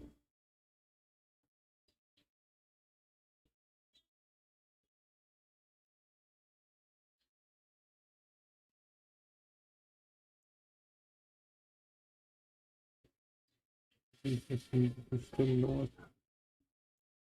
This one's 7. 23, 58, 71, 23, 28.5, 28.5, 24,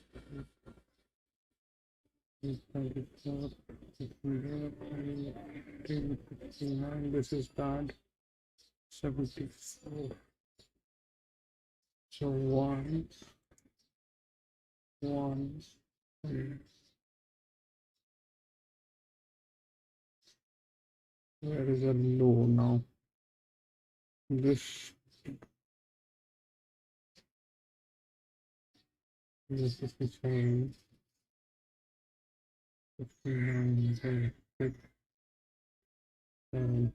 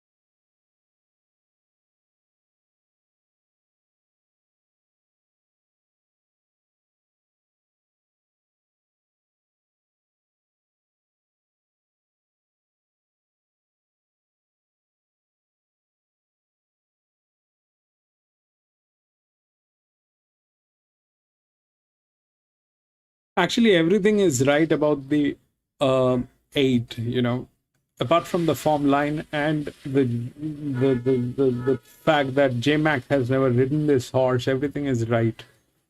So even if we look at the match, that match is very strong. It's very strong match on that horse. It's a 58. That is also logical. And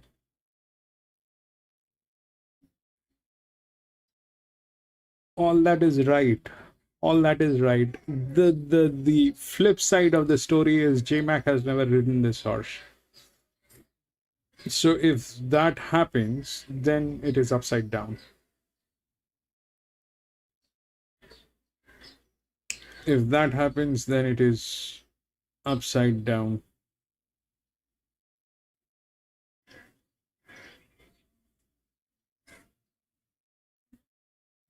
And also the fact is this, that it doesn't have it is like a, what do you call that, lone wolf. So what happens basically is, whenever there is a when there is a kind of a race, so there is a pack build that you can visualize. So you look at any race. So this is from gate number 9. Okay, so the pack is 6, or gate number 8, which is not there. So the pack is 6. The 6 and this could have done it, but for that, one of them had to be a really low pressure, which was not the case. Okay, so that was running lone wolf, this was running lone wolf. On the other hand, if you look at 4 and 7, okay, 4 and this is 1, and then you look at 2. Okay, this is gate number 1, this is gate number 2. But this is a high, this is a low. Okay, so they had a pact. That's why I went with 9, but it lost. That's a different scene. But generally, the pack build-up is like that. So here for 8, the problem is this, that all is good. You know, technically it is right. But if you look at 4, then you look at 3. 3 is also a pressure. So that not happening.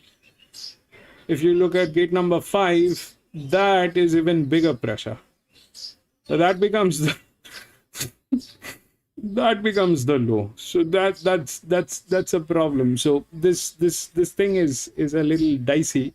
It's a group 1. It is supposed to be dicey, but JMac is one of the best group 1 riders. That's one of the things. But he has not ridden this horse. That's the other thing. The third thing is the form line is not great. The contradiction is this, that if these are of this same quant, then it should win. On the flip side, if they are challenging and of the same weight, then this should win. Problem is, this one is a 6-year-old gelding. The 2. Coming from gate number 12. Now, if you look at 12, then you get a match. Okay, here is 13 with a low pressure. So that is a match. 12, 13. If you look at 12 and 11, then 12 still drops to 11. So bottom line is this, that 8 has field issues where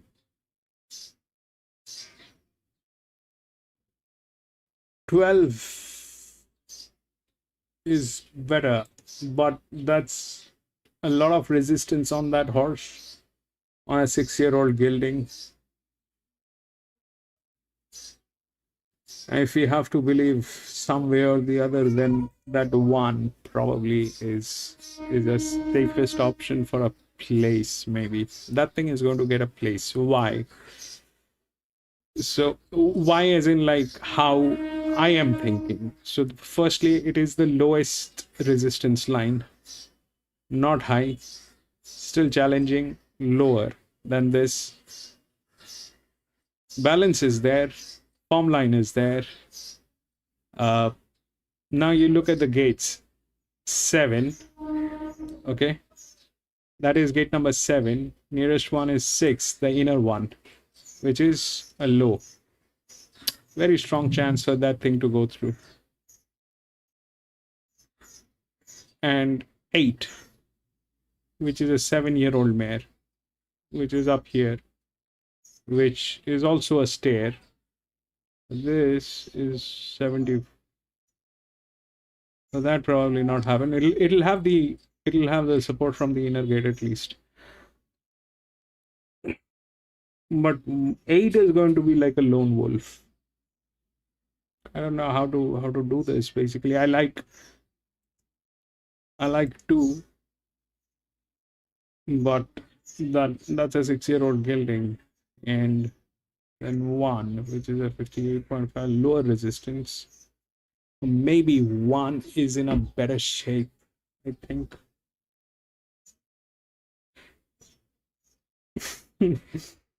But it is still negative. We'll see how that works. I'm losing.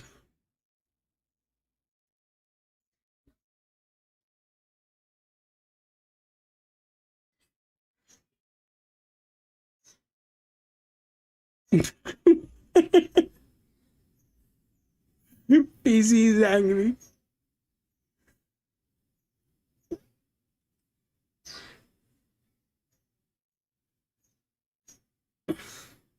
Barisa, I think. Barisa, which one is Barisa? 3. I went with that horse, I think, in one of these days, and Barisa disappointed badly. Disappointed badly. 1. It'll drop, but it'll. I mean, I kind of like the 7 is not doing well. All right, 59 is a stair, but the 10 is better than that. It's a 58. That's a 59. True. It's gate number 13. True. That is 7-year-old horse. True.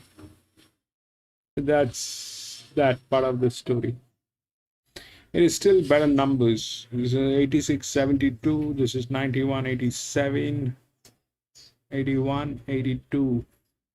So probably this one has some quant here with a low pressure.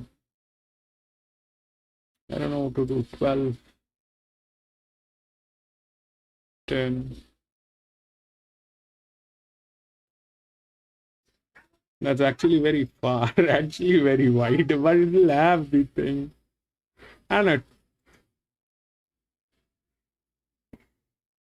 it's one of those calls that, I mean, I'm kind of in a fix. This one is technically right. This one is also technically right.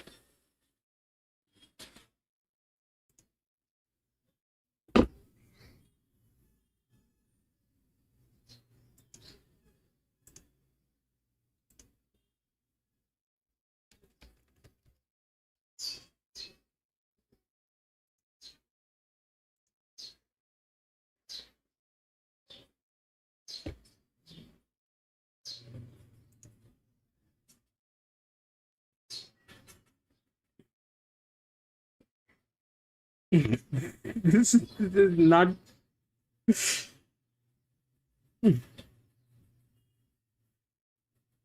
I mean, honestly speaking,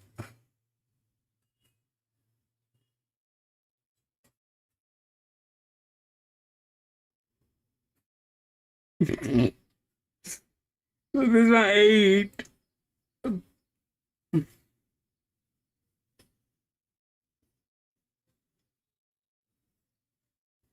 Both ways it is right. Okay.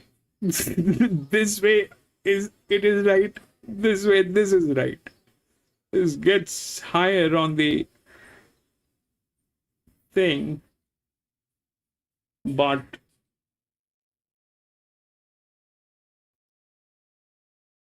74. 74.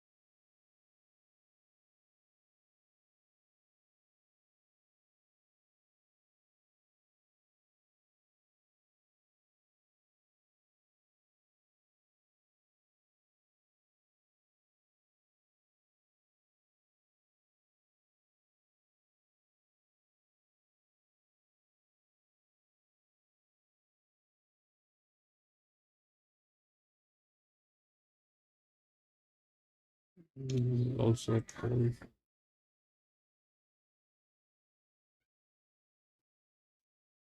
That will not. That's difficult. You don't know what's going on. I think Giga stands a chance, PC. I think Giga stands a chance. The one you're talking about, I think. Giga. I think Giga is the lowest. Giga. It is higher.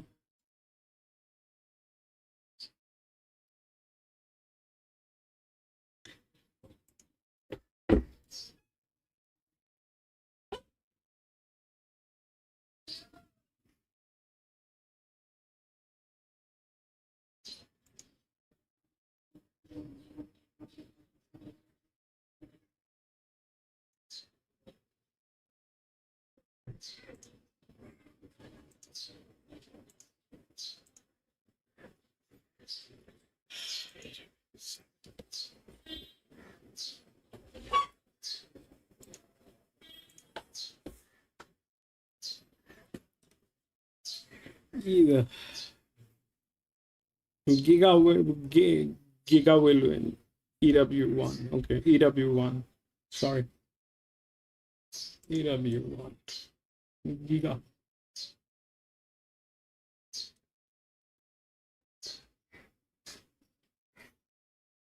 Giga is in a right position. I mean, after this, that's the one. Okay. Low. This one is not in a form line. This one is in a form line. This one increases. This one, then God knows what will happen up there. But One of the thing is this one, which it gets through. Giga. Yes, Giga.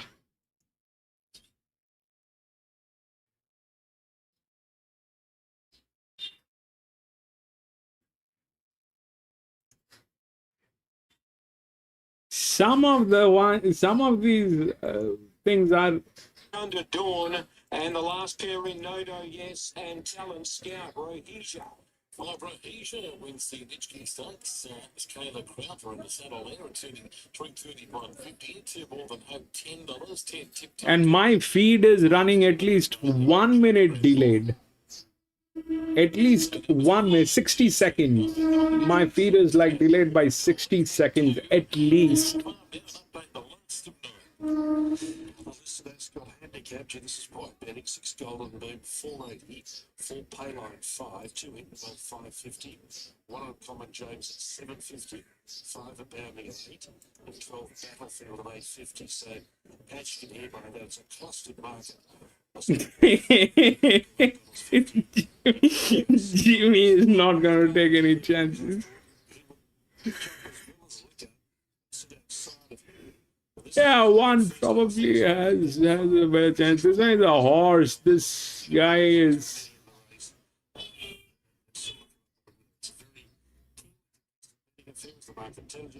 But I'm with Donald here, currently holding on to favouritism at $4.80 the Ascot at 12 minutes.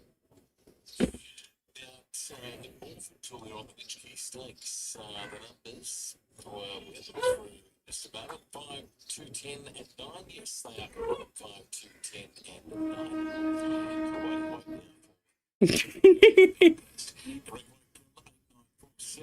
Let's pick up some thoughts there from Corey and 14. One of the season. It's the same thing. This is going to run neutral. From 56 as a neutral, very difficult. That's why I was not talking about the 14. The 14 is a 56 running as a neutral. And you've got a lovely barrier for any horse, but particularly for what you describe as a very fast horse, Paraclete. He might just have one sprint in him.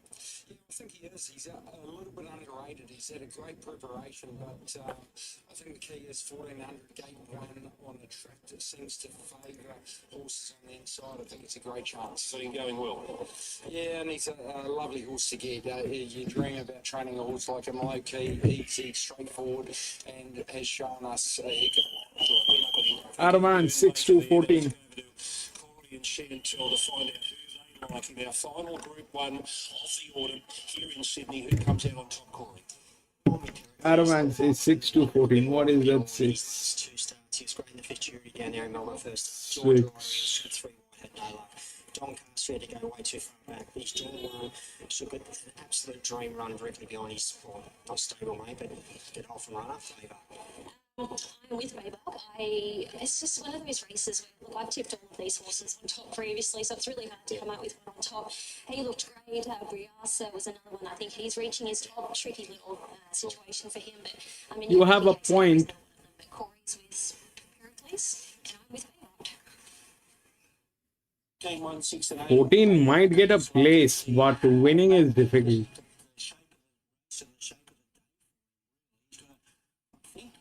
Fast enough to take him on. He's got Jelly doesn't work that way. good horses here. And we'll take a real good one to run him down. I think Giga Kick is absolutely flying and set up for a big performance at 1400 again. John, welcome back.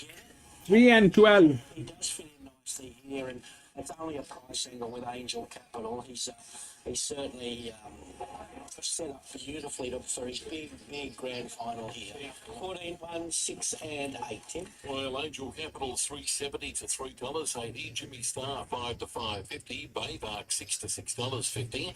Giga Kick 8 to $8.50. Pericles 8.50 back to 9. Surely they will load up. There's correct point at the Gold Coast on 8, 9, 6 and 5. If you're after legendary reliability and safety, get Toyota is still the world's #1 forklift brand, famous across just about every industry for their reliability and safety. That's the Toyota Forklift Advantage. And with great electric options and branches all over the country, find the right Toyota forklift for you at toyotamaterialhandling.com.au. Don't just get a forklift, get a forklift. The Hawkesbury Cup, and they're off and racing. The Hawkesbury Cup standalone meeting comes of age with the 21st running on Saturday, May 2 at the picturesque Hawkesbury Racecourse. Join to impress and saddle up for an exhilarating day of racing action, highlighted by the $250,000 Group 3 Richmond Club Hawkesbury Cup. He's going to go all the way. Home playing who got his fashions on the field. And after the last, see I'll figure 2 and 3 small bets. 2 and 3. For further details, go to hawkesburyraceclub.com.au. So Ascot Race 6 is due in 4 minutes. The Swan Draft Handicap. Storm Away is at 370 and Arrivo at 440. It'll precede the 2-year-old Caracata Plate, and later the Quokka, the big one. That'll be race 8 on the Perth program. Jigsaw is currently 390 ahead of Ray Magnerio 460 and Cabanas at $5. Now let's head to Darren for race 9 at Randwick. Yes, runners are about to move in. More money coming in for Angel Capital. Angel Capital now tightens to $3.50. Favourite in front of last year's winner, Jimmy Star at $5.50. So Angel Capital, the Harry Angel stallion, a winner of 6 out of 15. James McDonald aboard. The bulk of the successes have been on good rated tracks, and they're starting to move in. Pericles goes forward, and the Giga Kick takes up its position. Bivark with the red cap going in. And Fangirl, her first run this preparation. Fangirl moving in. It's her first run in this race. Lazura coming up. The Grey Briassa being led forward. Got Patronage in different colours these days with a pale blue cap. About to move in. So Angel Capital down to $3.50. It's a very unique edition of the All-Age Stakes. We've got 3 previous winners in the race, and here's one of them, Jimmy Star. Winning the race last year going forward. Magic Time has got the black cap on today, won it 2 years ago, and Giga Kick 3 years ago. He's an $8 chance to notch his second success. Now $8.50. Rachel King aboard. So Headley Grange now is the last to move in, and we're just about ready to run in the Sweps All-Age Stakes. Light is on, set to jump. Racing now, and the Grey Briassa anticipated the start well. Headley Grange being sold up to join and headed it. And now Bivark is starting to muster on the inside. Royal Patronage going through in the thick of the action, and Pericles grabs a spot right behind them. Followed by Lazura, then Jimmy Star out deep. Angel Capital down on the fence. 3/4 further back to Giga Kick. Then came Half Yours from Magic Time Fangirl. Kovalika is the last one. Bivark got through on the inside and now takes the lead clearly at the 800 metres. By a length and a half to Royal Patronage. Pericles in third, followed by Headley Grange. Then came Lazura. Well, Briassa jumped well, but is awkwardly placed now at the outside of Angel Capital. Further back to Giga Kick, Jimmy Star, 3 out from Half Yours. Further back to Magic Time Fangirl. Kovalika's last in the All-Age Stakes. So Bivark, the colt, trying to make all. Bivark turns in front from Royal Patronage, Headley Grange. Then came Pericles from Lazura. Angel Capital's all bottled up on the inside as Briassa pulls out. 2 further back to Giga Kick, and Jimmy Star starting to wind up down the outside. Bivark shows the way. He shows a good kick. It's Bivark 2 lengths clear from Headley Grange, Jimmy Star and Briassa, but Bivark going well inside the 50, and Bivark the colt takes out the All-Age Stakes. Lazura flashed home to be in a photo for second with Jimmy Star. Then Headley Grange, Angel Capital running on when clear late. Further back to Half Yours from Fangirl, Royal Patronage. Then came Pericles, Giga Kick and Magic Time. Bivark, handled by Nash Rawiller. 56.5 for the 3-year-old colt. Claiming his second career Group 1. He won the Golden Rose as a 3-year-old. And on an attractor suit today, Nash has controlled the race up on the speed, rolling, kicking, and clearly hanging on to win in the fast time of 1:20.76. Boy, that's not that far outside the track record. 33.63 is the last 600 metres. She's big day at the carnival by Buck, fully fit. 14. By Chris Waller. Placings official 14, 12, 2 and 3. Number 12, Lazura, grabbing second, an inch in front of Jimmy Star. And Briasa hanging on for fourth.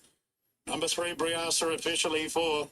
Yeah, by Vart, the Colt, by Bivouac, and Anastasio. That's his third career win. But 2 Group 1s. He's really performed on the big day. Number 12, Lazura, flashing home the mare. Jason Collard, Chris Waller, Quinella, Kira Mars, Jimmy Star, making good ground down the outside in the hands of Ethan Brown running third. Then Briasa, followed in by Headley Grange, and Angel Capital was awkwardly placed down the straight. Had just nowhere to go, and Royal Patronage in front wasn't giving him a toe in the race, and just as he went to improve, Lazura's come through and taken him, so Angel Capital not having much luck today. Margins Not having much luck. One by a short half head. Not having much luck, they say. Boom! Adam at 14.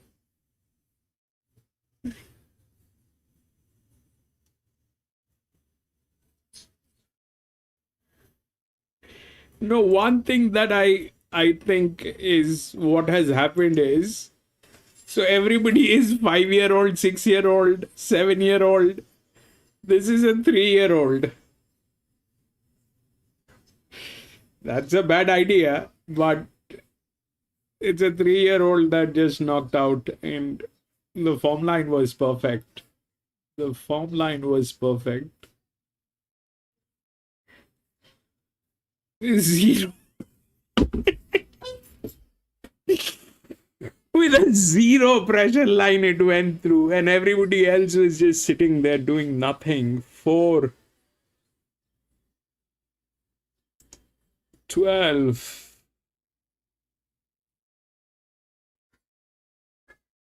2 and 3. Jesus Christ.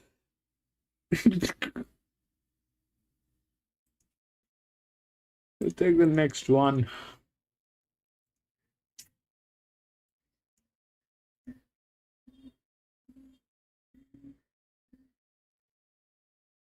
Again, huge scratching. I hope the scratchings are right. Odds 18, 6, 9 and 2.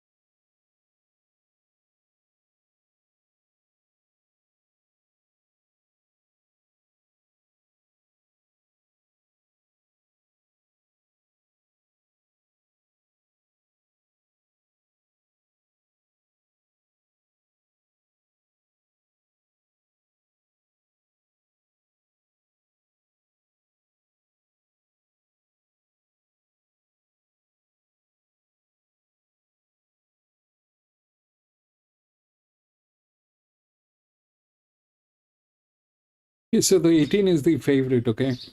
Now,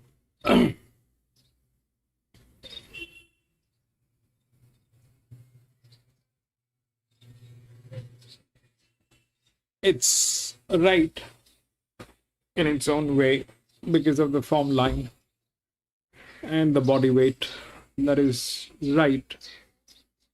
Now, where it gets complicated is this 63, which is going to be running neutral. So that's the highest and running neutral. So that's a lethal combination here. So I think these two are there, and along with that, I think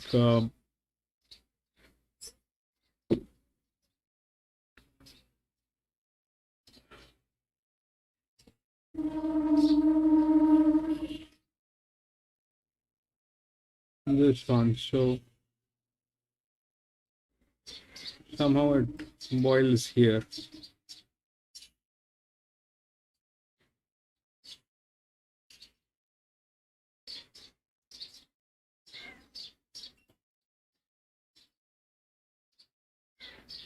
So what is, what is not right with 18, and why 18 should win and should not win? So 18 is a 56. It is a drop in class. A 56 that is a drop in class became 53. Okay. This is a drop in class as well, but in this case, it doesn't have the pressure. This one is a 56, drop in class 53 with pressure. The 63 became 57, low pressure and running neutral. I think 9 has an upper hand. I think 9 has an upper hand over the 18. 2 probably, I don't know how that will get there. The 6 is there, but somehow I think the race is here.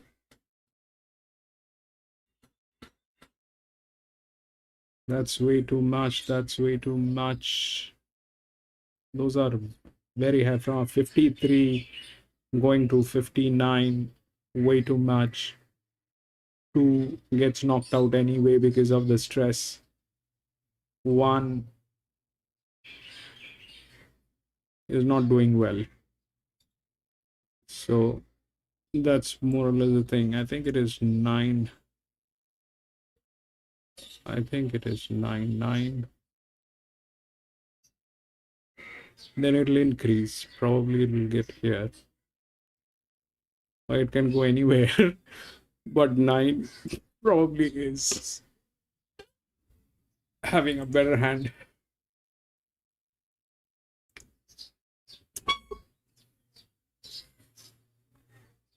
Easy, boom.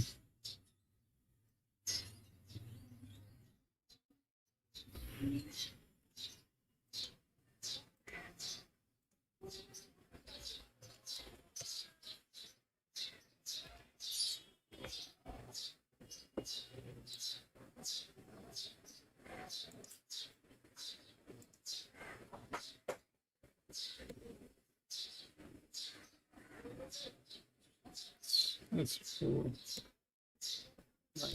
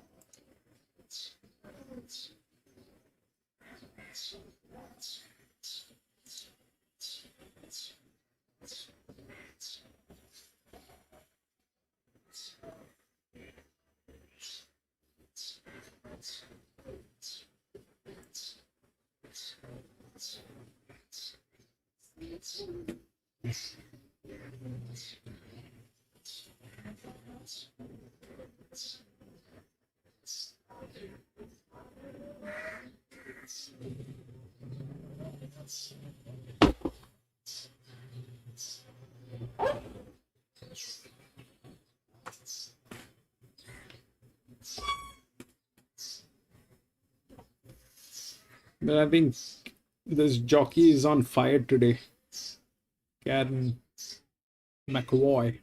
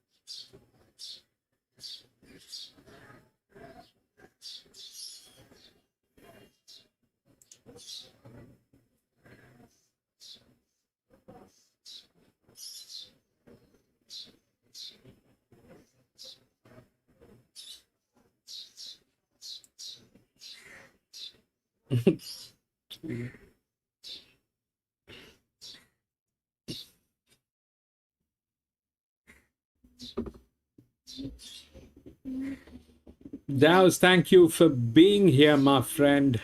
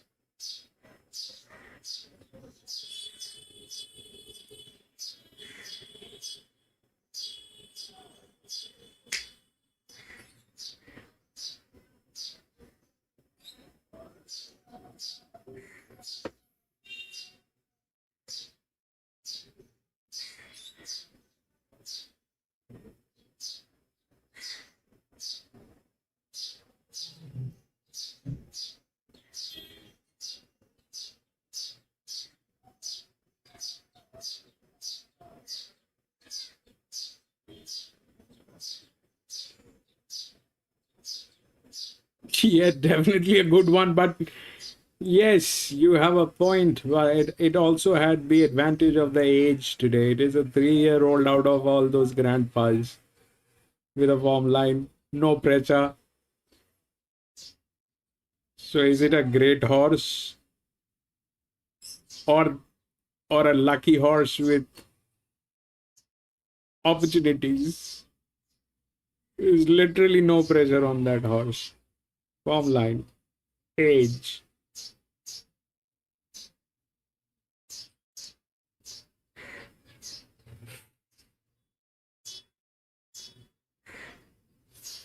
But bottom line, it won.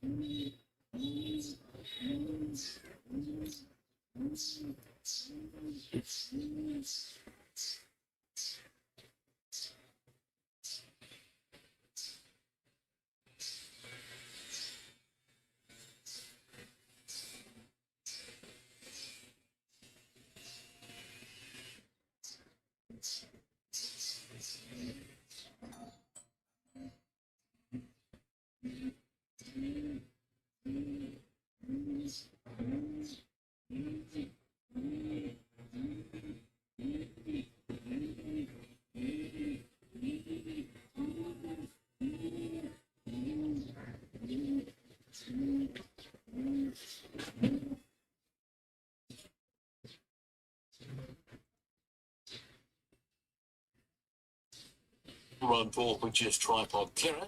2, 8, 9 and 6 are the placings there at Morfordville. Race 9 is due in 35 minutes Adelaide, and the early favourite is I Am Velvet, which is at $3. Okay, so the race to follow Randwick will be Ascot, the Karrakatta Plate. That's still 10 minutes away, but Randwick race number 10, their last, is coming up in 5. We'll pick up a bit of mounting yard coverage now on Sky Central. We're about to take a look at the saddle cloth here of number 6, which is one of the 8 second favourites in the race, Lord Penman. Again today. So a clear favourite on the tote, Lord Penman, second favourite in the ring. Lord Penman is McDonald. Yeah, I think he fits in nicely. I think it's a good race for him.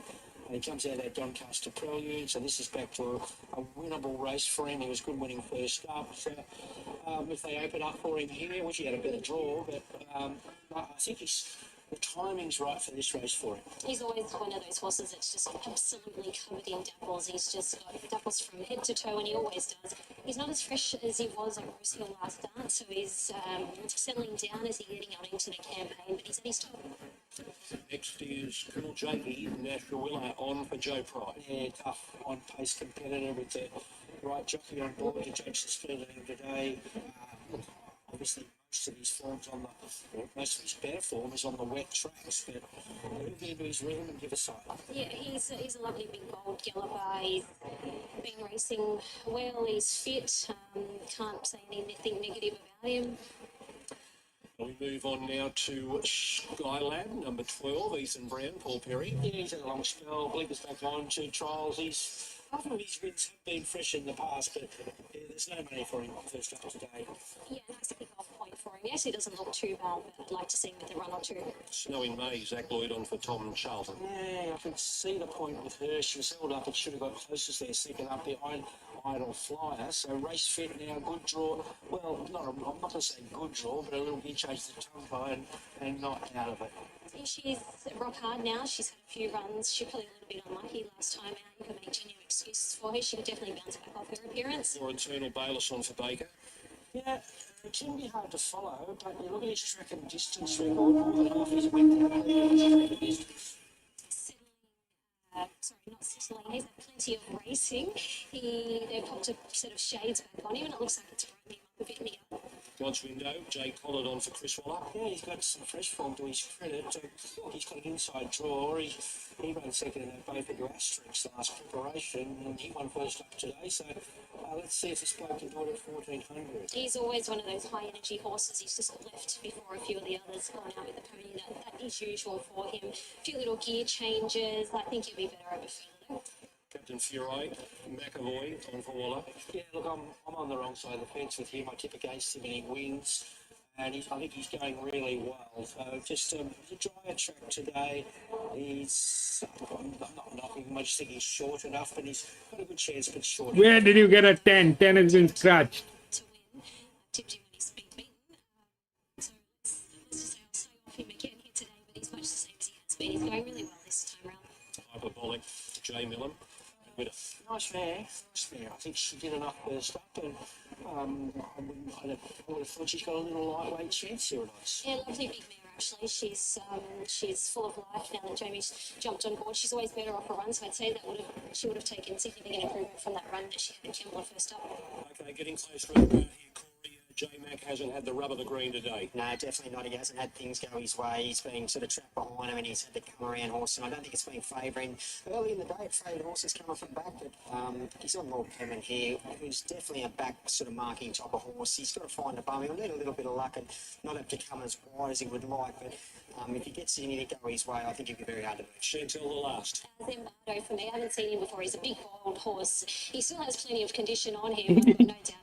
I still think he's here. I got scratched. Jimmy. Short 18. I think 650 is okay. This for Lloyd Pemmon and McDonald here. I think it's a nice race for him. I was desperate to like them numbers 1 and 2 here.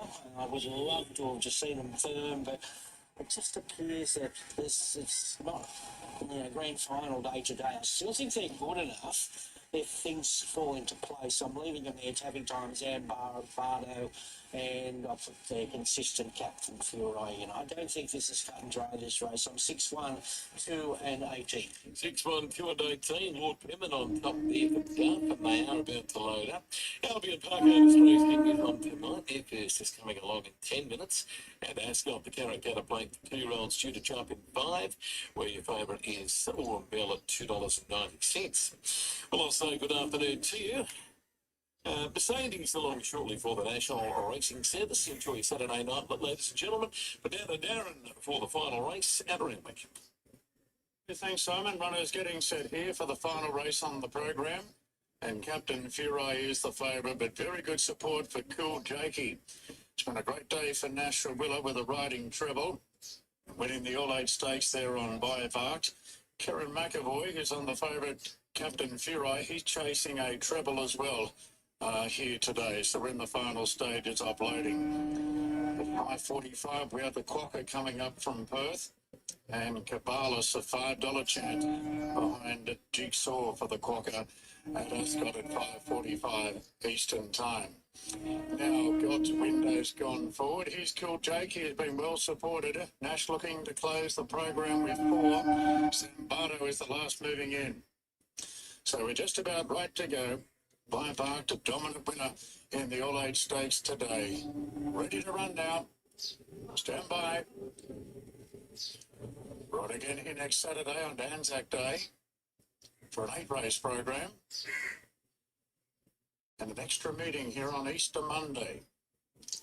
10 races. Gates back now in the last. They're off and racing. No speed at all by Tabby. Time was rather sluggish out and Cool Jakey flew the leads. Zambato's away well. Bora Turtle up on the outside.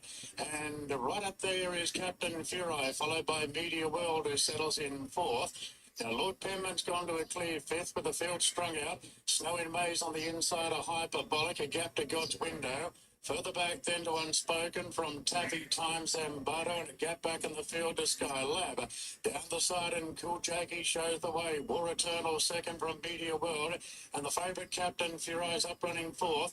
2.5 clear from Lord Penman, then Snow in May from Hyperbolic. Length and a half to God's Window from Unspoken. Tabby Time Zambato. Skylab sees them all. 5:50 to go. Cool Jakey's been well supported. Shows the way by 3. Well, they're raving that horse. This is bad. It is 6-year, 7-year-old gelding. Now you rave that horse. By 2 lengths, Media World pushing off the inside. Captain Fury revved up on the outside of War Eternal. Cool Jakey in front. Captain Fury into the clear. Snow in May's running on well. It's Cool Jakey from Captain Fury. Snow in May running on. Captain Fury and Snow in May. Captain Fury, Snow in May. Oh, it's a thriller in the last. Captain Fury and Snow in May is forced to photo finish. Then Cool Jakey, God's Window. Further back, Media World. Then War Eternals and Barrow running on from Tabby Time. Lord Pemmer didn't close off. Then Unspoken, Sky Lab and Hyperbolic. Photo finish in the last. Captain Fury and Snow in May. Slogging out 13. finish. Clear from Cool Jakey at the end. Captain Fury the inside. And Snow in May was putting in one last pound on the outside. It's gone close, but is it close enough? Stand by for the result of the photo in the last. Time is 1:21.46, 34.45. And Captain Fury's clung on. Captain Fury, a narrow winner of the last. Boom, PC. Riding treble today for Kieran McAvoy. Almost been a good day for the Wally Yard. Got the right swing in. Boom. Stride past the post. Snow in May got the stride in. 18, 13. 13, 9, 16. So number 9, Cool Jakey getting a good sight. And 16, God's Window, running home well at the end of the 1,400 metres. A nice warm-up run for better races to come. The winning margin was just a nose by a... Right, that is it, ladies and gentlemen.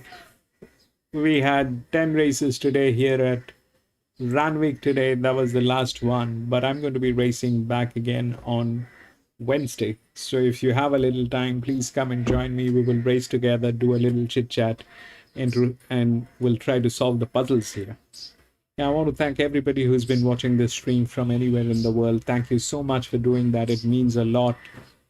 And if you're watching this as a replay, thank you for that as well. It means a lot as well. And Jimmy, thank you so much for being there, my friend. PC, thank you so much for being there, my friend. Dow's, thank you so much for being there, my friend. Gate, thank you so much for being there, my friend. Adaman, thank you so much for being there, my friend. John, thank you so much for being there, my friend.